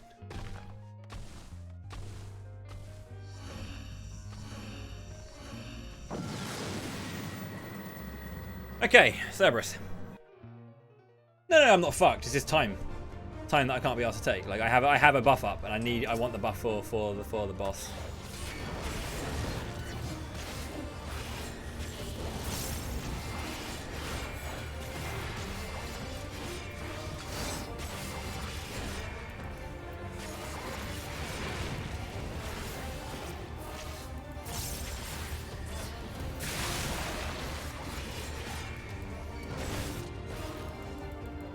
Yeah, bosses are just like very high HP enemies, so they're not that interesting in Heaven on High compared to like other dungeons. As long as you do the mechanics, you won't die, and so you just need enough time to beat them.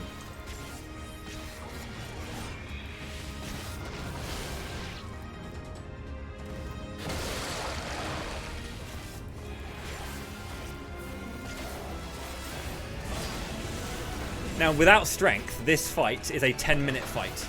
Because it's basically every minute I will deal 10% of his HP if I do not have strength up. So the fact that I have strength up means that this is going to go faster, so that is a lot better. But still, it's one of those things where this is a long fight, so... Slabber.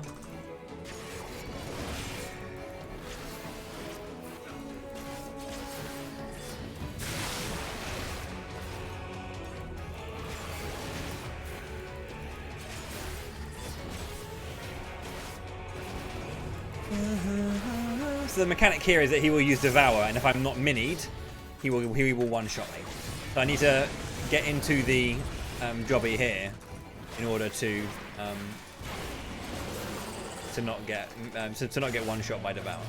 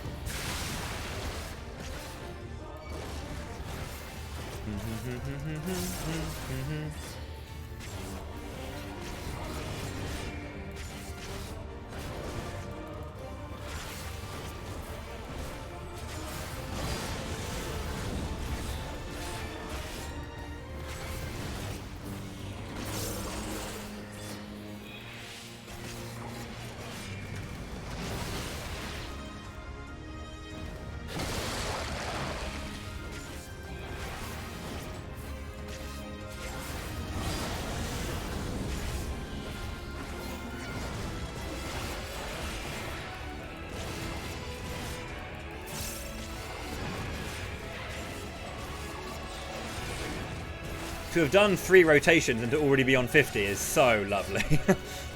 I'm dealing 30% extra damage like per rotation, so I'm dealing 13% rather than like 10% basically, which is just lovely.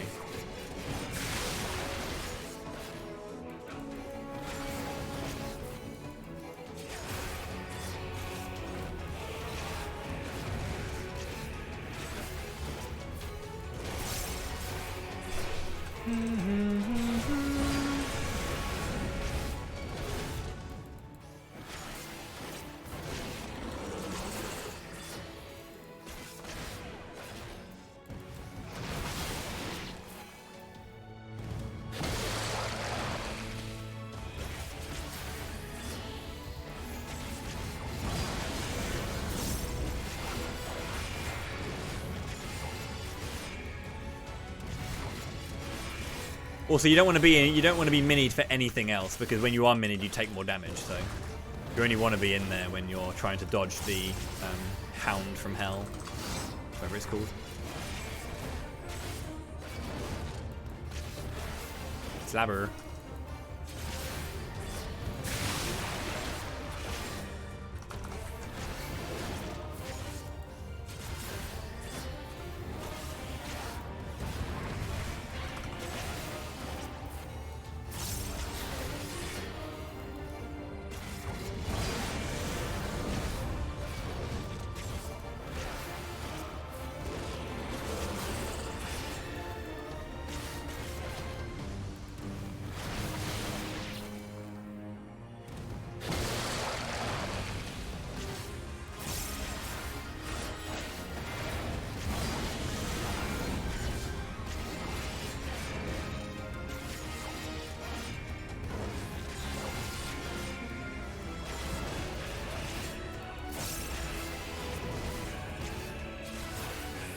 Okay. My strength has now run out. Back to normal damage. So it'll be another 2.5 minutes from here.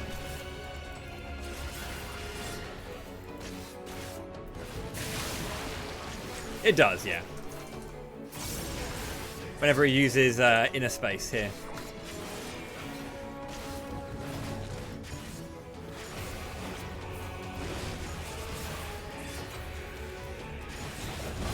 The beauty of MMO mechanics.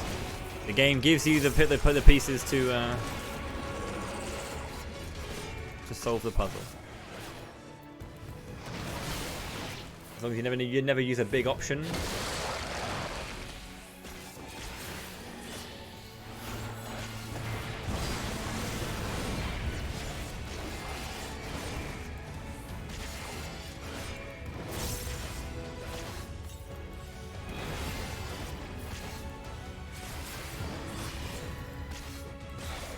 Now that we're on to the floor 71 plus, I'm going to start using Petrifies. Remember I was saying that I was going to always have a Petrify in hand. And why it was very annoying that I got Petrifies on the lower floors when it doesn't fucking matter is, well now...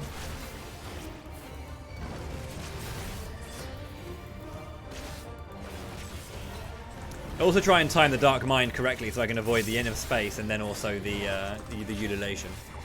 Not avoid it, but mitigate.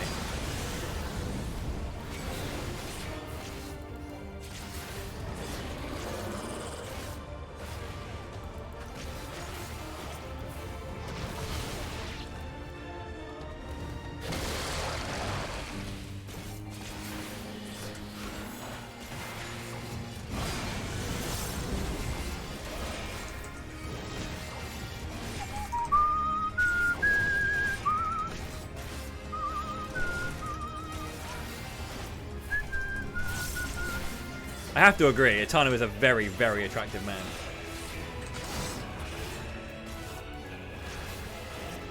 Your missus is one lucky lady. Huh. Cheers. It's a skill I've honed over many years. The ability to whistle. Genuinely, when I was still acting, whenever you have like an acting CV or whatever, on your CV when you're an actor, you always put like,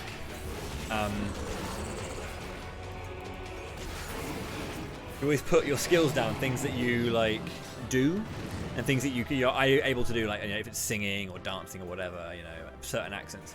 But if it's if you were particularly skilled or like very, very good at something in particular, you'd always put a star next to it to kind of prove, to claim that you were highly skilled in something, like a sport or something. You're always gonna do that.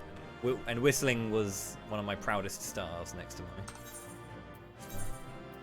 like as in an asterisk, yeah, on your CV. Not like a big, you know, kind of 5-point star. No, you put an asterisk. Yeah, that was always something I enjoyed. Right, that was very close. That was... How many? Oh, really? Was it that bad? Is that good? Not sure I agree with that.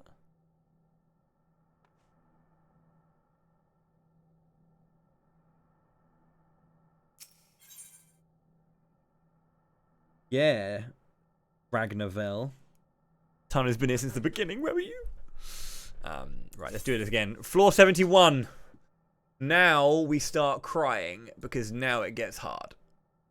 61 to 70 is tricky. As you can see, I was down to the last couple of minutes. But now... Oh boy, now...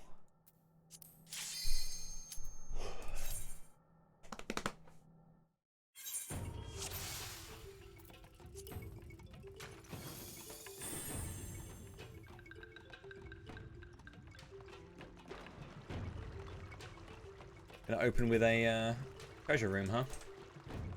Okay. Let's do this. Tune.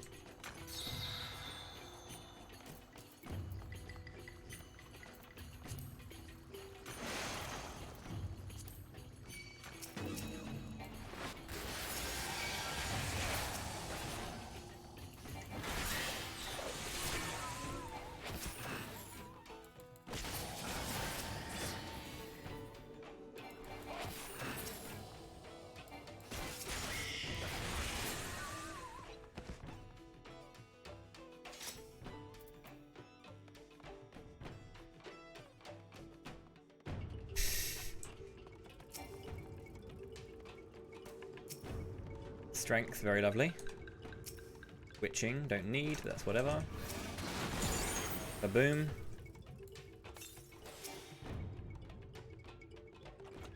Fortune back, lovely.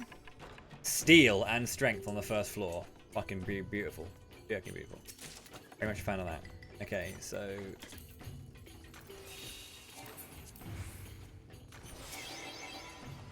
That was really good.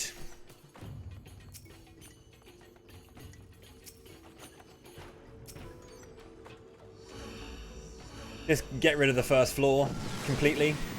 No need for the first floor, and we got strength and steel out of it, so... Hell yeah, dude.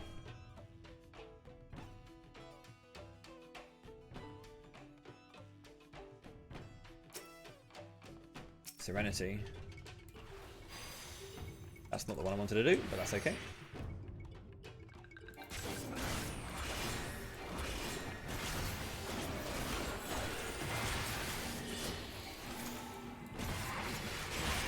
So yeah, that was a very, very good start. I needed to be a...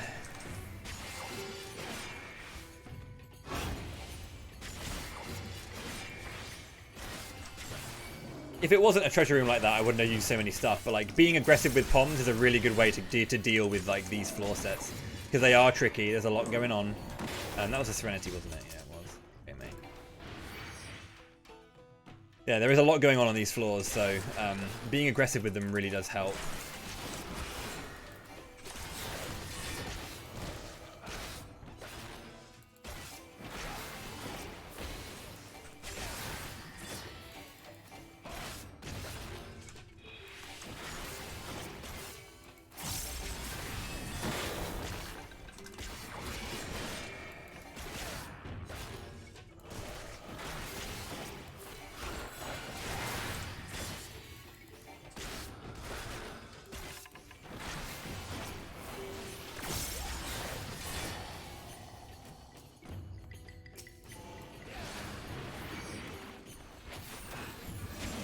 What was happening with my buffering there?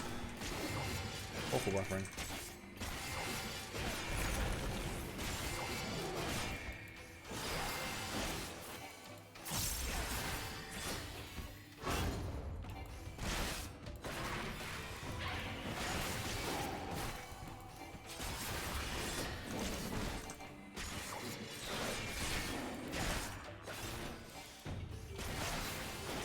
Okay, so these patrols, these roamers here, pretty scary.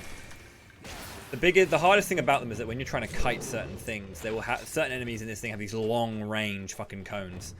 You can see if you ever get like a big room, like one of the large floors on this floor set, you'll see how big the cones are, because holy shit, they go on for miles. But empty.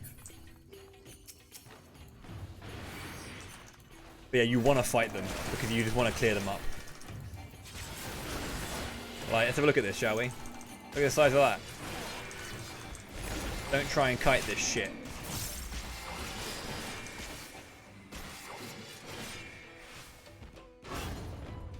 I might need to... Oh, he's going that way. Okay, cool. If that other tiger had come my way, I would have needed to be a bit more careful with my position.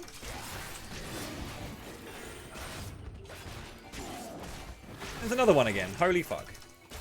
It's a lot of tigers.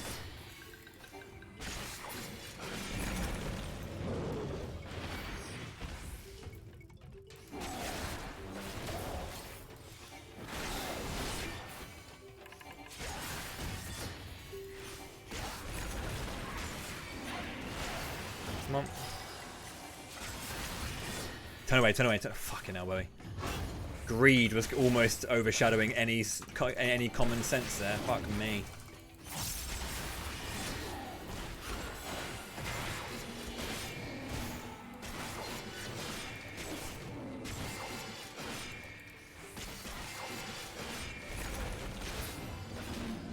Passage is open. Okay. I mean, now we've got to find it.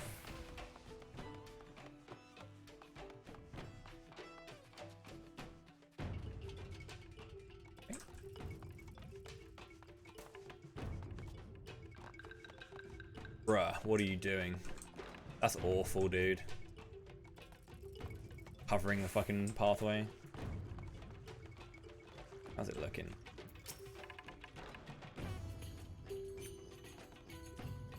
Okay, got it. Whew. Nope, just a gold chest up here. Trying to see again. Oh man, these would be amazing if I was on the 90s and 80s and I had, like, already used one thing.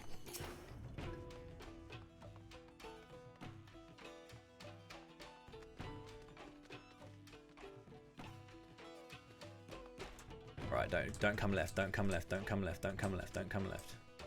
Don't go straight ahead. Yeah, go to the right.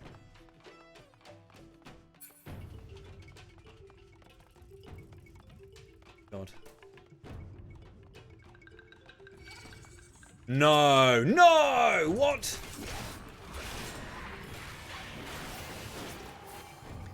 My god, look at these enemies, dude.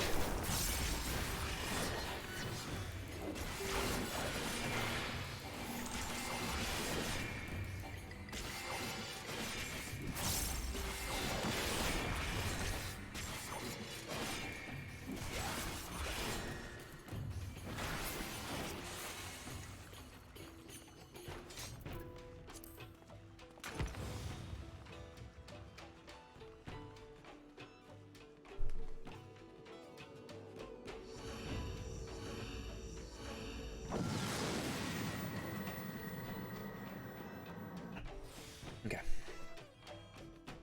Maybe a bit aggressive with the concealment. I'm going to use the concealment here to give me some time to do a bit of reconnaissance here. Okay, but we found the room. That's great, actually. Intuition. That's a dead room. Okay, cool. Came from a dead room. That's a dead room. And there was only a tiger going away, so we got some stuff here. Wonderfully, I have haste up as well, so my DPS is going to be increased.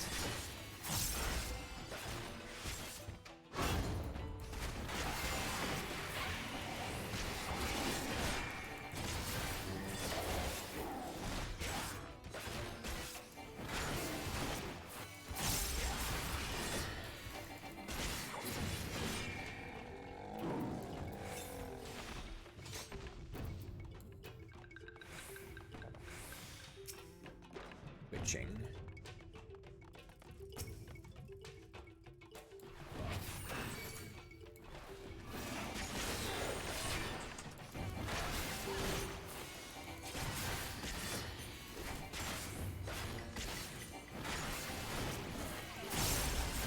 Yeah, look at him come this way, the prick.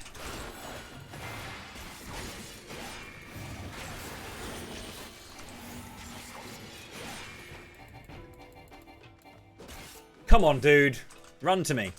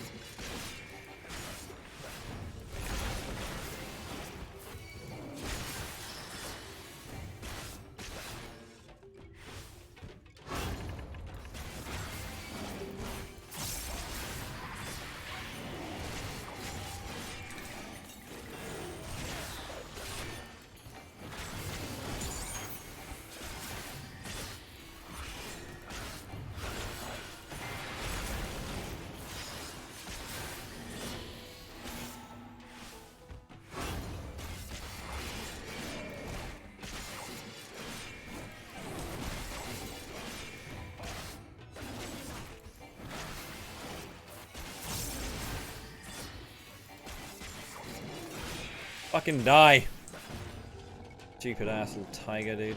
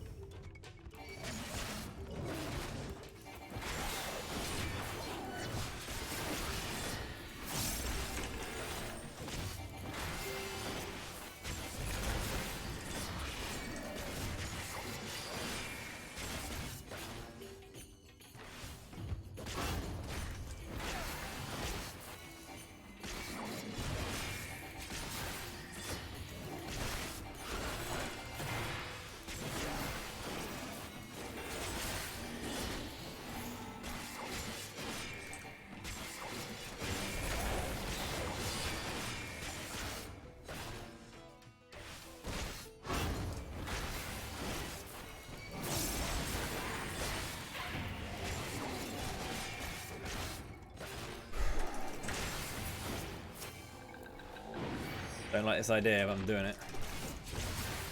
These things are not nice. Are not nice fights. They have this frostbite move here, which is awful, and then they also have a sanguine bite, which heals them when they attack you, unless you shield. But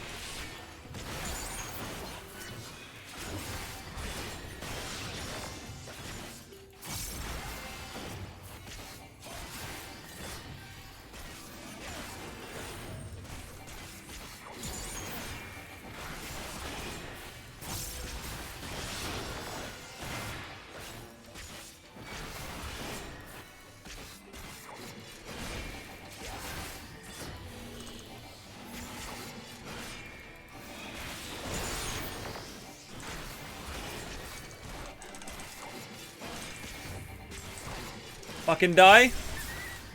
Jesus fucking Christ. You can see what I mean, right? They are scary in Gloom.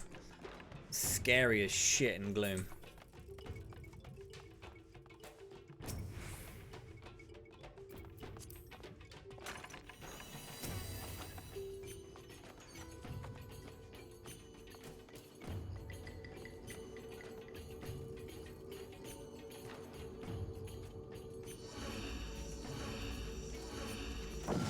Whew.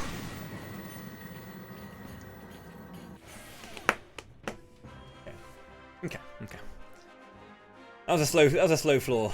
We're hello. Haste granted and no items. That's not great. Depending on who we get, this might be a bit tricky.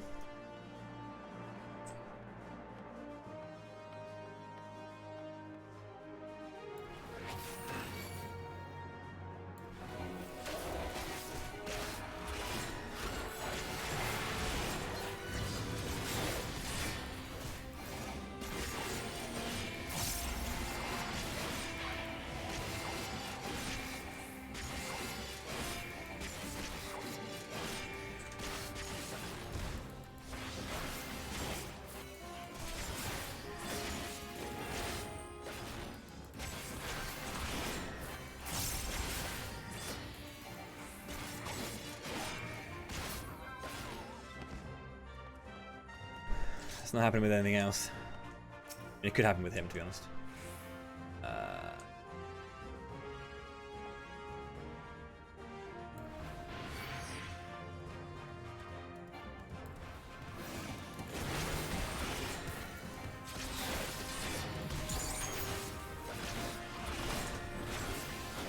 Oh god. That's a really bad patrol.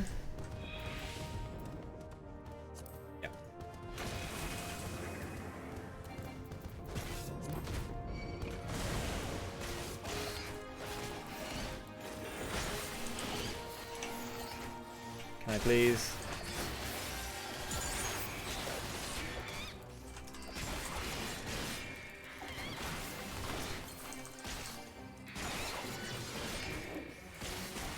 Double imp. I was wondering why I was still taking a fucking like million damage. Is it a fucking double imp? Of course it is. So there, when you use witching, there are different things that the enemies can turn into, and imps are the strongest. All of the witching like removes a bunch of damage from the enemies, but like the imps are, I think, still like must be upwards of like 60% damage. Whereas like the chickens are like 1% damage. Annoying to have to pop a Serenity there, but I lose my haste, but I get my items back, so.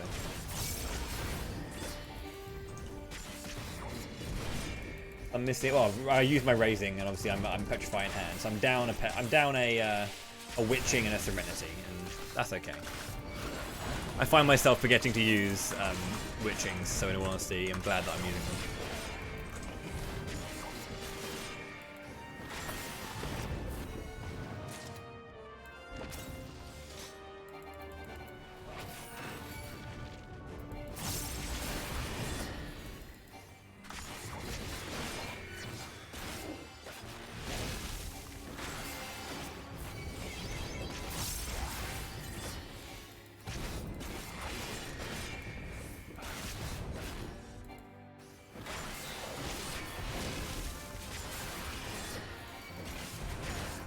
Okay.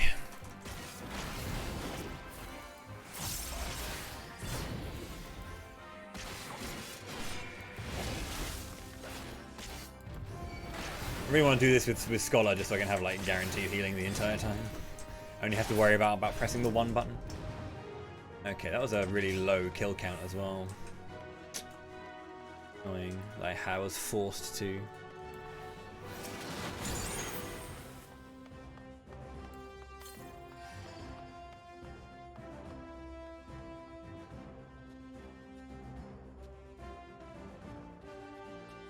This is the worst bit about getting a really early kill. Or a really open.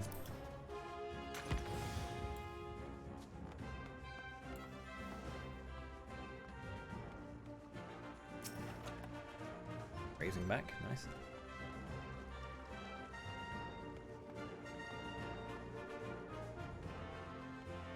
Treasure room. Hail him out. Oh, flight would be good. Oh my god!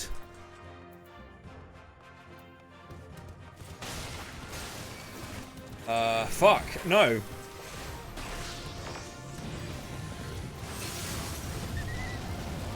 That was the dirtiest.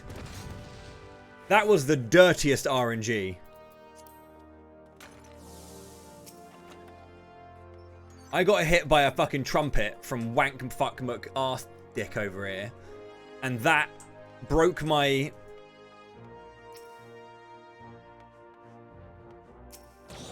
That broke my concealment, and I was on top of a fucking trap. Which was a luring trap, of course. That was dirty.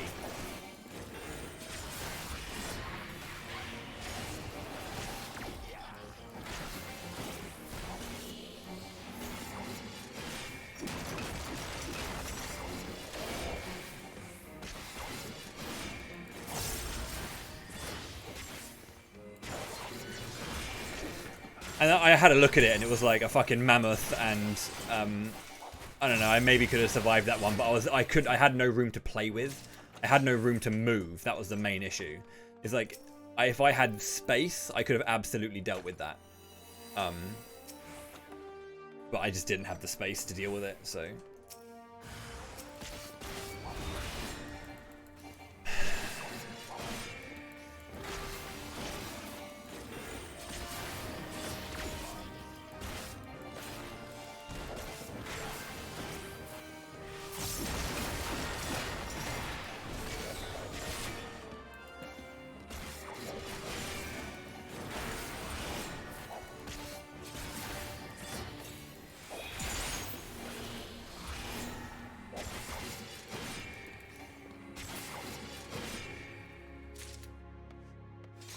I can't remember what this one was. Something non-helpful.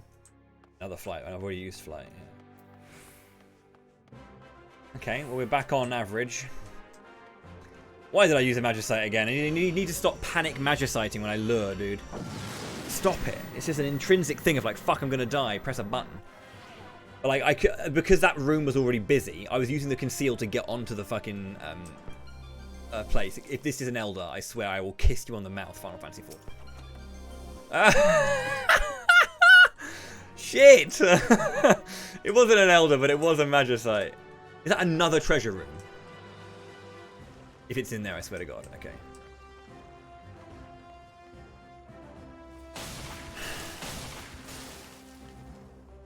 Jesus fucking Christ, dude.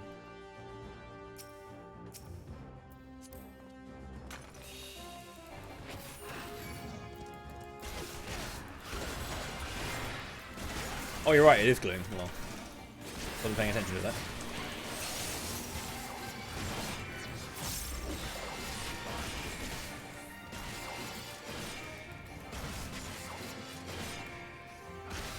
Getting my Magicite back, though, is good. It was an unfortunate thing that I couldn't have just used that Magicite on that floor, though. Because I would be on 46, I would be on 76 already if that was the case. So it's like, you know.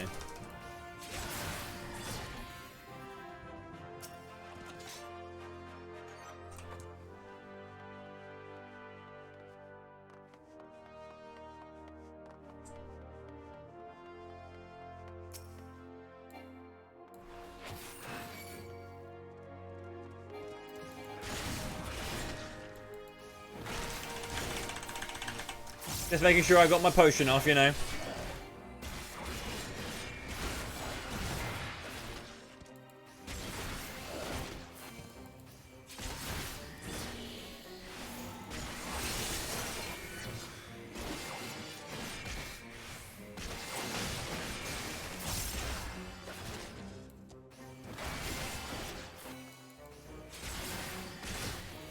What did you miss? I was using a Pomander of Concealment. An enemy hit me with a like a room wide kind of thing that I cannot not get hit by, and it will hit me through conceal. And I got my concealment was dropped, and I was standing on top of a trap when it dropped. And it was a luring trap, so.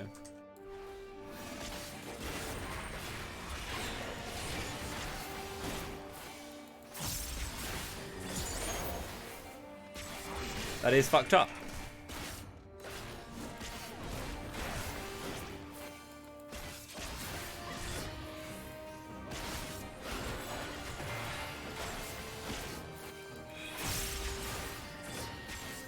That was perhaps the dirtiest RNG I've seen in this game in a long time.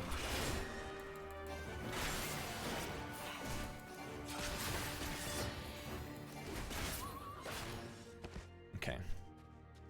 Based. Fucking flight. Coming in clutch. To be fair, it was a flighted floor, so it's not great to use a Magicite on a flighted floor. But...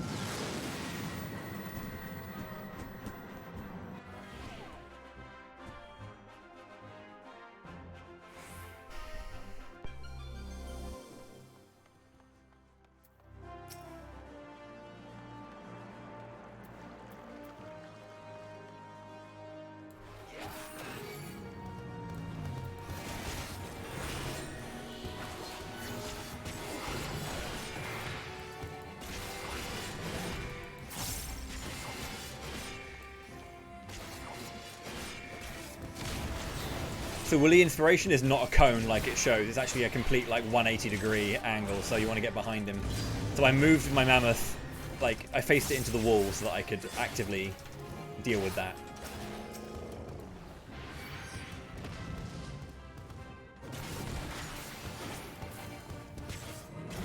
Over here, Mammoth.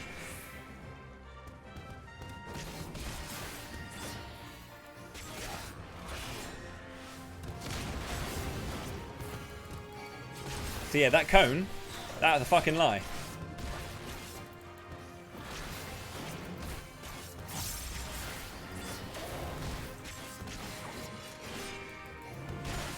I enjoy a crit.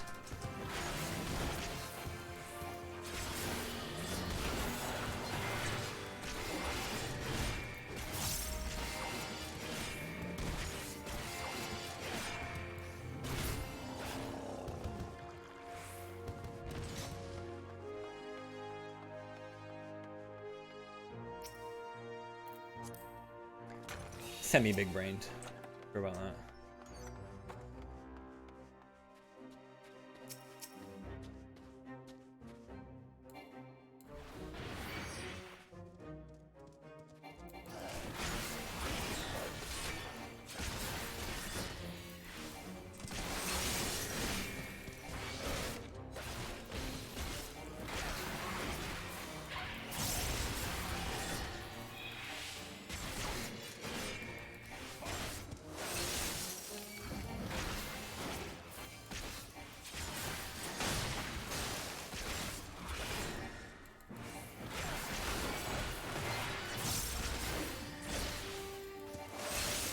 Warrior and Gunbreaker are probably considered the best right now. Other general deep dungeon, like strong shots are like, you know, Red Mage because of the self-healing. Machinist, Kite, and Burst.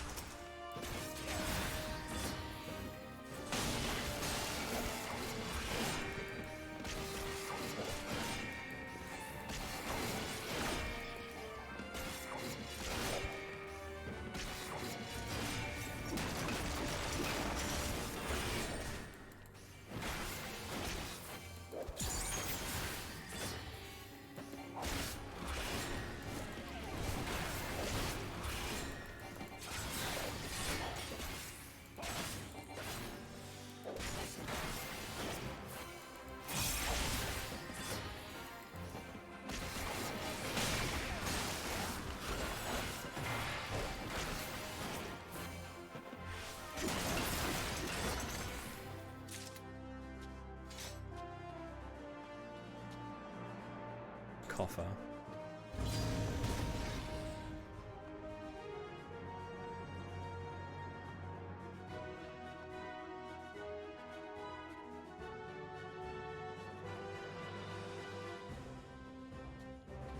Turn away, you prick! Thank you. I just want to have a look in here, that's all. Okay, it's definitely just a bronze, nothing. Tofu are facing away. Oh, hello, the Ninzard's out. Oh, Ninzard! What the fuck was Ninzard doing?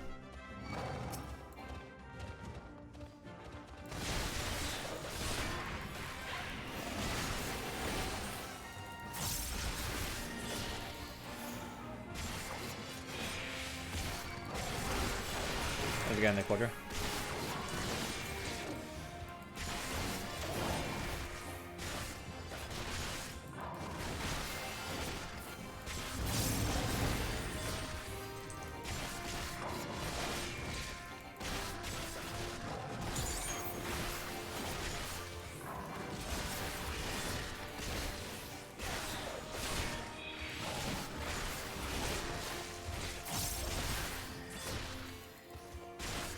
Our good friend, Reassembled Drill, would like to come out and play.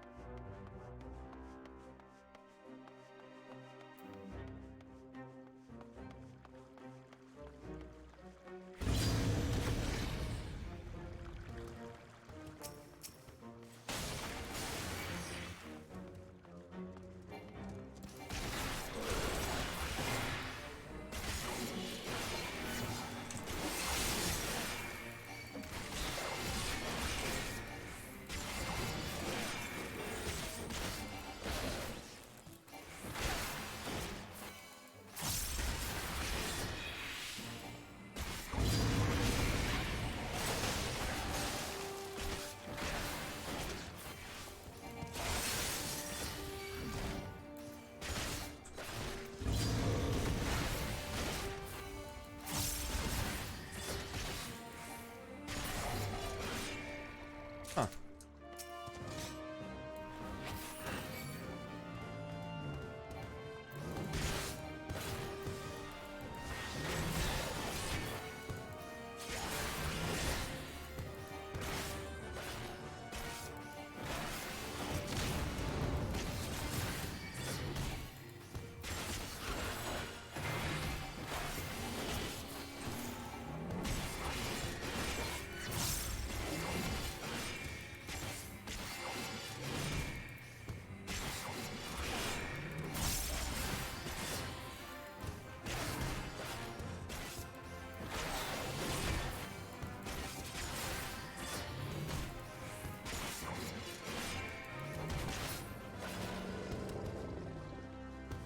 How are we looking?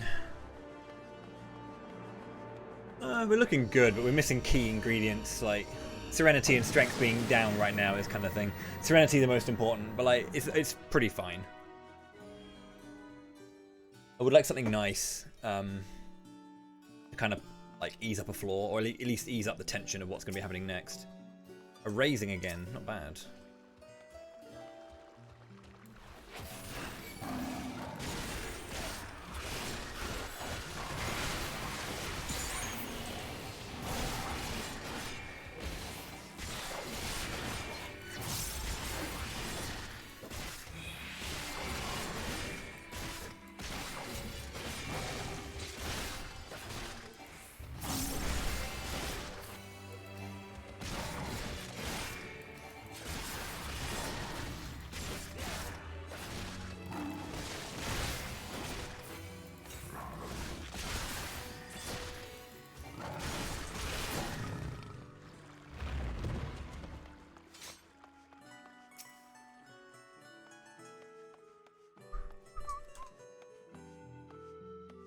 Okay. I want to definitely fight this shit, but like... Make sure there's no lions coming. No ninjas in this area.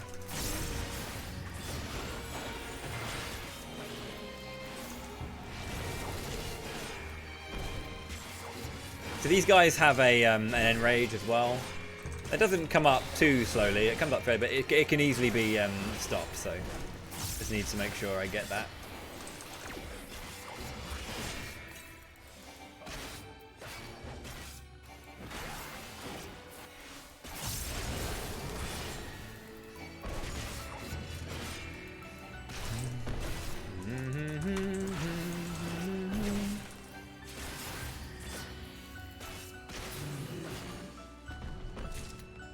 And I might use my witching.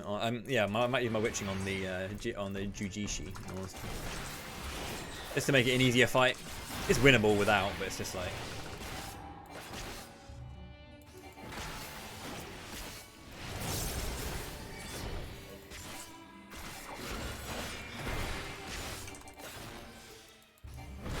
There's a witching. I might as well make it easy on myself, you know. The spare one that I can pick up.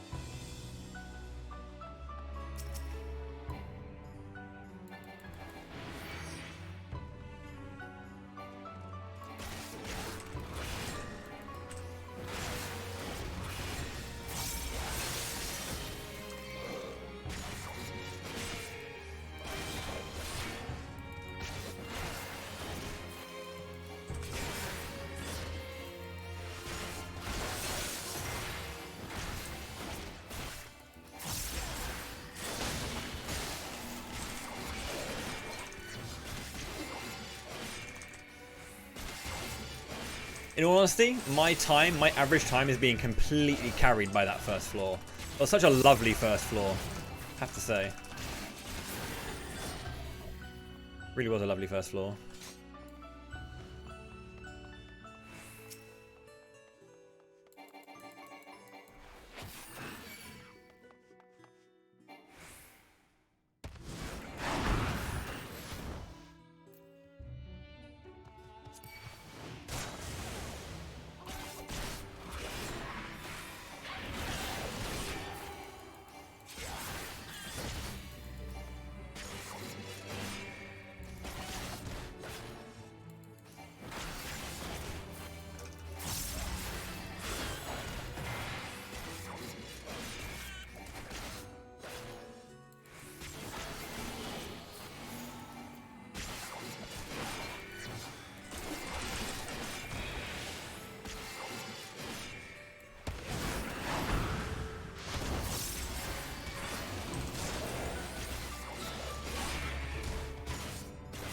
Jesus, these things hit hard. Wonderful. Wonderful floor. Okay, let's see what we get. One enchantment. What is it? No abilities. Dude. Not ideal.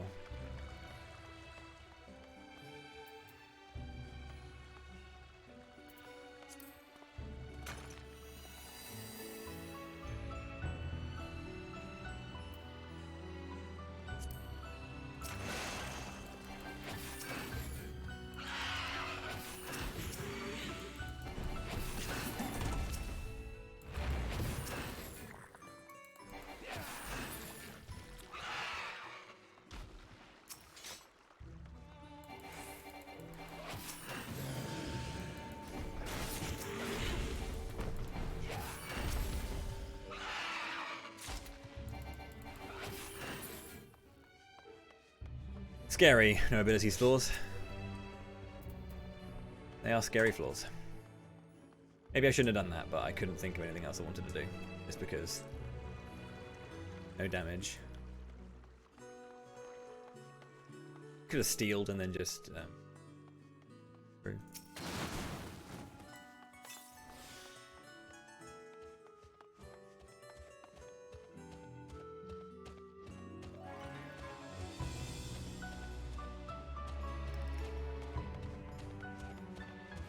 Do I have a Heaven on High weapon? No, I'm not a big fan of the Heaven on High weapons at all.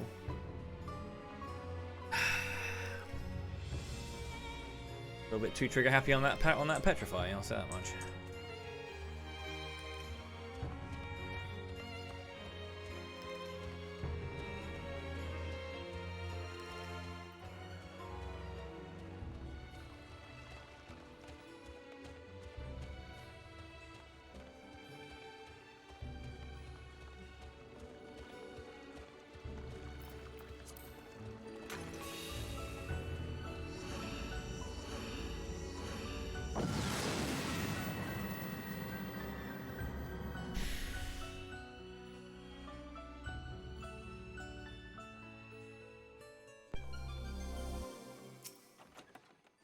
Strength back, very lovely.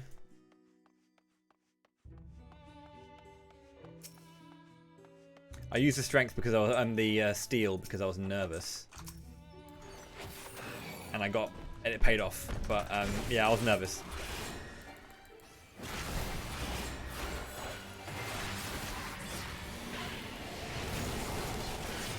About what if I got a bad thing that I wanted to fight through, you know?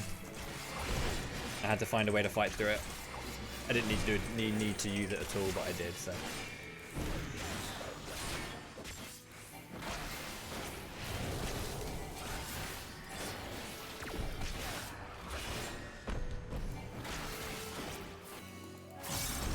I got my strengths and steals back, and honestly, that's fucking huge in all honesty. Because I used an extra Petrify, I needed to have like something extra like that in order to help get me through what I'm going to be coming up against, which is the beginning of fucking lions!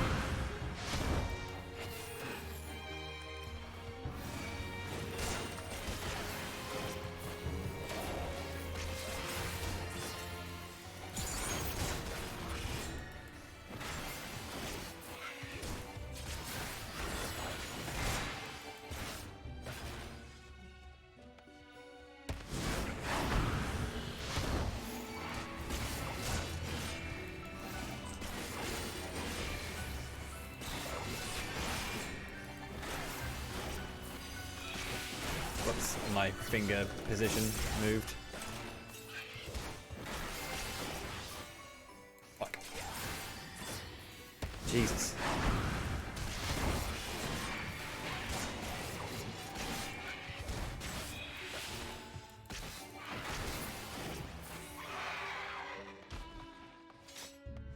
Am I just gonna have a fucking lion train again? Like, this game loves giving me lion trains, dude.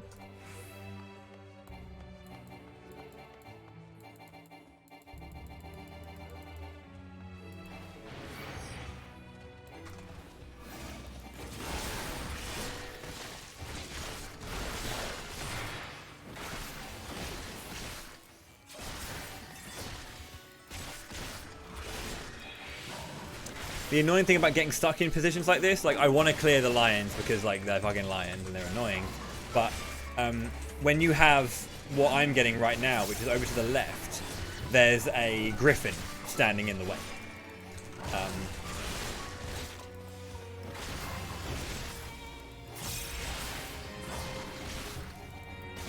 And the griffins are, again, they're proximity enemies, so I can't just like sneak past it. If it's in the way, you either have to use concealment to get past it, or you have to fight the fucker.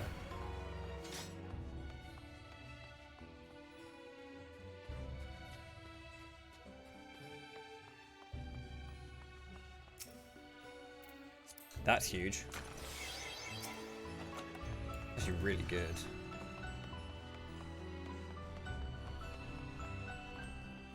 Are you kidding me?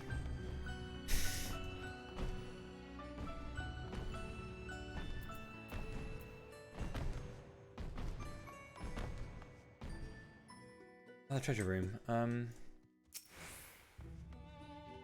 I'm now between a rock and a hard place. There are Jijishi in the way. Not going to happen.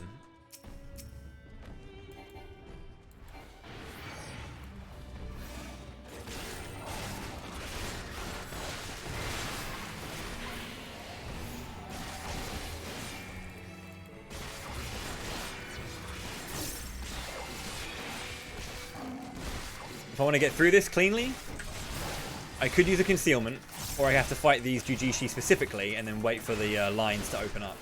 But the chances of that happening in a room like that is not ideal. There's one Jijishi there. I have to get to the left side as well. There's so much coverage.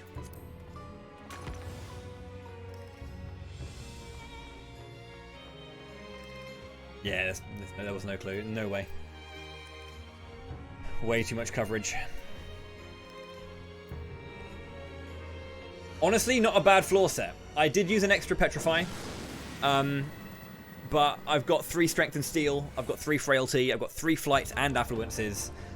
I've got 3 Magicite. That's honestly a really good one. Like, it could have been a bit better, but it was really good for what it was.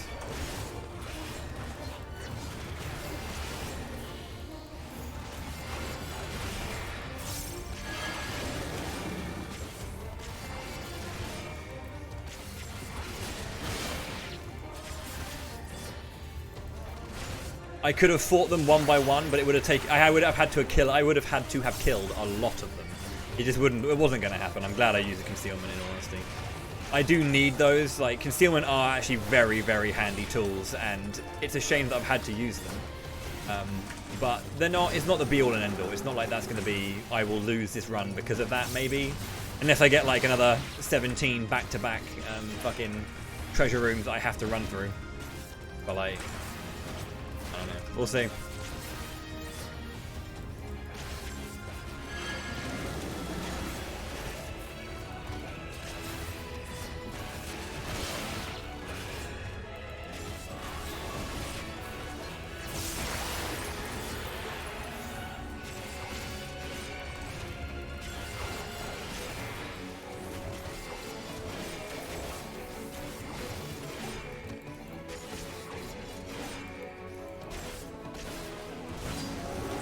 Similar, less mechanics. It's more straightforward. It's got Lunar Eclipse or whatever it's called, or Lunar Roar, or whatever the fuck, I can't remember.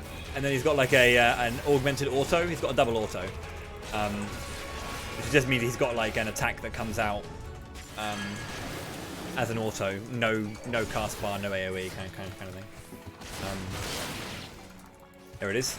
And then the main mechanic is this kind of like this move here. So there'll be a big jobby appear like this, and it will shoot down a line, and anything that it hits will then explode, and they will create chain reactions of exploding crystals, which are quite large AoEs. If you have a look at those 2 on the right, you can see how big they get. There you go. They're fairly big. So as long as you're... Basically, this corner that I'm in is the safest corner in the entire arena, I'd say, personally. But yeah, it's safe to be up here, just because there's only one formation where there are 2 crystals that, like, can spawn near you, but you can get, like, here is basically safe. This little bit here.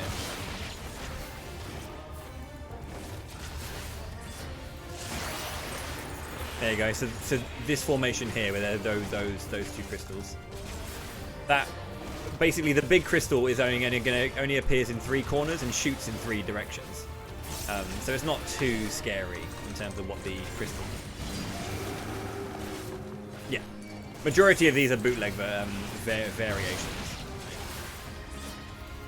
Same with Onra. Onra, the floor 90 boss, is just is Zandi from Crystal Tower, or from FF3, but you know, in the Crystal Tower.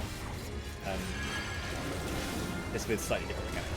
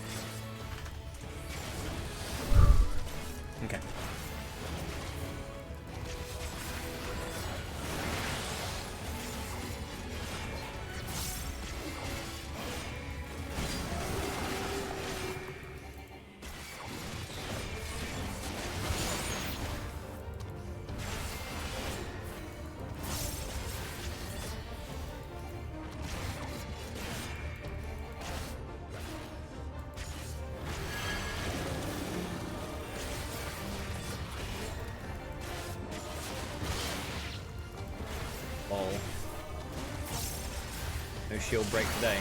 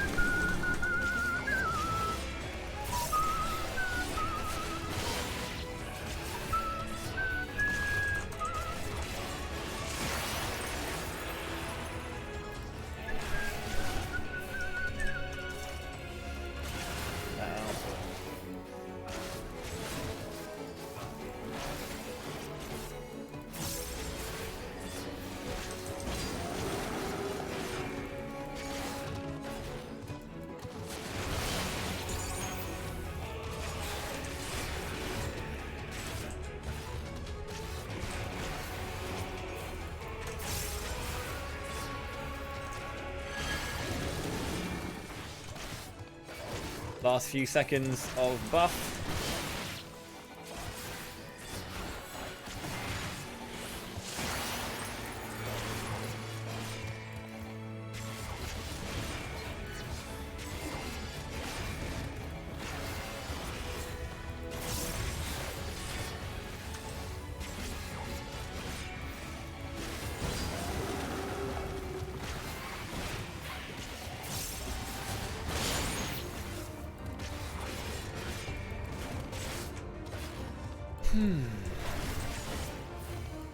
Yeah, that was a pretty smooth 71 to 80, I have to say. Again, I did use one extra petrify that I maybe didn't need to use. That was the no abilities floor, and I really should have just like popped a steal and gone with that. Like, that was my error here. That was my error here. Now that might come back to bite me in the ass. I don't know. Maybe I'll need one extra thingamabob here and there, but like.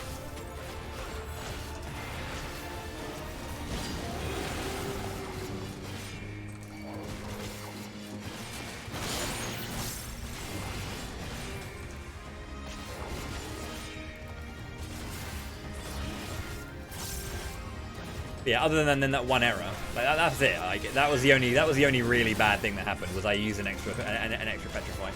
Well, there was the bullshit of the of getting hit by a trumpet while standing on a trap. That was some next level bullshit. But outside of that, this is a really good floor set. Probably one of my better 71 to 80s.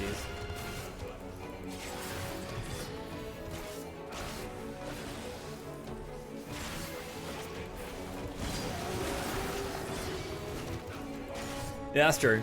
Yeah, that's true. Could have been a horrible floor.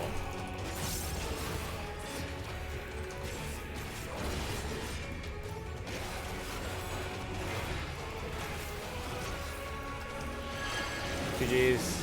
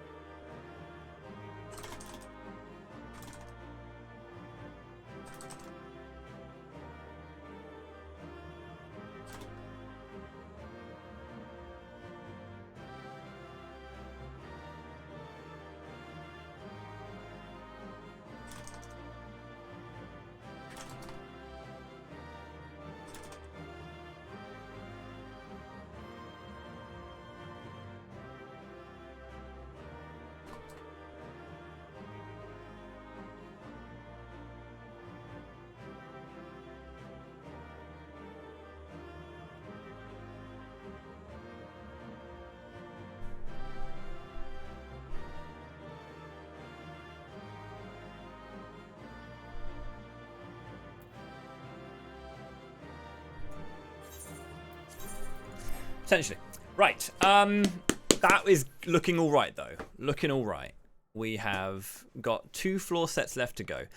3 strength and steel, 3 flight, 3 affluence, 3 fortune, all that kind of good stuff. 3 frailty, 1 petrify, 3 magicite. No elder, so I need to get to Onra pretty nicely. So I'd like to see like a petrify or 2, so I can get 2 maybe and have 1 in hand. Maybe if I've been doing this thing where I always happen to use a magicite either to get to Onra or on Onra is one of the ways I'll use one. So as long as I can have 2 in hand and I can just wipe out 2 floors in the 91 to 100. Yeah, it's daytime again. I can't fucking believe it.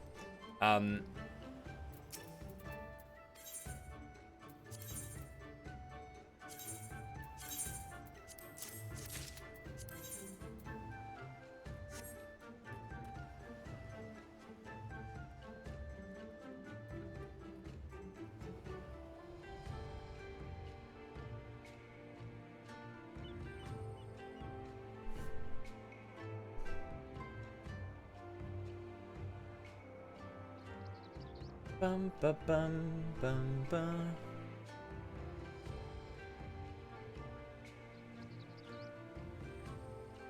Ah, confirmed, is it?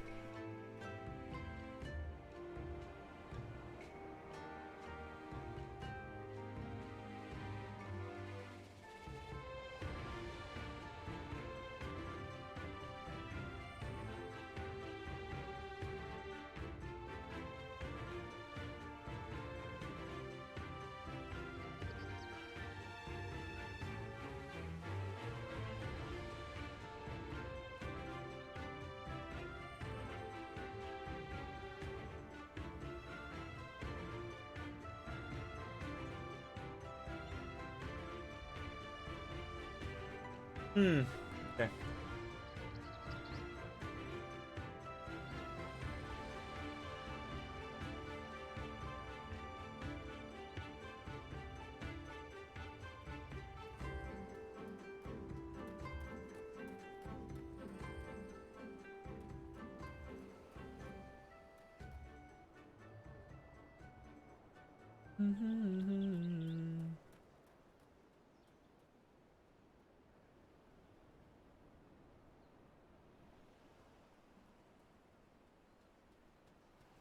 Right, sorry, I was just reading some stuff.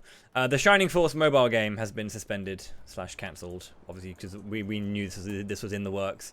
Vesper had already kind of like pointed out that they were not doing well funds-wise. But yeah, currently on hold. So, who'd have thought? Give Shining Force back to Camelot! Fuck's sake, Sega. Stop being a bunch of losers.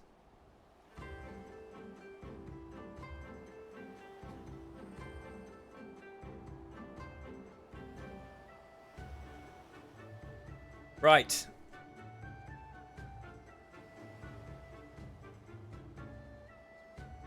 My girl Califasteri. With me all the time.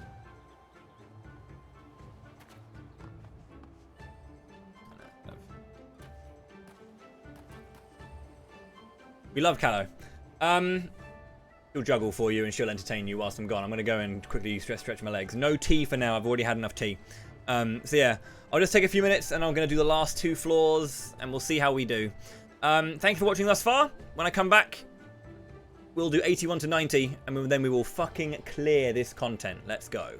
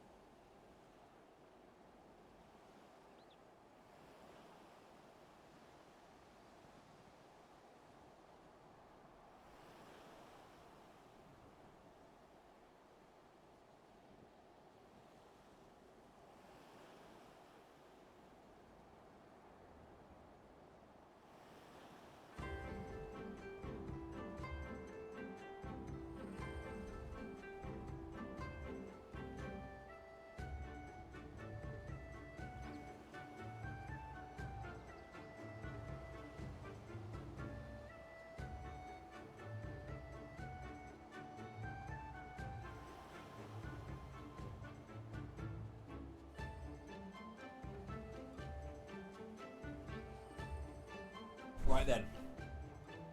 I took a walk. Not a big one. I didn't leave the flat or anything, but you know.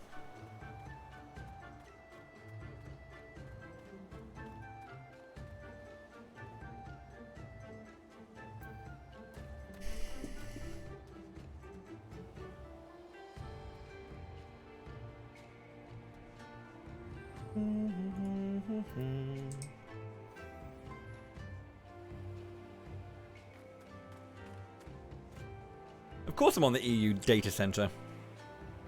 I'm from the UK. I wouldn't play in America. Mau.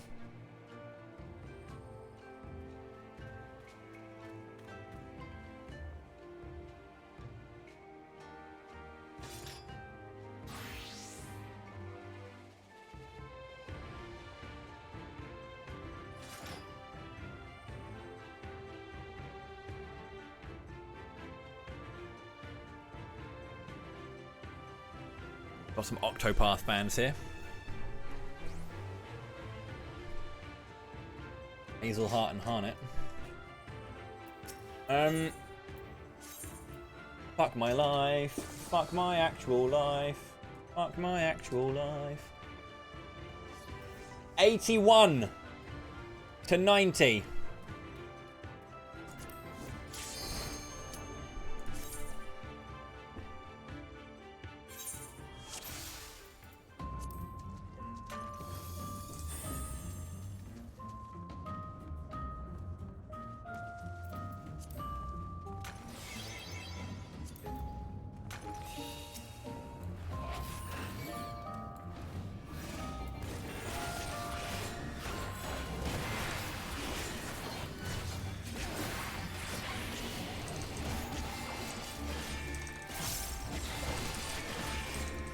Thank you, Quadra.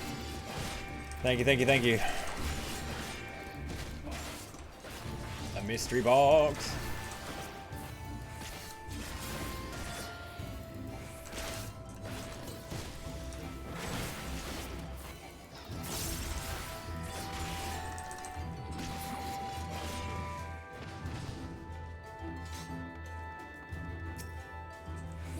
Fucking hell yeah, dude.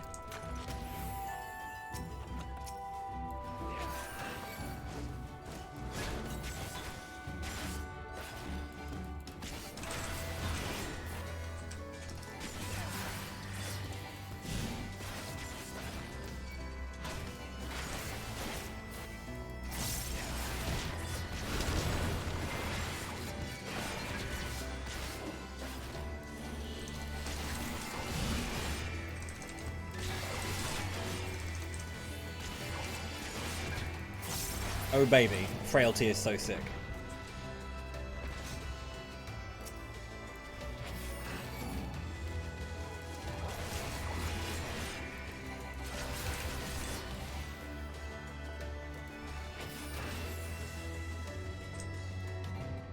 You could move before you do that. I don't know.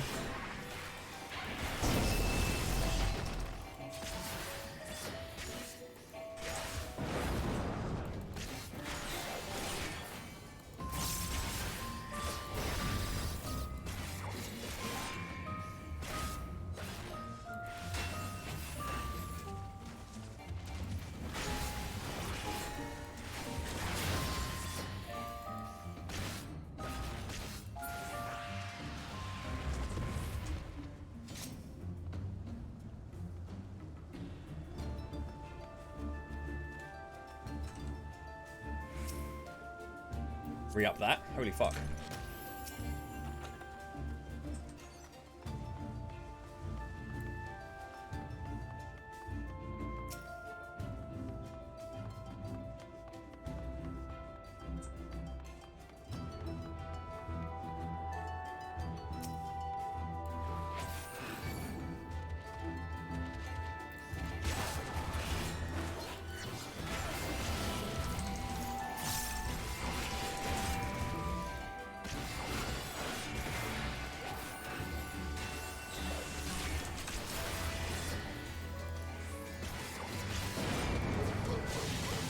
I'm a big fan of getting frailty. Didn't need to do that, but I did. Okay. We found the home room. Let's get rid of this guy, because he's here.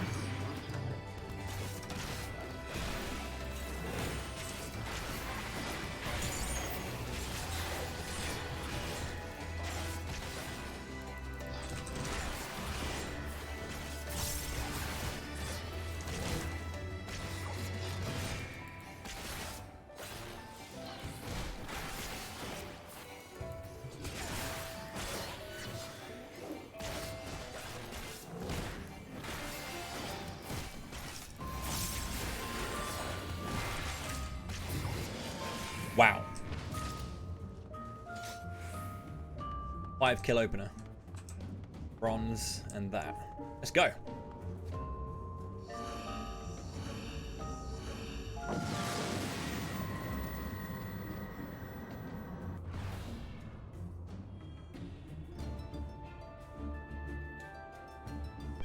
No abilities is not great at all.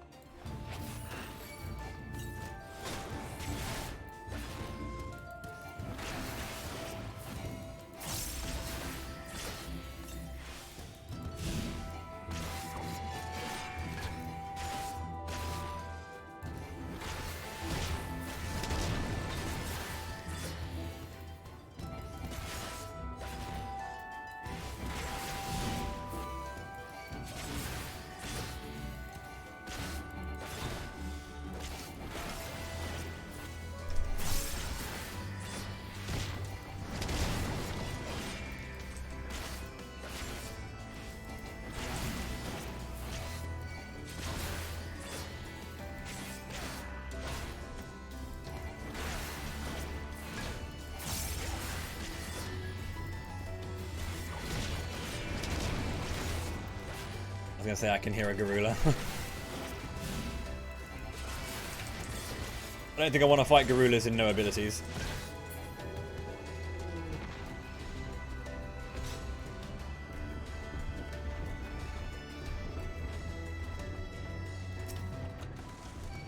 Under strength.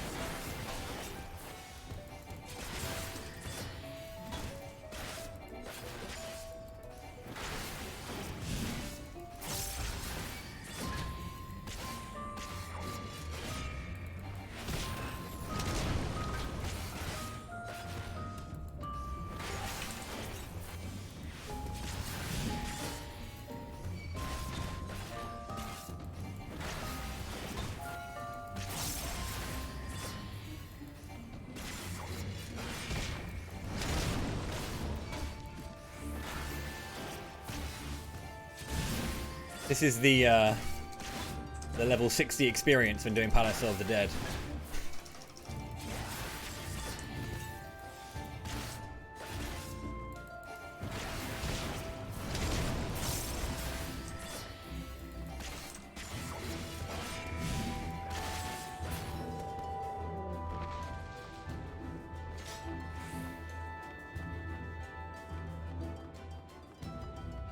If I can get away with just fighting Matanga,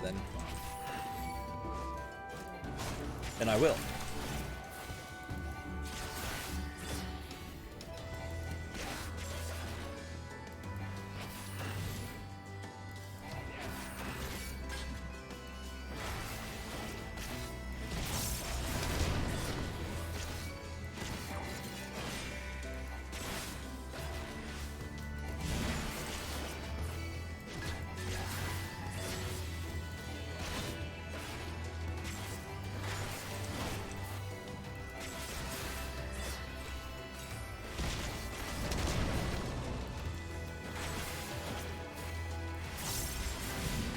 I was more referring to the 1 2 3 1 2 3 1 2 3. Like that's, you don't really have much else, so.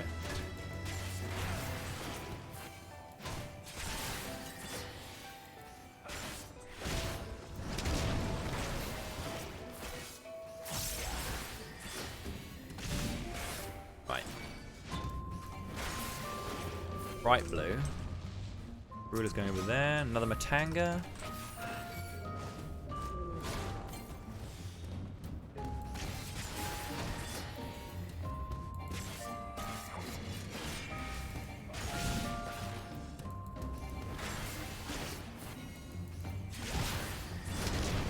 This is a pretty nasty floor, I'm not gonna lie to you. No abilities off the bat, you know, you have a really good first floor and it's just like, nope, no abilities. I need to hope I get a Serenity back or something.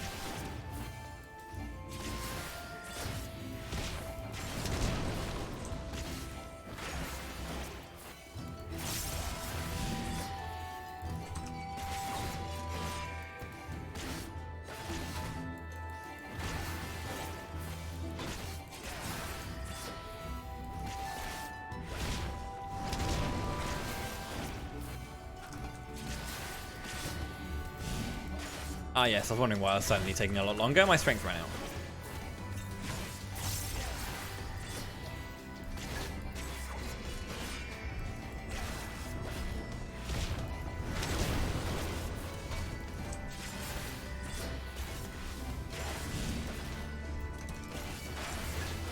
Because it's no abilities, I don't really want to check golds in all honesty. If I come across a mimic, I'm getting hexed.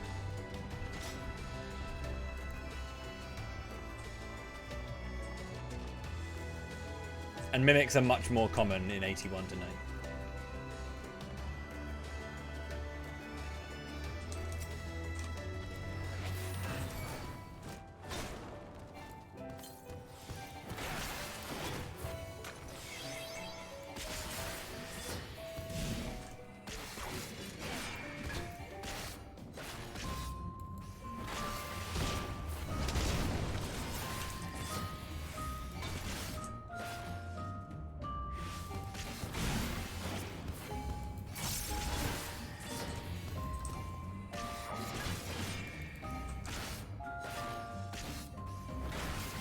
I might flight the next floor as well.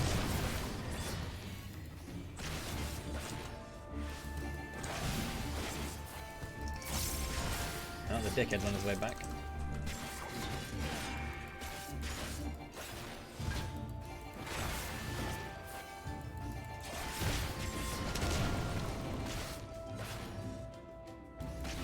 Oh, Jesus Christ, Bowie. Poor movement.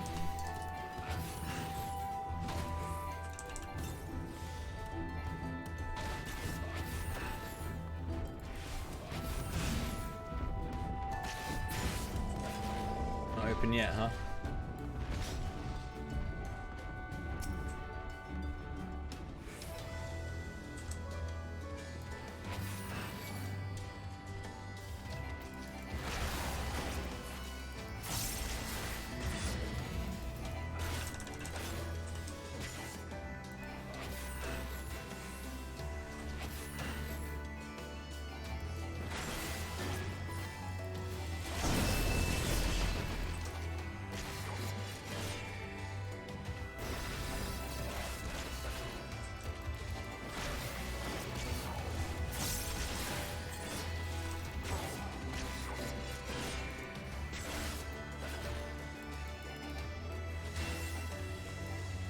Really? Please, game.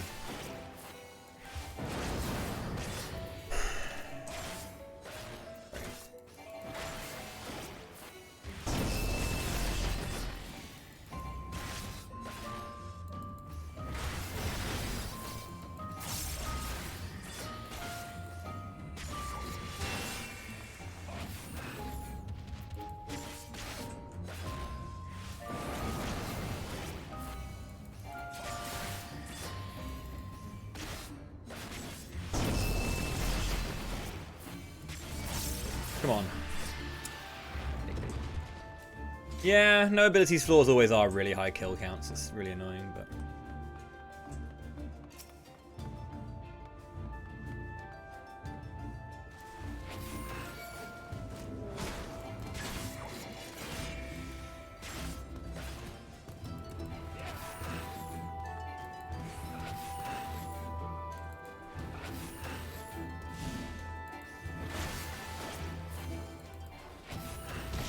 Come the fuck on, Bridget. Get over here.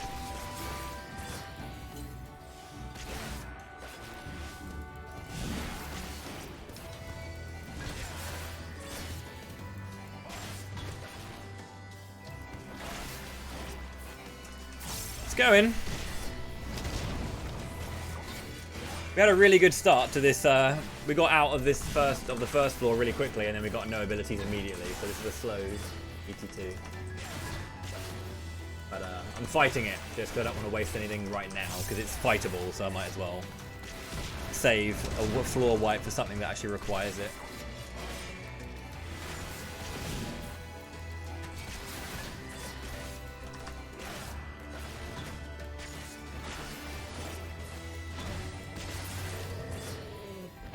Fucking hell, dude.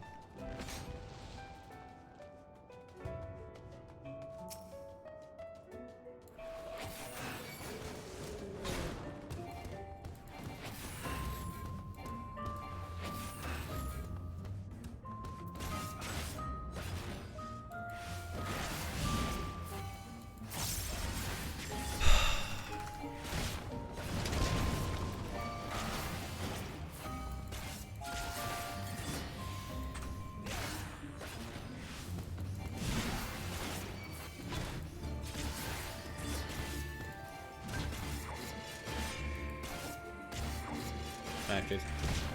Thank you. We've had some interesting shit happen today.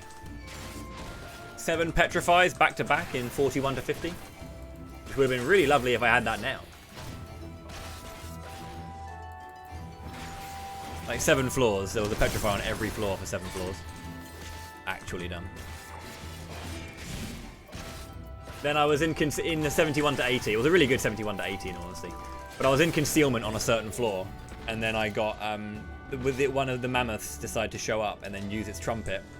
And it knocked me out of my concealment when I was surrounded by 3 enemies. And I was standing on the top of a luring trap. Uh-huh.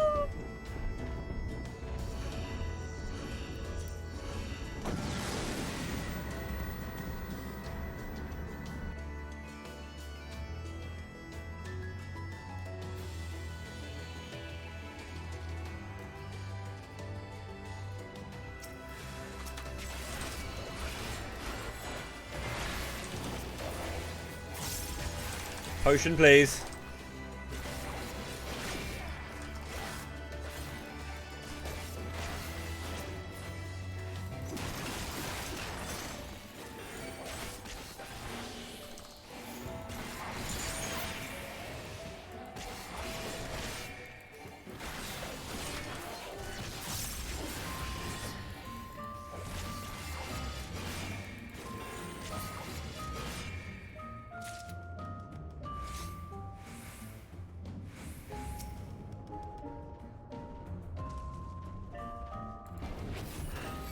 Jesus.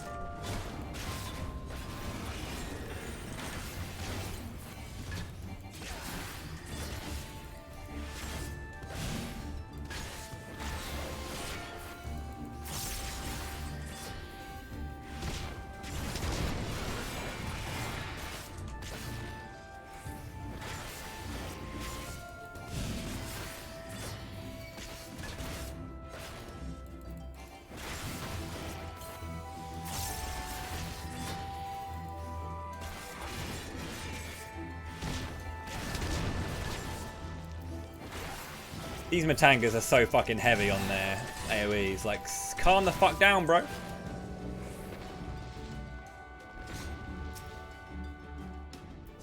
Drowsy's nice.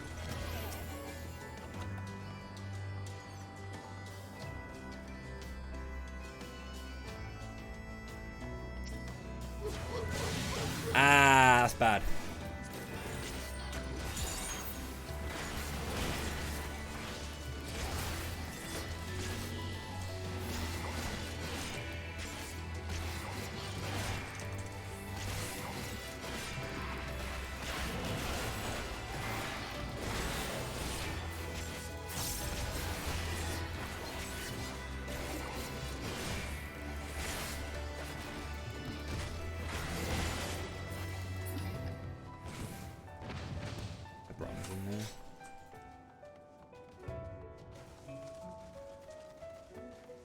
I didn't need to pop that steel, but there was a panic from the fact that I encountered him just as he was popping his shit.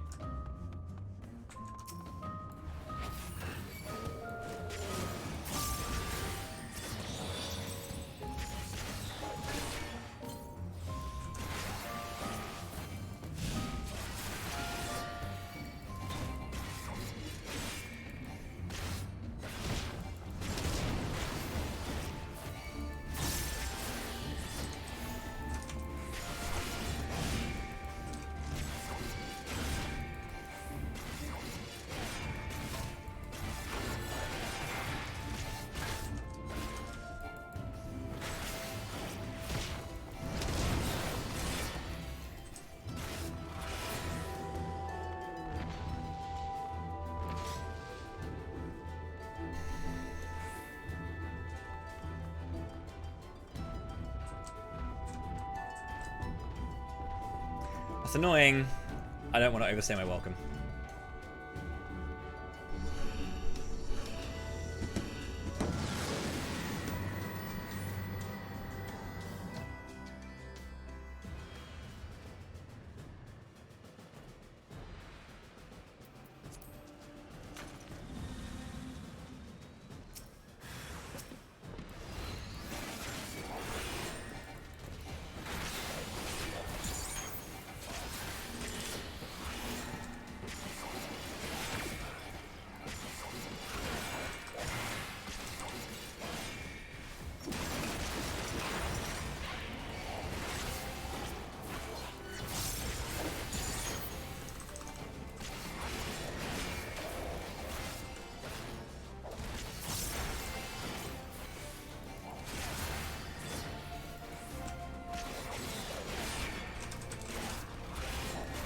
Could have just been a gold chest, you know, like any old regular chest.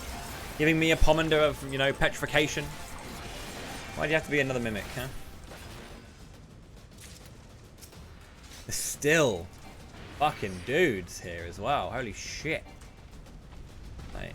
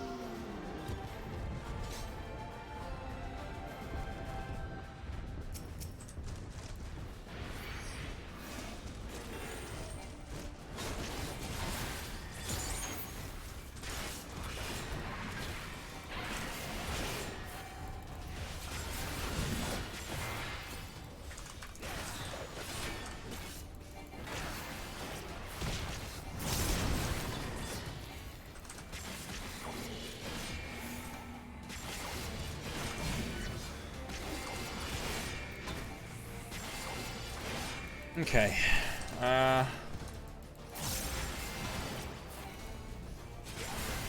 Fucking Shinzei, bro.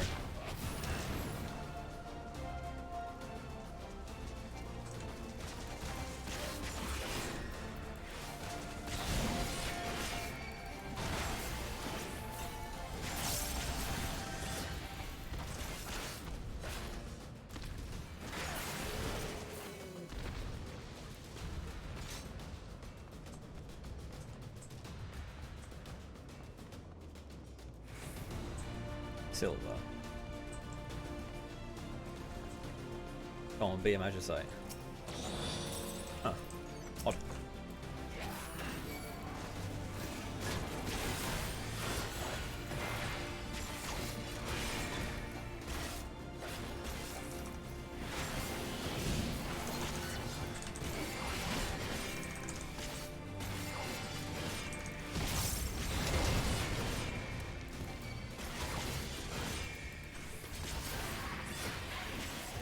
Bro.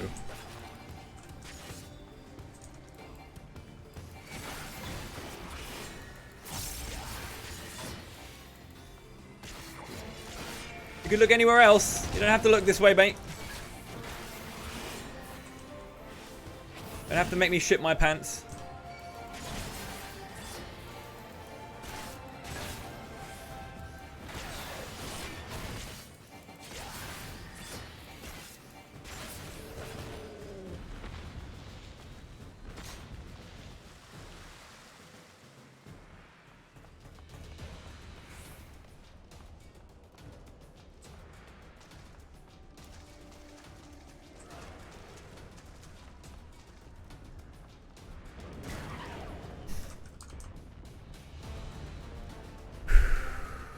Okay.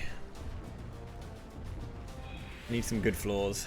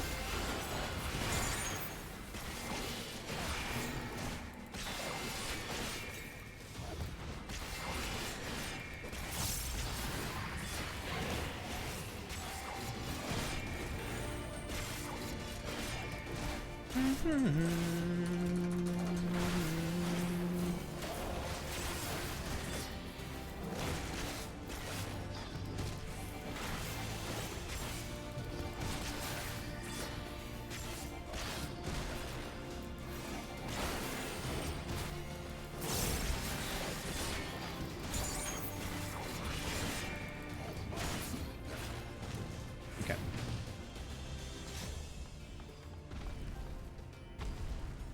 Now, there's an elephant back there.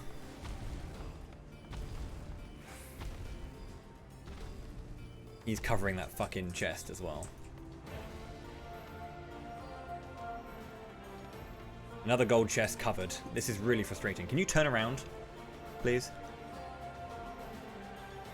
Thank you. Of course!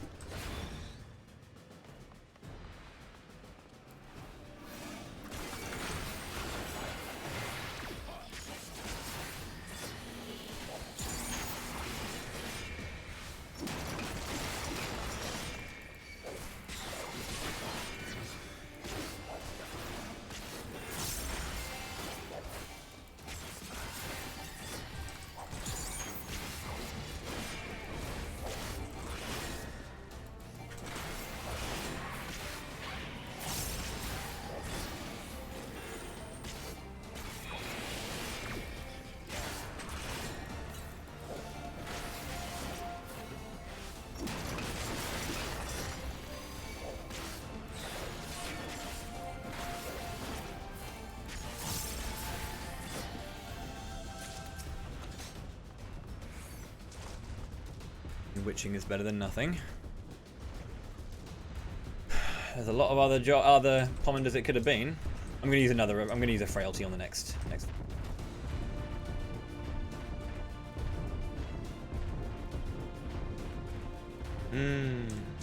Please.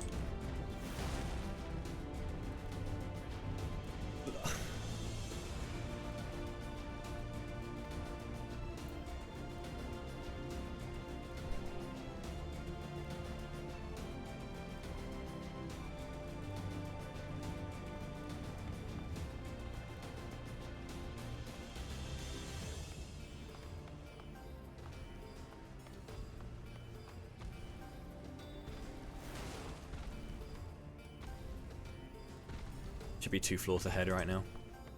This prick's just looking at that fucking chest, dude.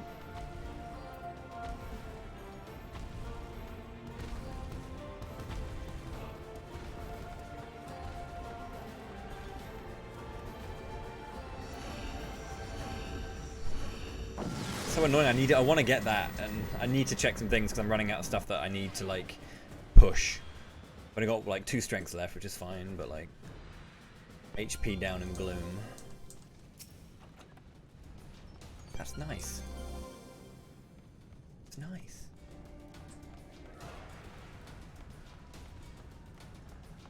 HP down in gloom is scary, but it's not the worst thing ever. Strength back up, let's fucking go.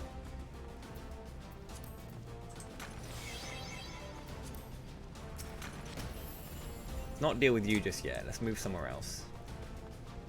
I'll do that. I don't want to fight Shinzei, I'll say that much. I don't care if I have like strength up and all that kind of stuff. This is gloom.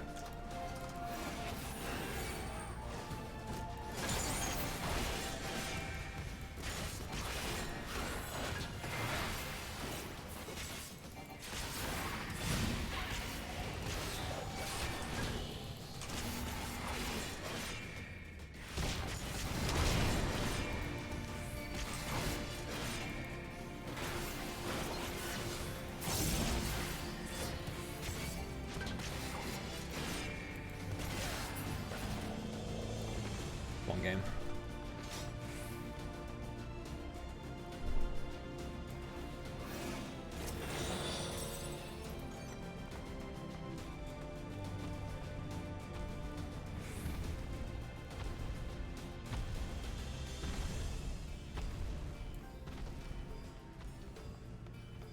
Where's the Elder at? It's a great question.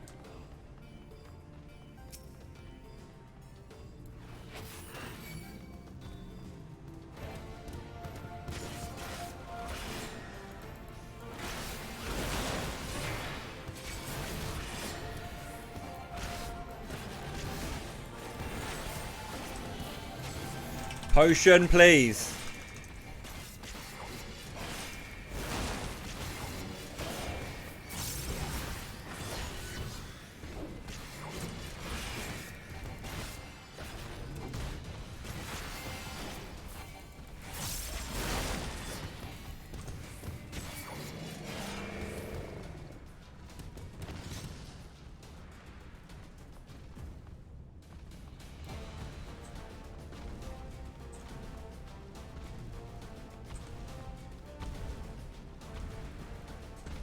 To confirm that he wasn't coming this way.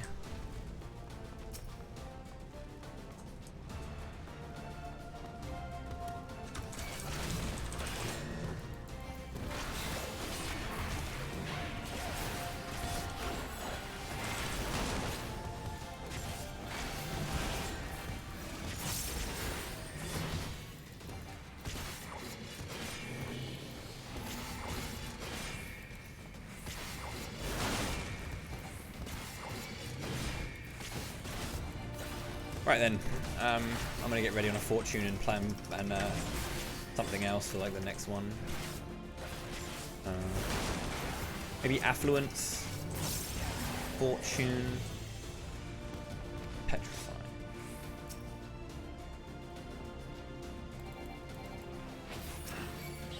Thank God it was a Corrigan room.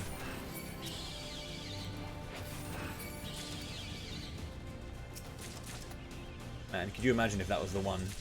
Like, if that was enough to get through, that would have been huge, dude. Really lucky that it was Corrigan's.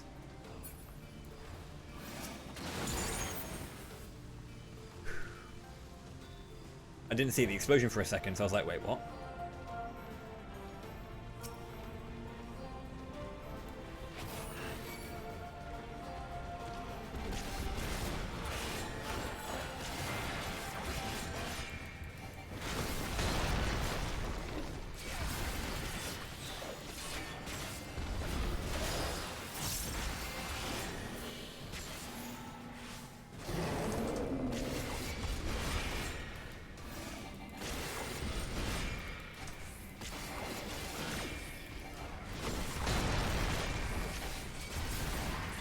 Oh shit! I can't cancel it, dude! I'm dead. I'm dead. Fuck's sake, that was such a dumb time to use your fucking pool, dude. Why the hell did you do that?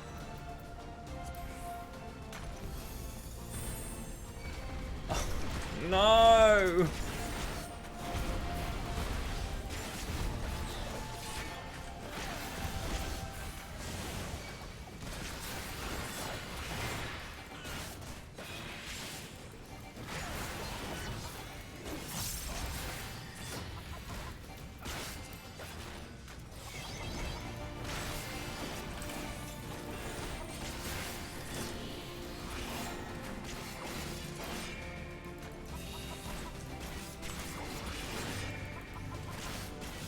Fucking hell, I don't know why I did that.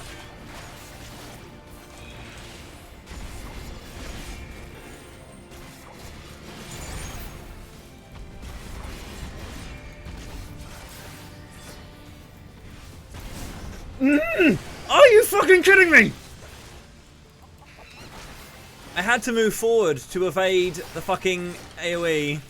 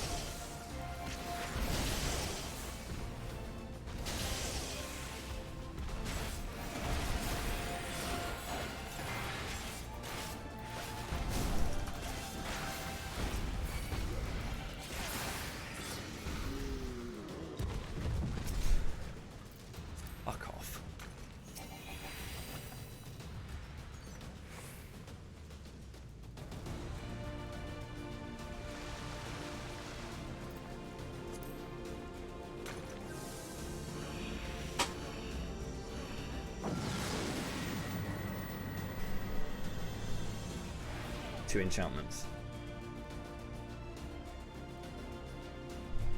Gloom, no items, no abilities.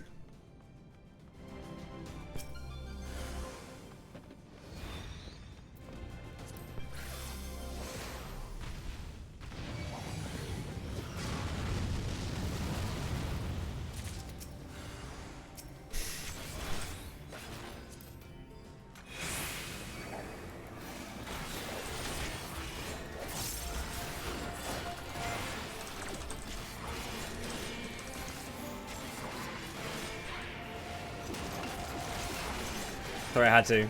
I had to. Of course it was a mimic into a mimic.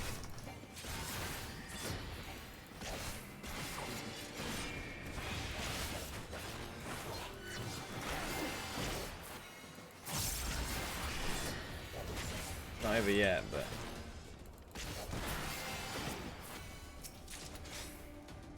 I was waiting for the third. I was just waiting for it.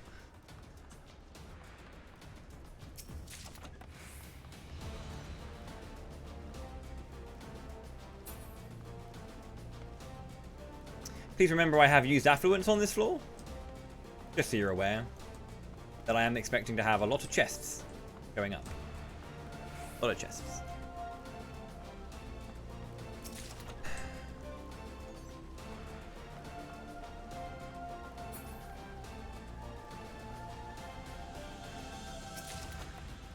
Real nice. Real nice spread of chests here. 2 bronzes.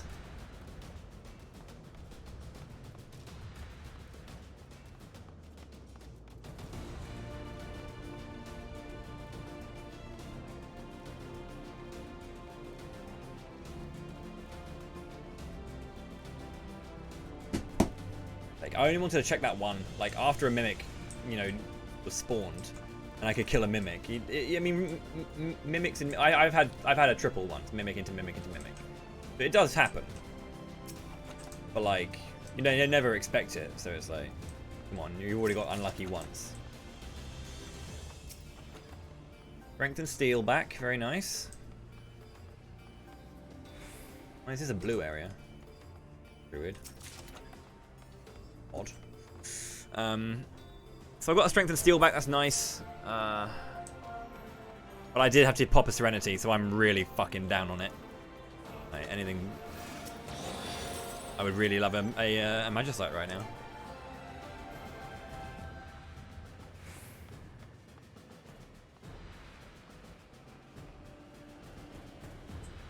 Because I've got, what? 20 minutes. I've got 3 floors to go still. I'm probably going to have to petrify another one, and I don't mind doing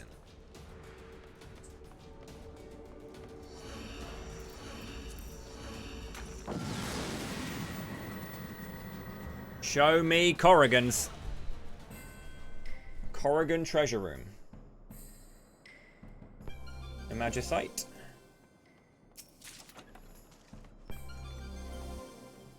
And haste. Not a bad floor, honestly. I have strength up. I can fight this.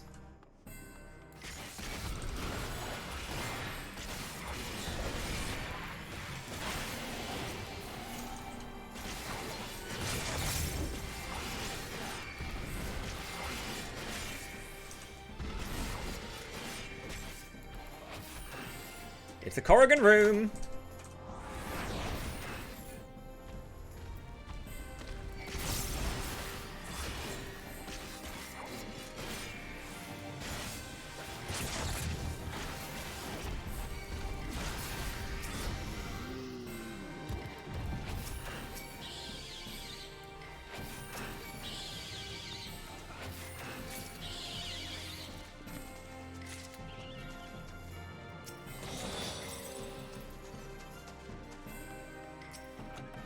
Steel back, very nice.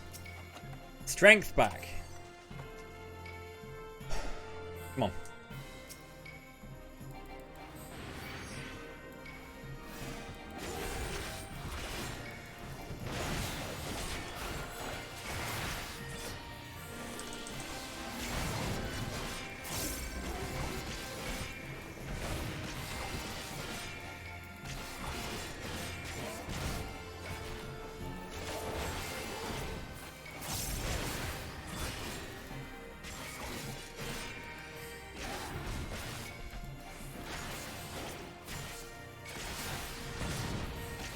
Come on, let's just get out of here. Come on. Okay, so we've got 5 kills so far, and we're looking bright-ish orange, so we're looking like a 6 or 7 kill floor. I can get off of this in the next like 2-3 minutes.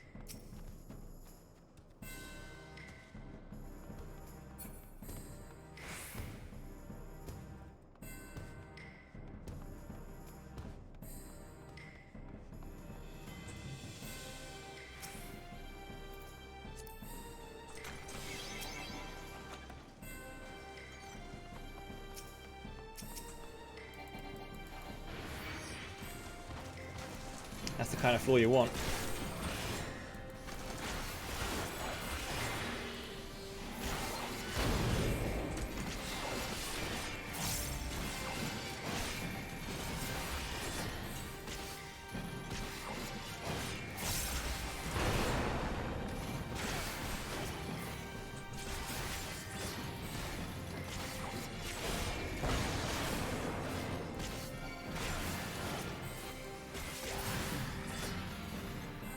Okay.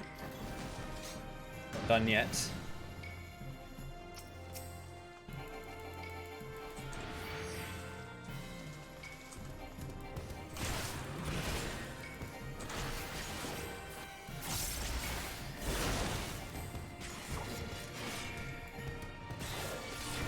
Oh, why did I do that? Oh man, I should have done that earlier if I was going to use that at all.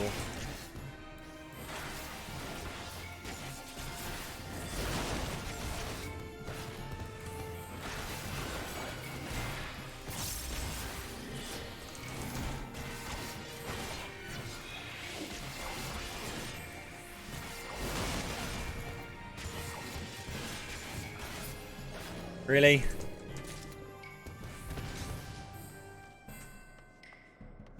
Seven kills. Gonna make me push for 8.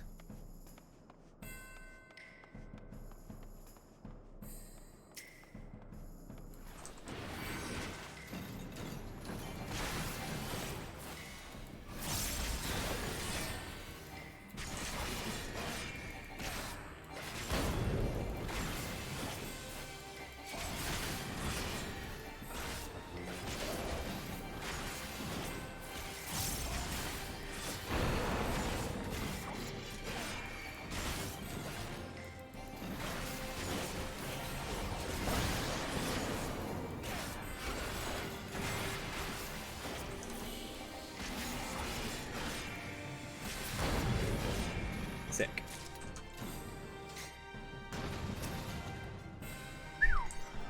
Complete strength and steel restock. But I'm gonna have to burn through the next couple of floors. I'm gonna just need to. There's nothing else I can do. I have 15 minutes. I need to get to the boss, and then I have to beat him as well. I have strength and steel, so that's fine. But I'm gonna need to like drop everything on this guy. Strength, frailty, the whole lot. But I need to get there. So I'm gonna have to use probably a, maybe not a Magicite, but my jobbies are going.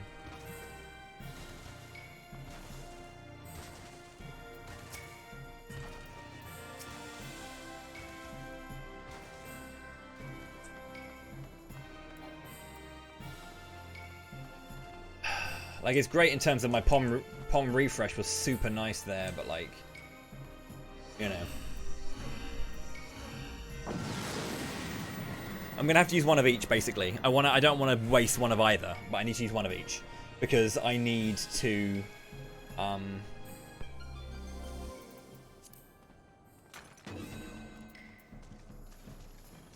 right, so there it is. I'm gonna find any chests and just check for mimic's sake.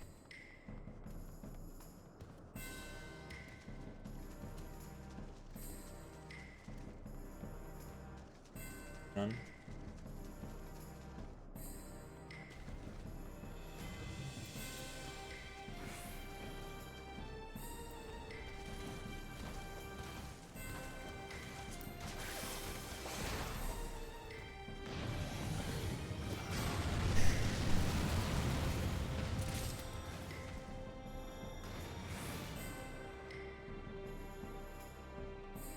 One chest drop. Come on, just don't be it. Just do me this one favor.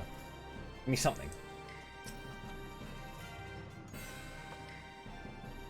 I mean, I used 2, so...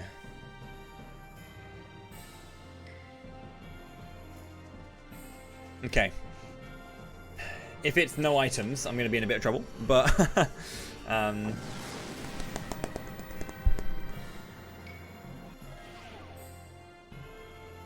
should have used the sight as well, actually. I keep hearing that 87 to 89 is quite...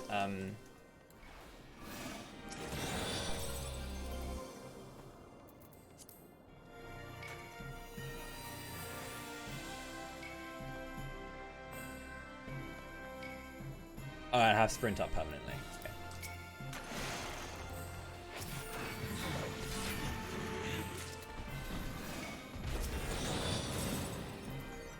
Shouldn't have done that really, but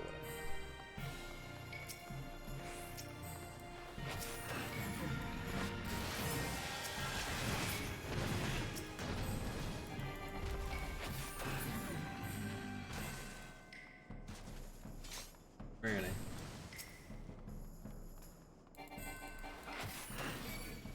No! I disagree.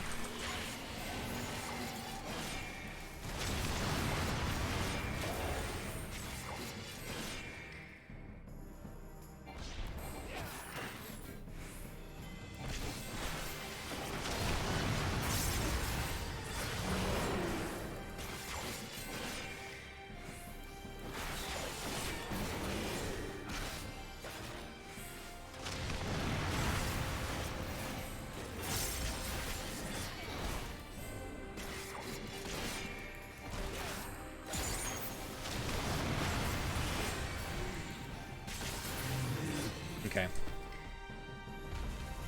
It's not perfect. You're sight, aren't you?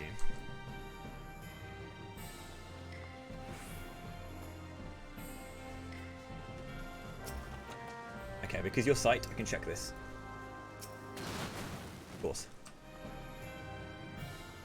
I didn't heal. I also realized that I wasn't in healing. I have no healing. I could have died there. I thought I had full HP, but yeah, that was very, very risky. Okay, cool. We made it. We made it. We've got one part. Well, yeah, we made it. We made it. We made it. 11 minutes just after fucking frailty and murder, you know? Okay, first off, I should need to stop doing this, but I need to do it, so. Need to get this saved one day.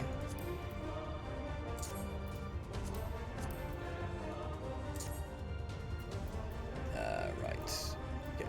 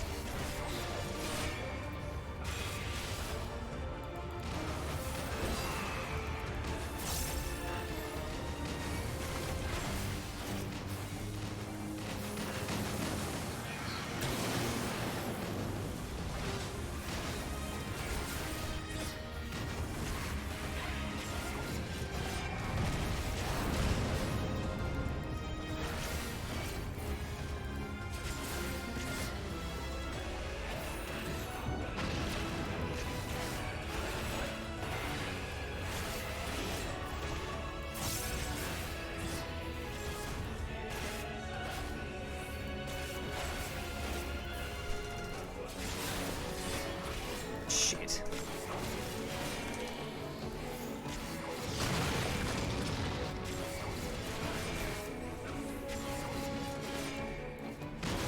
No!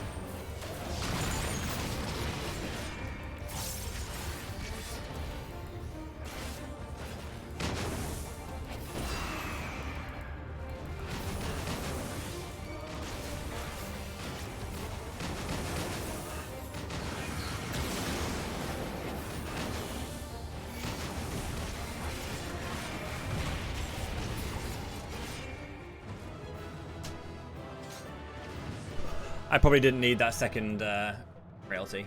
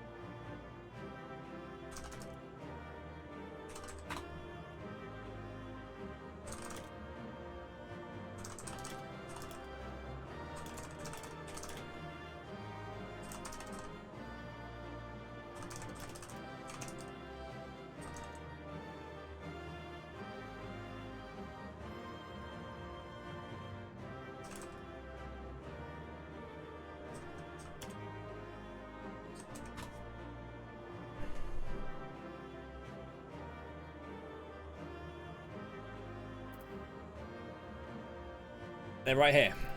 Right here. Not bad at all. The I've got 2 wipes. Well, I've got 4 wipes. Magicite, Petrify, 2 flights. That's nice. A couple of affluences that I'm going to have to probably... I would rather use earlier. I'm probably thinking to get out of 91 to 93. Open up with Strength and Steel. And push 91. And then flight affluence 92 and 93. In all honesty. Just to try and get something.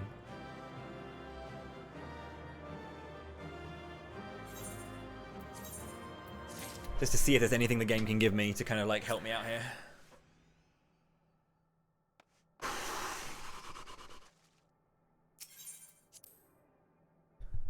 Okay.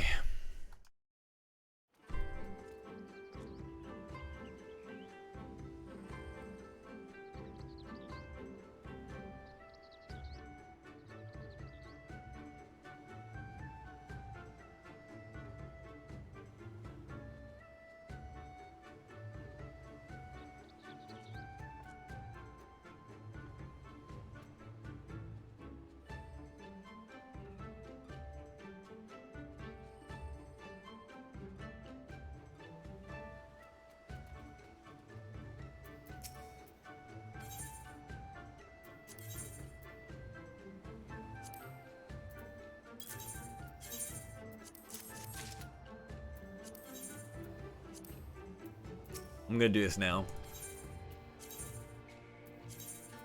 Get this done now.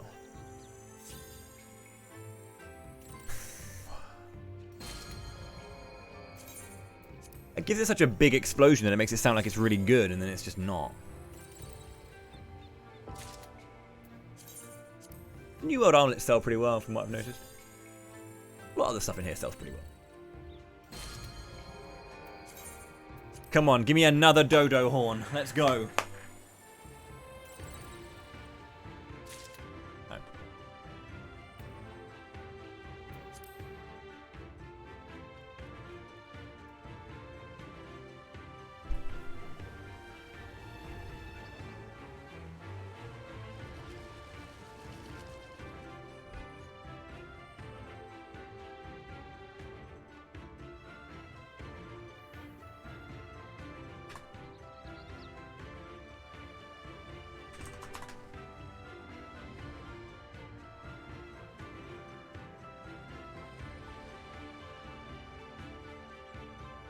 I'm not going to take a full break, but I'm just going to take like a minute just to stand up and get away from the PC for a bit. Yeah, I'm going to take like, I'm going to do like a 90-second break, so. Yeah. I'll be back in a bit. I just want to stand up and get some water and just stretch for a bit, so yeah. And then we tackle 91 to 100. Let's do this.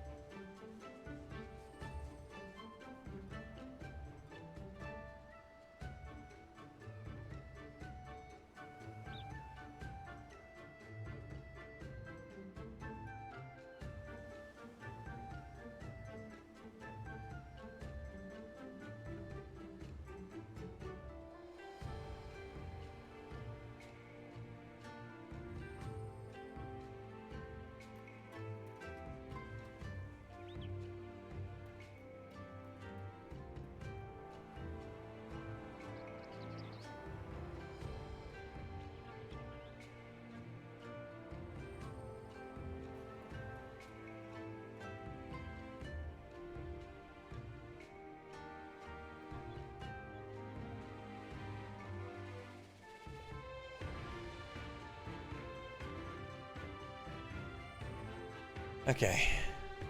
Back. Oh dear.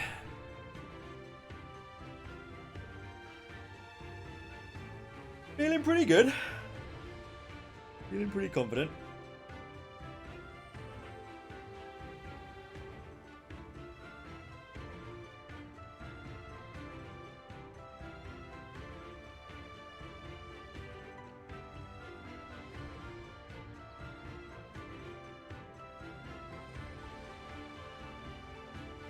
I've got solid enough palms. Like they're not. It's not a perfect set. You know, having a couple more floor wipes is always like a huge boon. But I haven't got a couple more floor wipes, so it's just going with what we got.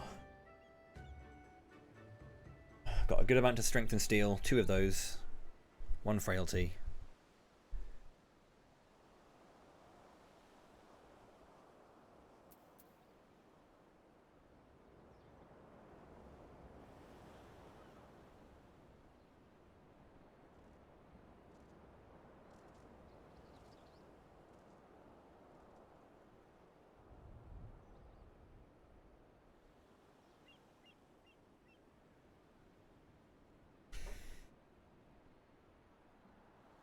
Oh, GG's, dude.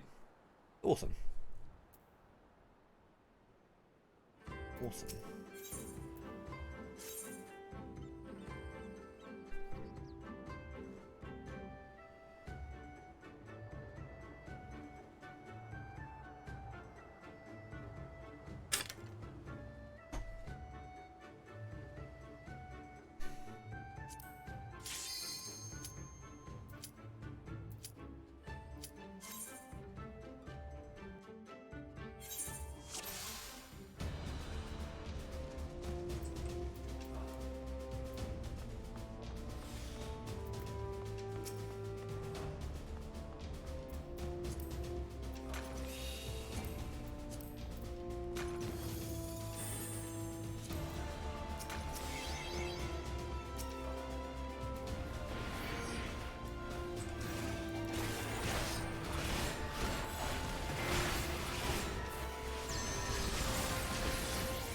That was too early.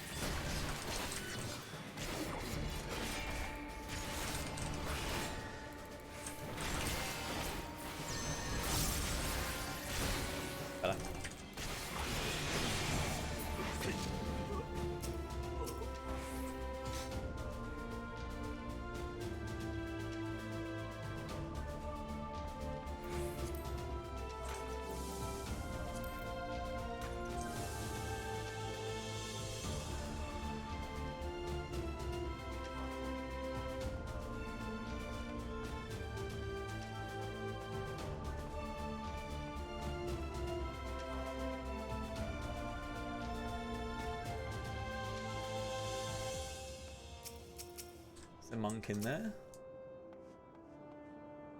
Okay.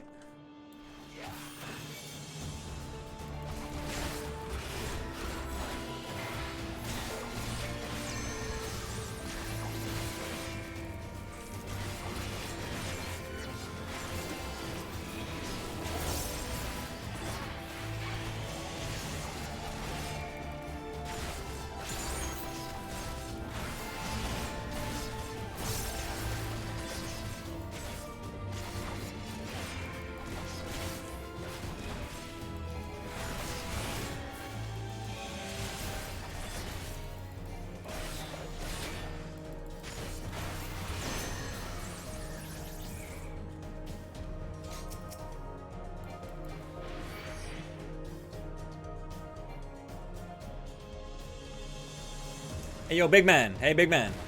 Hey, big man. Hey yo, big man. This is annoying that I have to do this, but I do.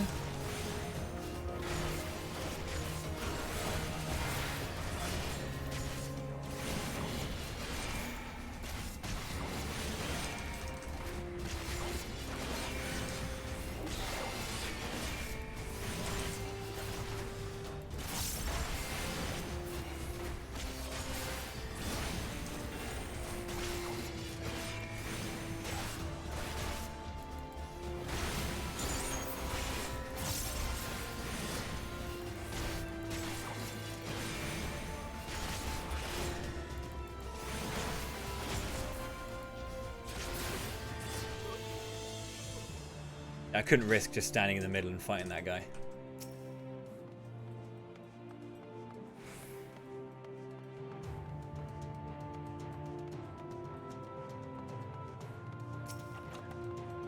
Witching, huh? Why are all these monks here? Monk City.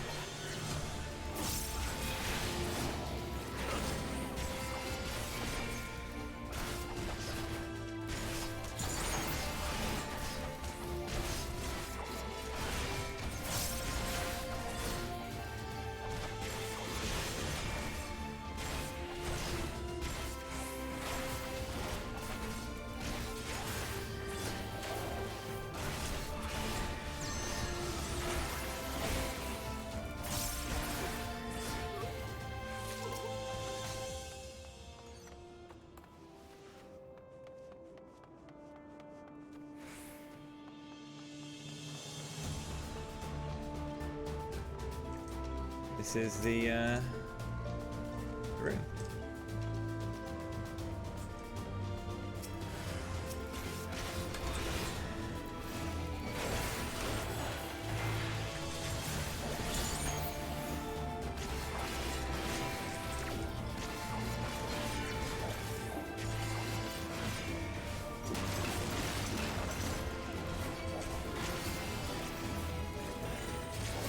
A waste of blood.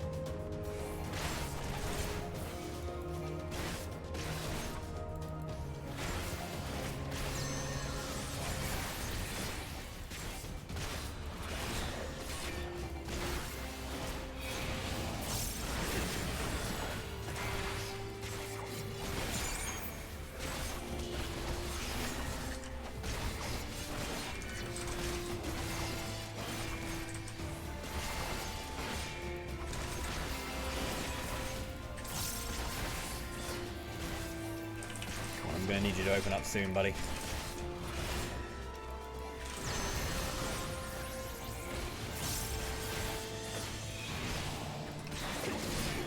There we go. Yeah, strength and steel will basically get me through a... Strength will get me through a floor. That's like, if I can think about it, like a flight for a floor, a strength for a floor, frailty for a floor, all those kind of things. They're things to get me through a floor. Enough of a way through a floor. Gonna need you to move now, pal. But not towards me. Arigatou gozaimasu.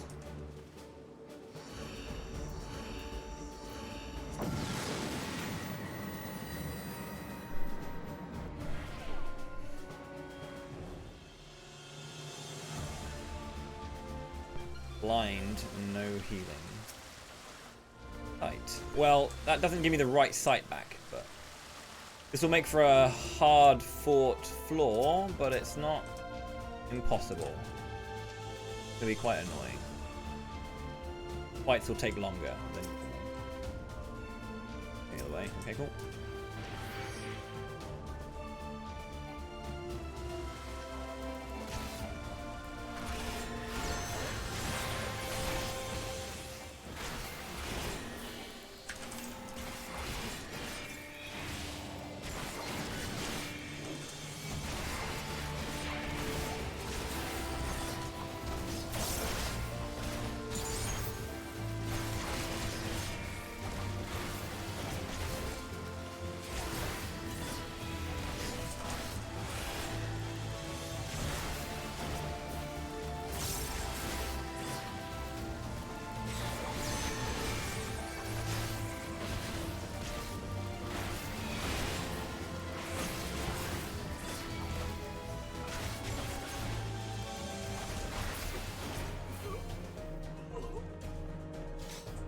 Can we get the legendary 2-kill floor?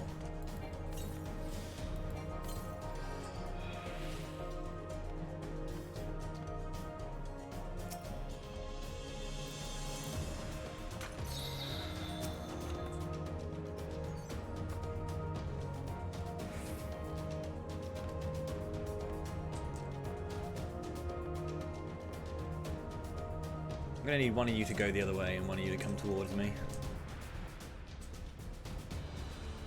Yeah, how's it going, Angelus? Cheers, dude. Left. What about you? He's going away, so let's...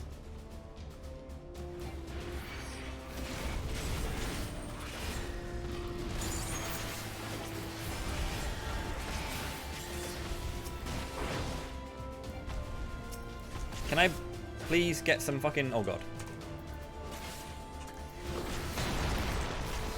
Forgot about this.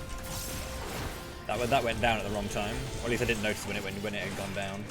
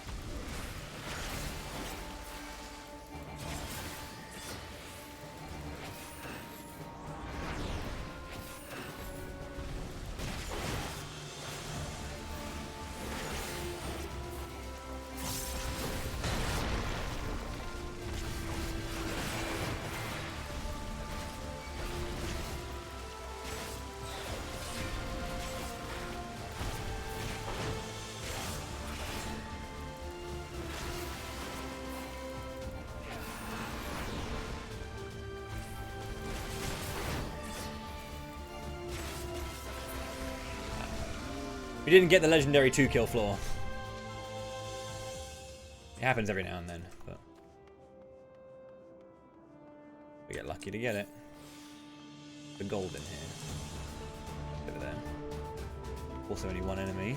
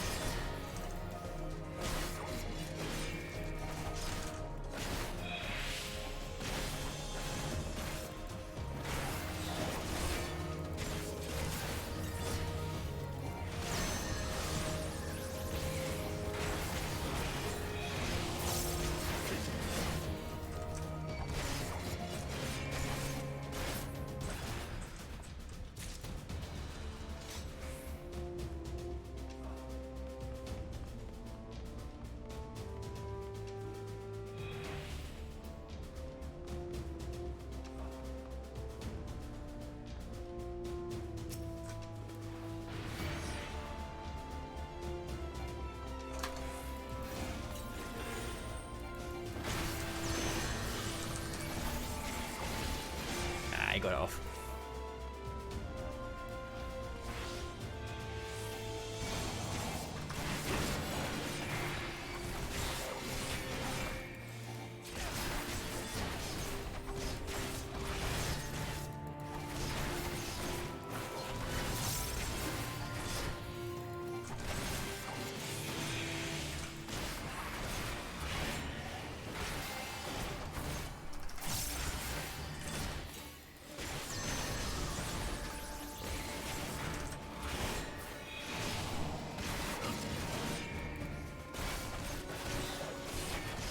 Come on, be enough.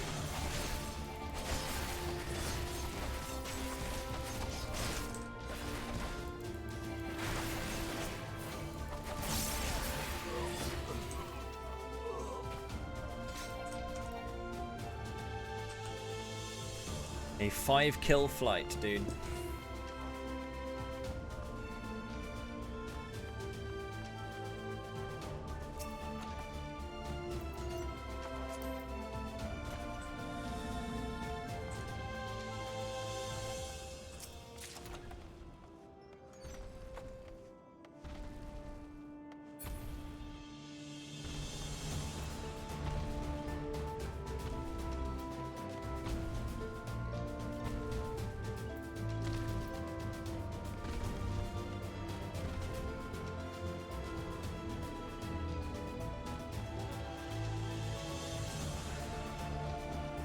How are we doing in terms of space? The other guy's not coming just yet. Okay. I kind of want to go for the Mifune, but I'd need a position to be able to do like. I'm nervous about getting the line of sight wrong.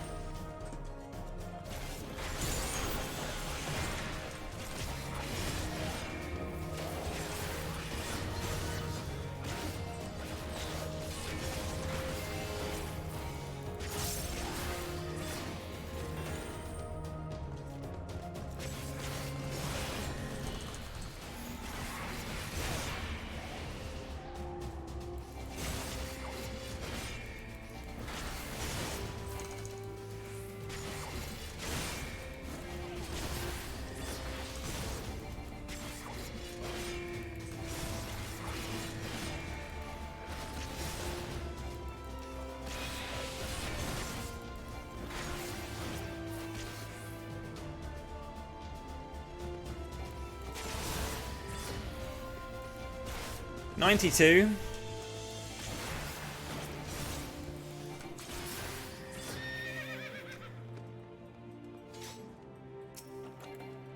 Serenity back. That is fucking huge. That is huge. A 6-kill flight, which is half the amount you normally need. So this was going to be a 12-kill floor. So that's unfortunate that this has been for a flighted floor. This has been really unfortunate.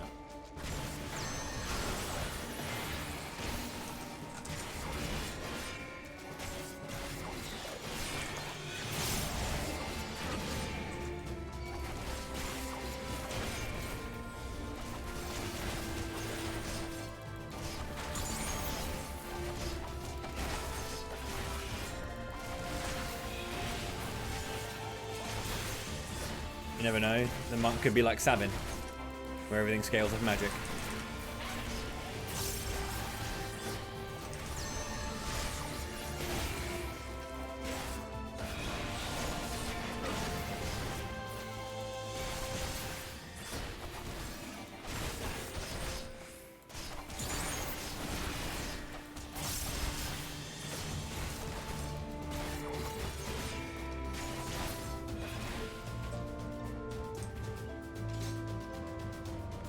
Quite a nasty floor. Quite a nasty floor. The fact that it was a flighted 6 is not good. Which means, I mean, to be fair, it would have been a 12. But, you know.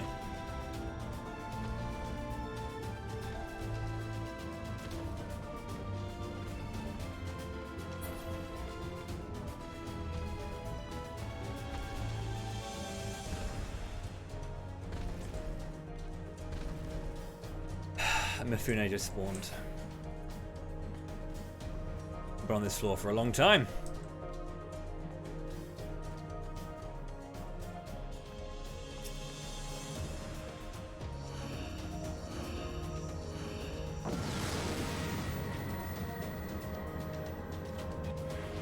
Okay, so let's flight and jobby the next one. Oh my god, dude.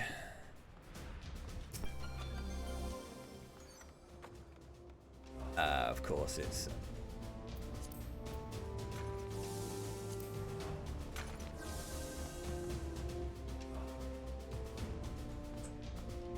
no items in here, so I want to go for these because they can.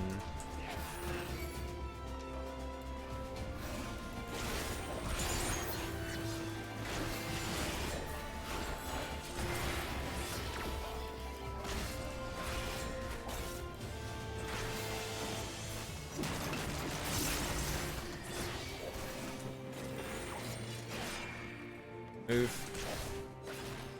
Stupid fucking box. Move.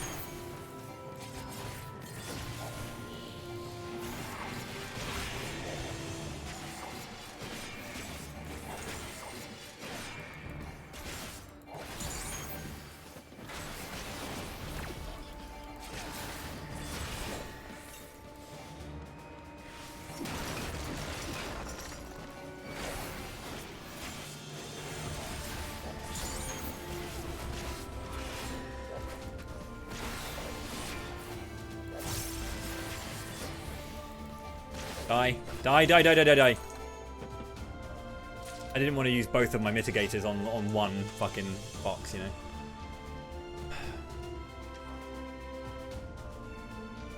I should be able to reach the thingy now, right? Yeah. Go for one more. Yeah, that's good. This is a good one to use that one actually.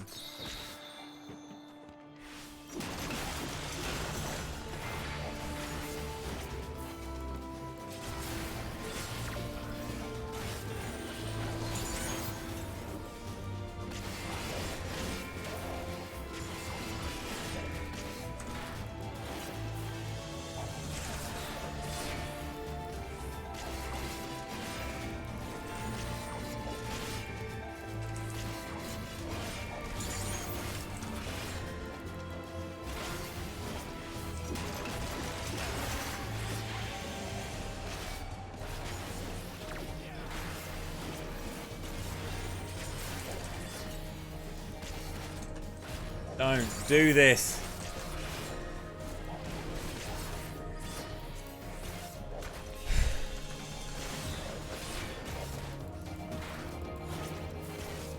I need to get my MP back!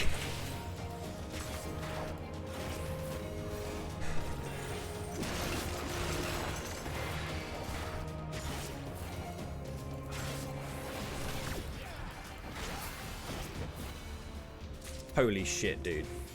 What an awful, awful fucking time for a miss.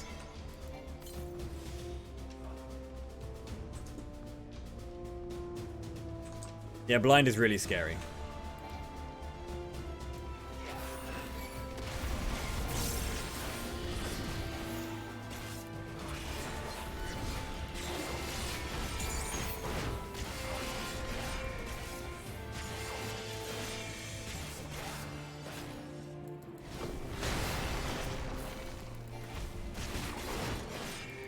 So much damage can be left on the table by like missing. Like, if my blood spillers miss, I'm just in so much danger, you know.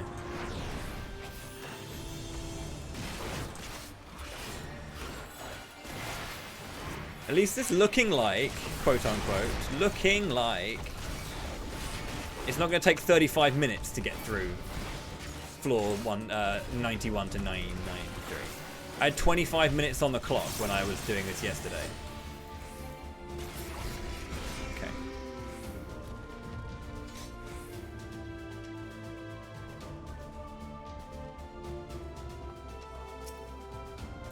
Come on then, Jackie, let's go.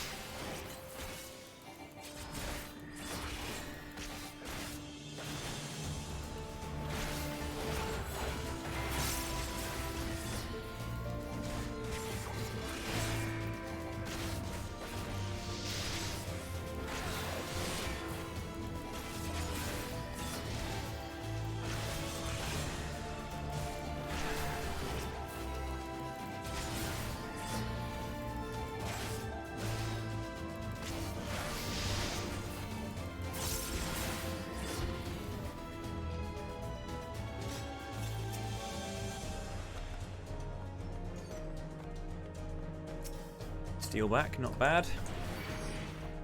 In all honesty, I'm just going to sit here and stand in front of him and fucking just blow him up.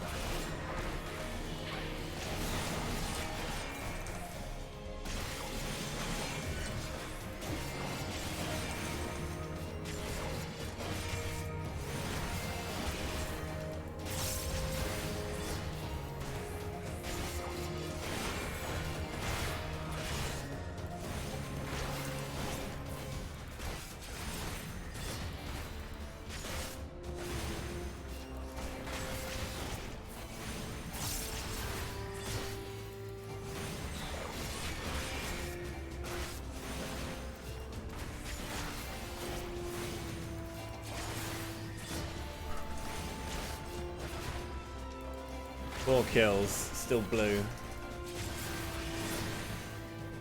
I don't think this particular fortune worked out. That's the worst thing about fortune, is it's a chance to give you chests, you know? It's like, it's a real shame that it works that way.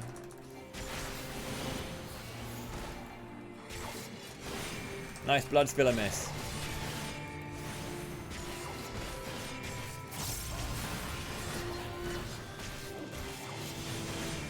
But yeah, I'm using basically like one of these kind of types of bombs per floor. Next one's going to be flight. I might save an alteration for a later floor, because I've got flight on the next one and affluence again.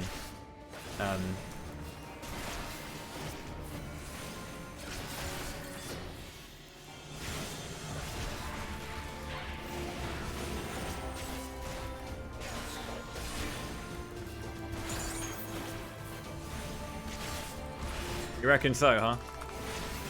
This new Peppo is the one that's going to do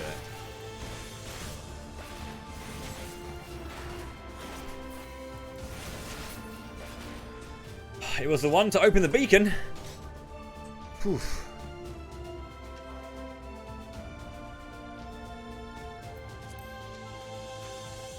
That's why I did that.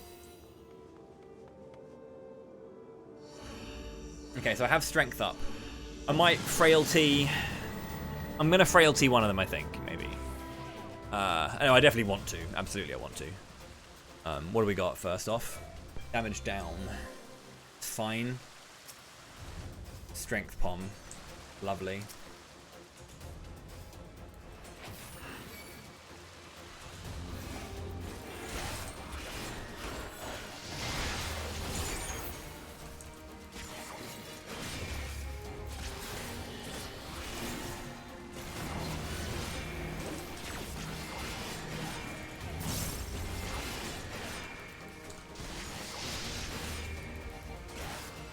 Yeah, I think I might alter the next floor, and then I will check what it is first, and I'll basically hold. I'm going to try and get to the altered room, and if it's mimics, I will frailty, and if it's not, I'll just have to kill the Corrigans. But like, I don't know. I just need to try and get some combinations going. All right then. You got a big man here. Hey, yo, big man. Hey, yo, big man.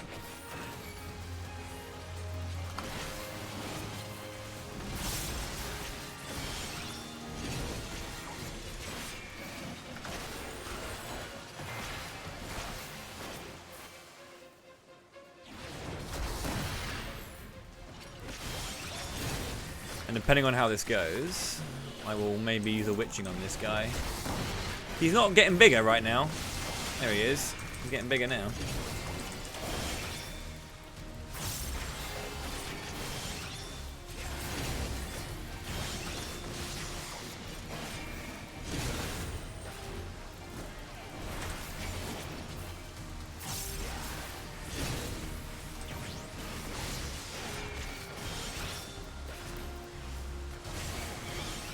Maybe didn't need to do that, but like, you gotta size this imp, bro.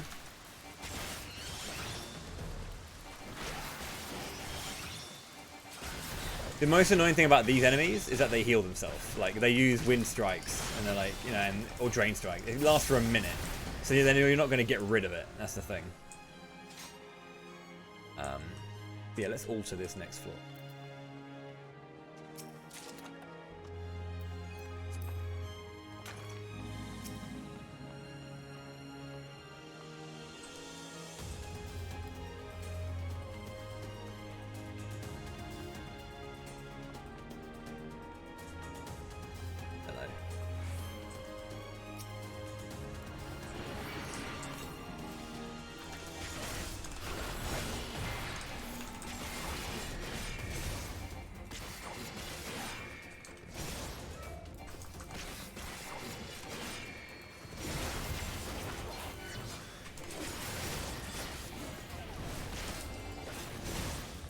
Bruh.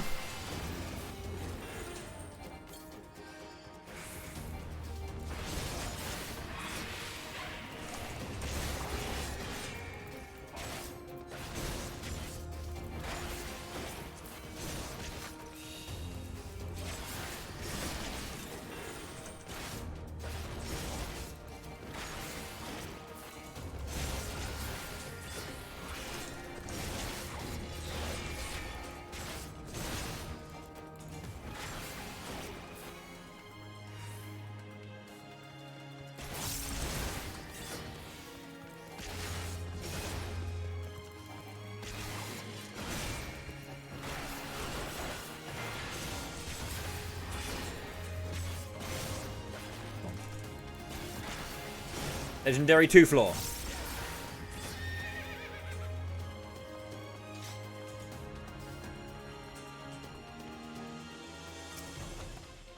That's fucking huge. Holy hell.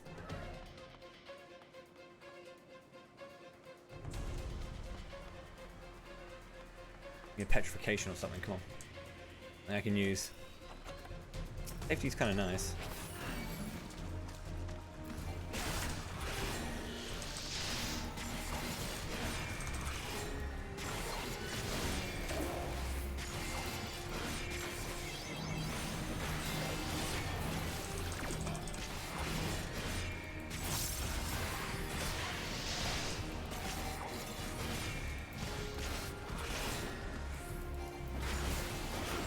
There is not a floor 100 boss.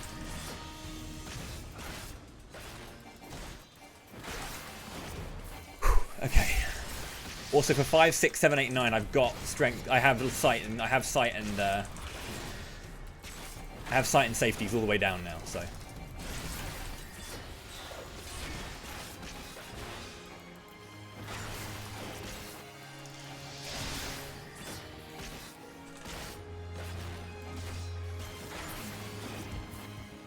Good flight floor.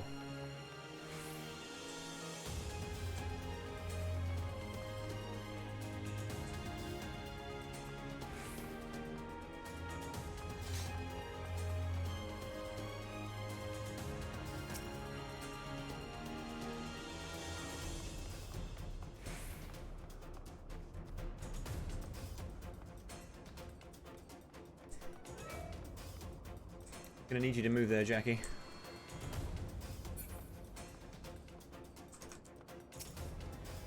Look at that coverage.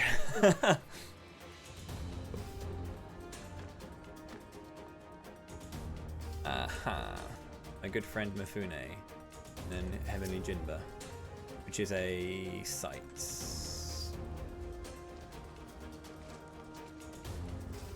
Lovely.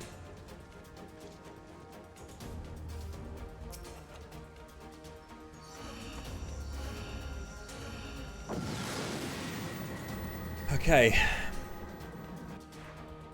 What do we got? Gloom and Blind. Now I've got a bunch of Serenities. Another Strength. Gloom and Blind is kind of scary because again, blind is blind. What I want to do... Okay, well there's the fucking beacon. That's lovely. Good God. Okay, so I've got 5 floors to get down, and I've got this, so let's... Maybe I wanted a safety rather than anything else.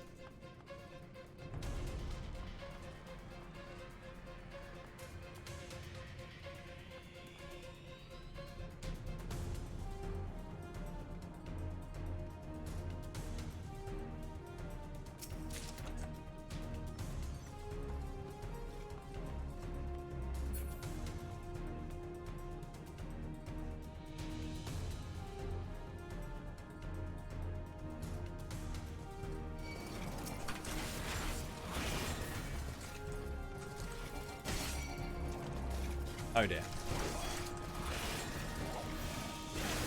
Oh dear. Oh dear. By oh dear, I mean I think I'm done. I think I'm done here.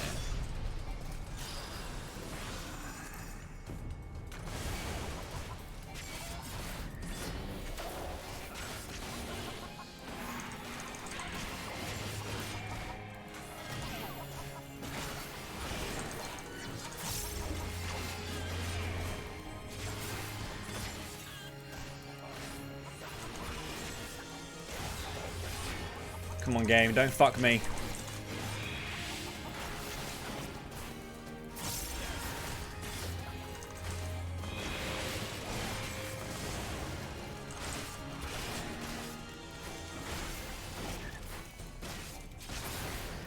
Probably not the smartest move, but you know. I panicked. What can I say?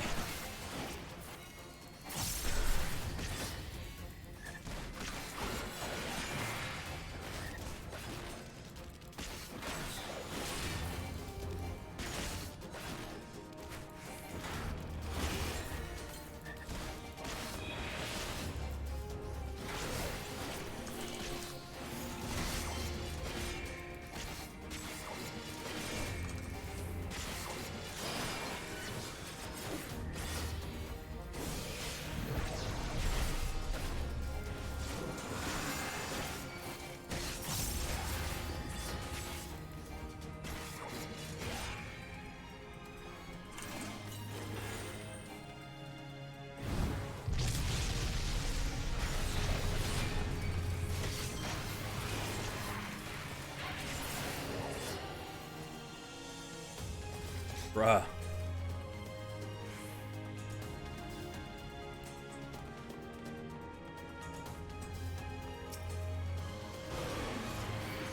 These things here are free kills, basically.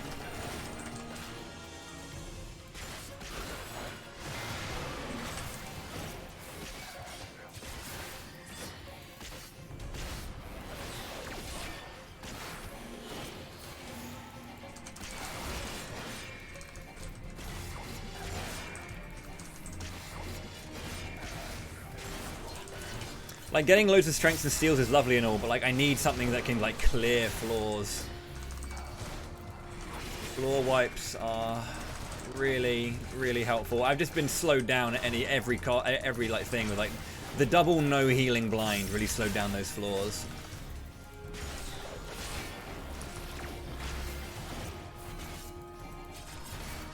The game's not giving me like anything major that I like feel like I need to, you know.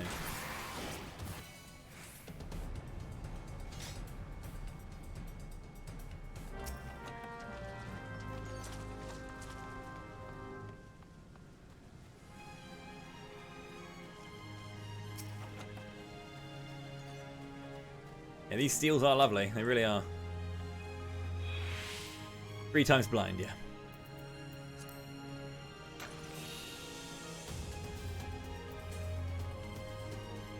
Oh, hello.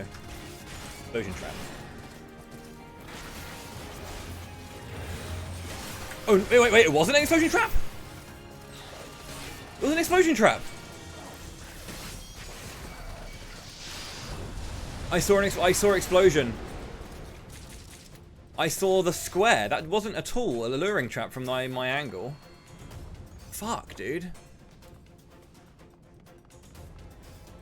I saw an explosion trap. From the angle that I was looking at it, it was a square with the stacks of sticks out the end. Well, of course it was a luring trap. I saw it, but like honestly, what I saw, the angle I saw was nothing like a luring. That's a real fucker. That is.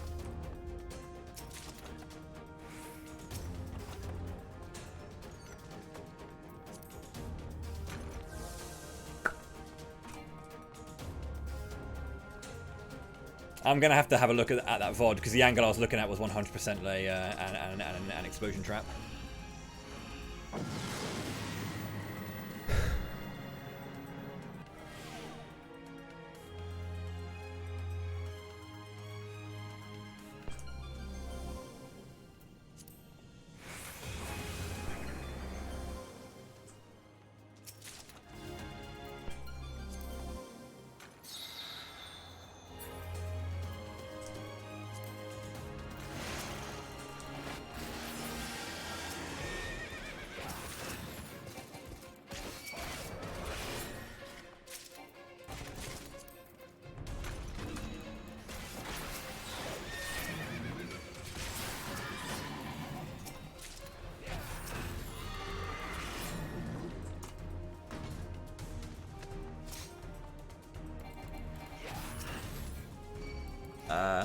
We're on 96.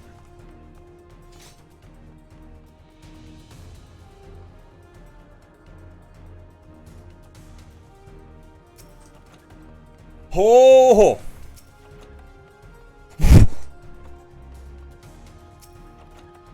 Double Petri.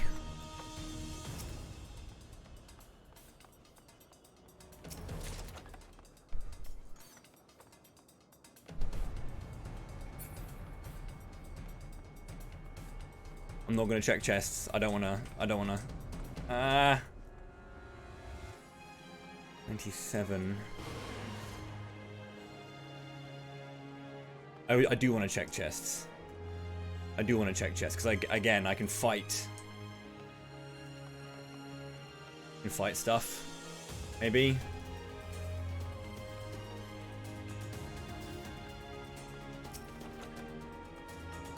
Okay.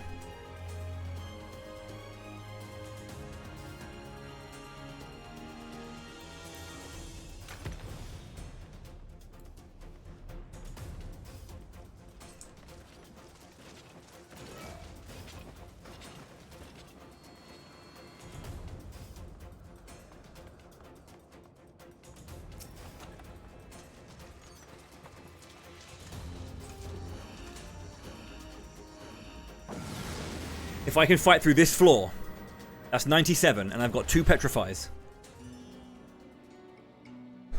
Come on. No abilities. This is the floor too. Safety. I'm gonna petri this floor. I'm gonna petri this floor. There it is.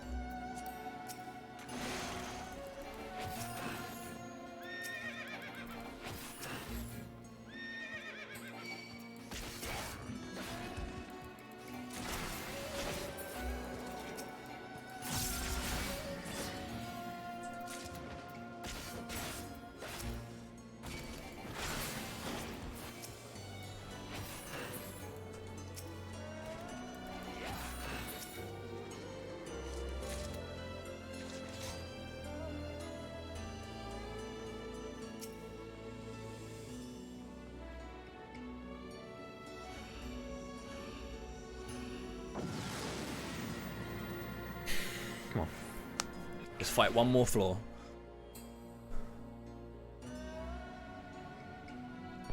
No items.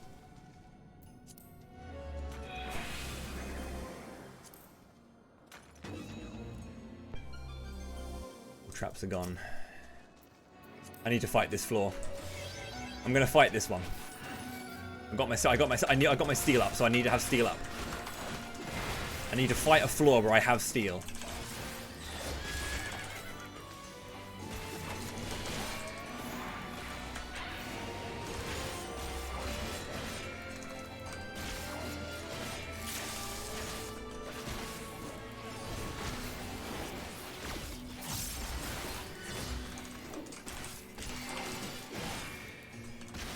Also, I need to get my food back up.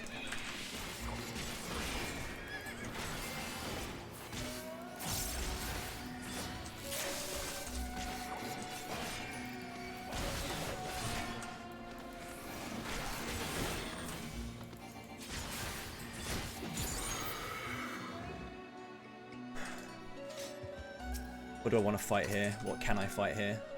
I can't remember what the Zenki do. Can't remember what the Zenki do. Mifune, I can use, did I use safety? I did, yeah. I can use these for line of sight on the Mifune.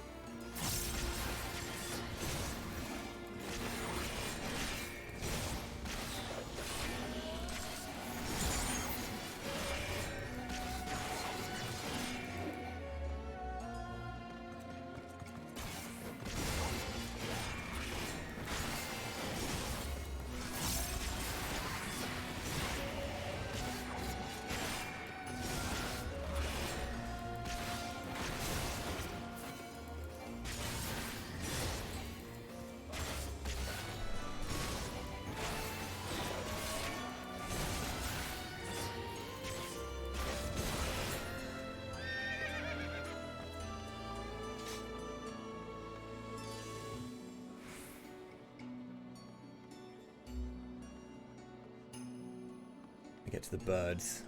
Yeah, Shabtis are just really... The Shabti are really fast. They're just really fast, like, AoEs, if I recall correctly. Let's get the Shabti in here. I just need to be on point with my movement for the AoEs. I just remember them being really fast AoEs. Them. If you keep yourself moving, you should be okay.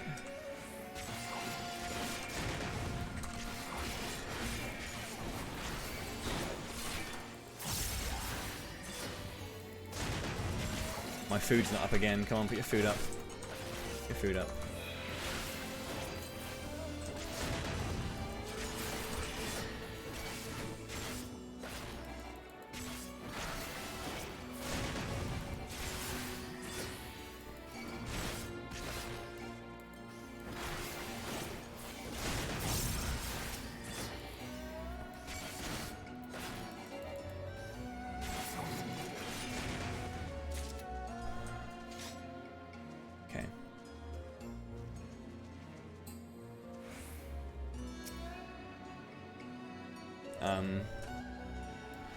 I'm here, pony.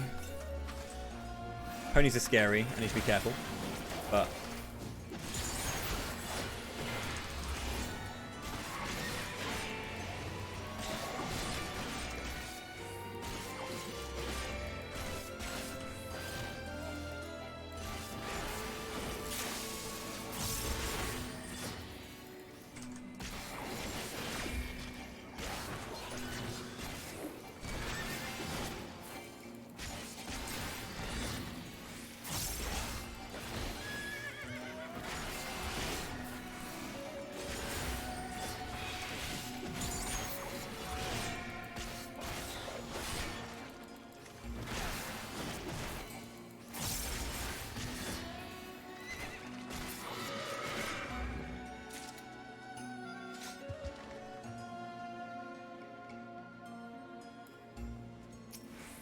sight.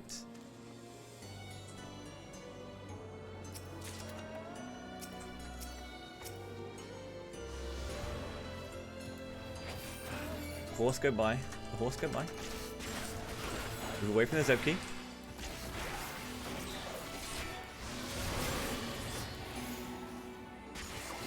Another gust over there. There's a Mifune down there.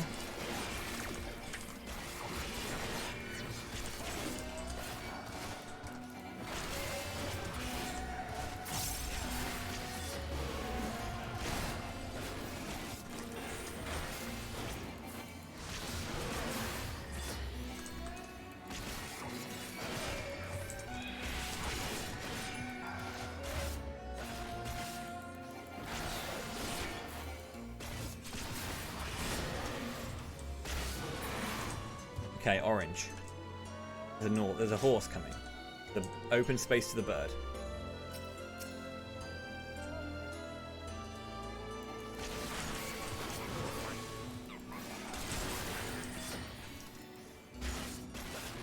There's a horse down there. No horses in my area. Let's do this.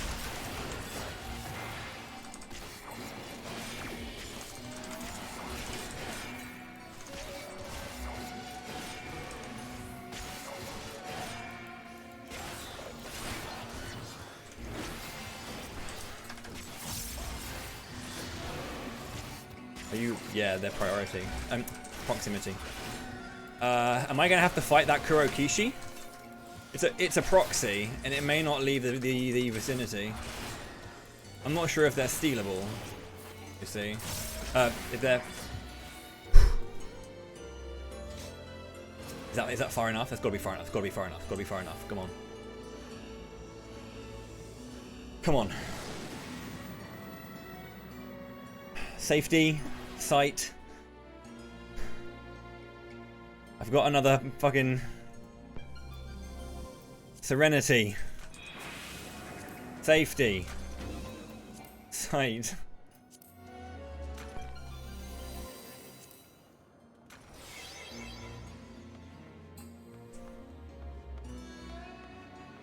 Let me sprint all the way down, right? Do I do it now or do I wait? You know what I'm actually gonna do? I'm gonna do... can I get all the way down there in one?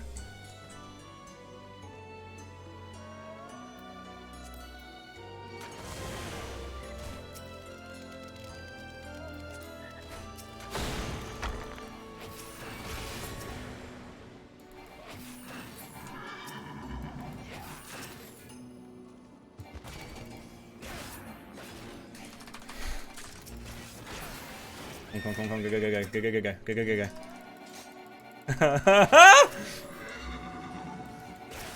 Just in case.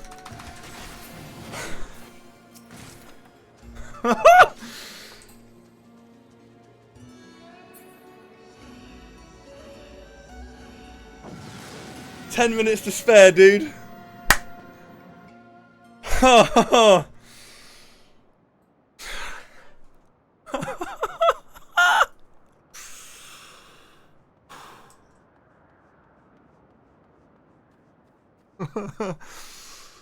Oh, I'm shaking, dude. I'm shaking.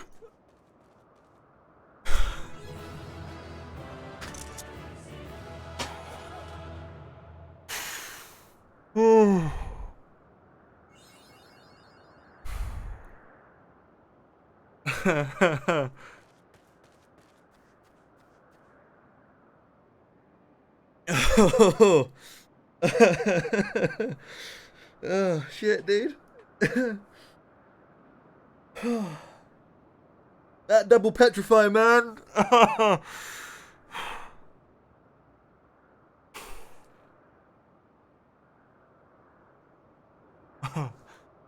God, fucking hell. Oh, Jesus. Phew. Okay, hyperventilation potential. Okay, don't breathe, breathe, breathe, breathe.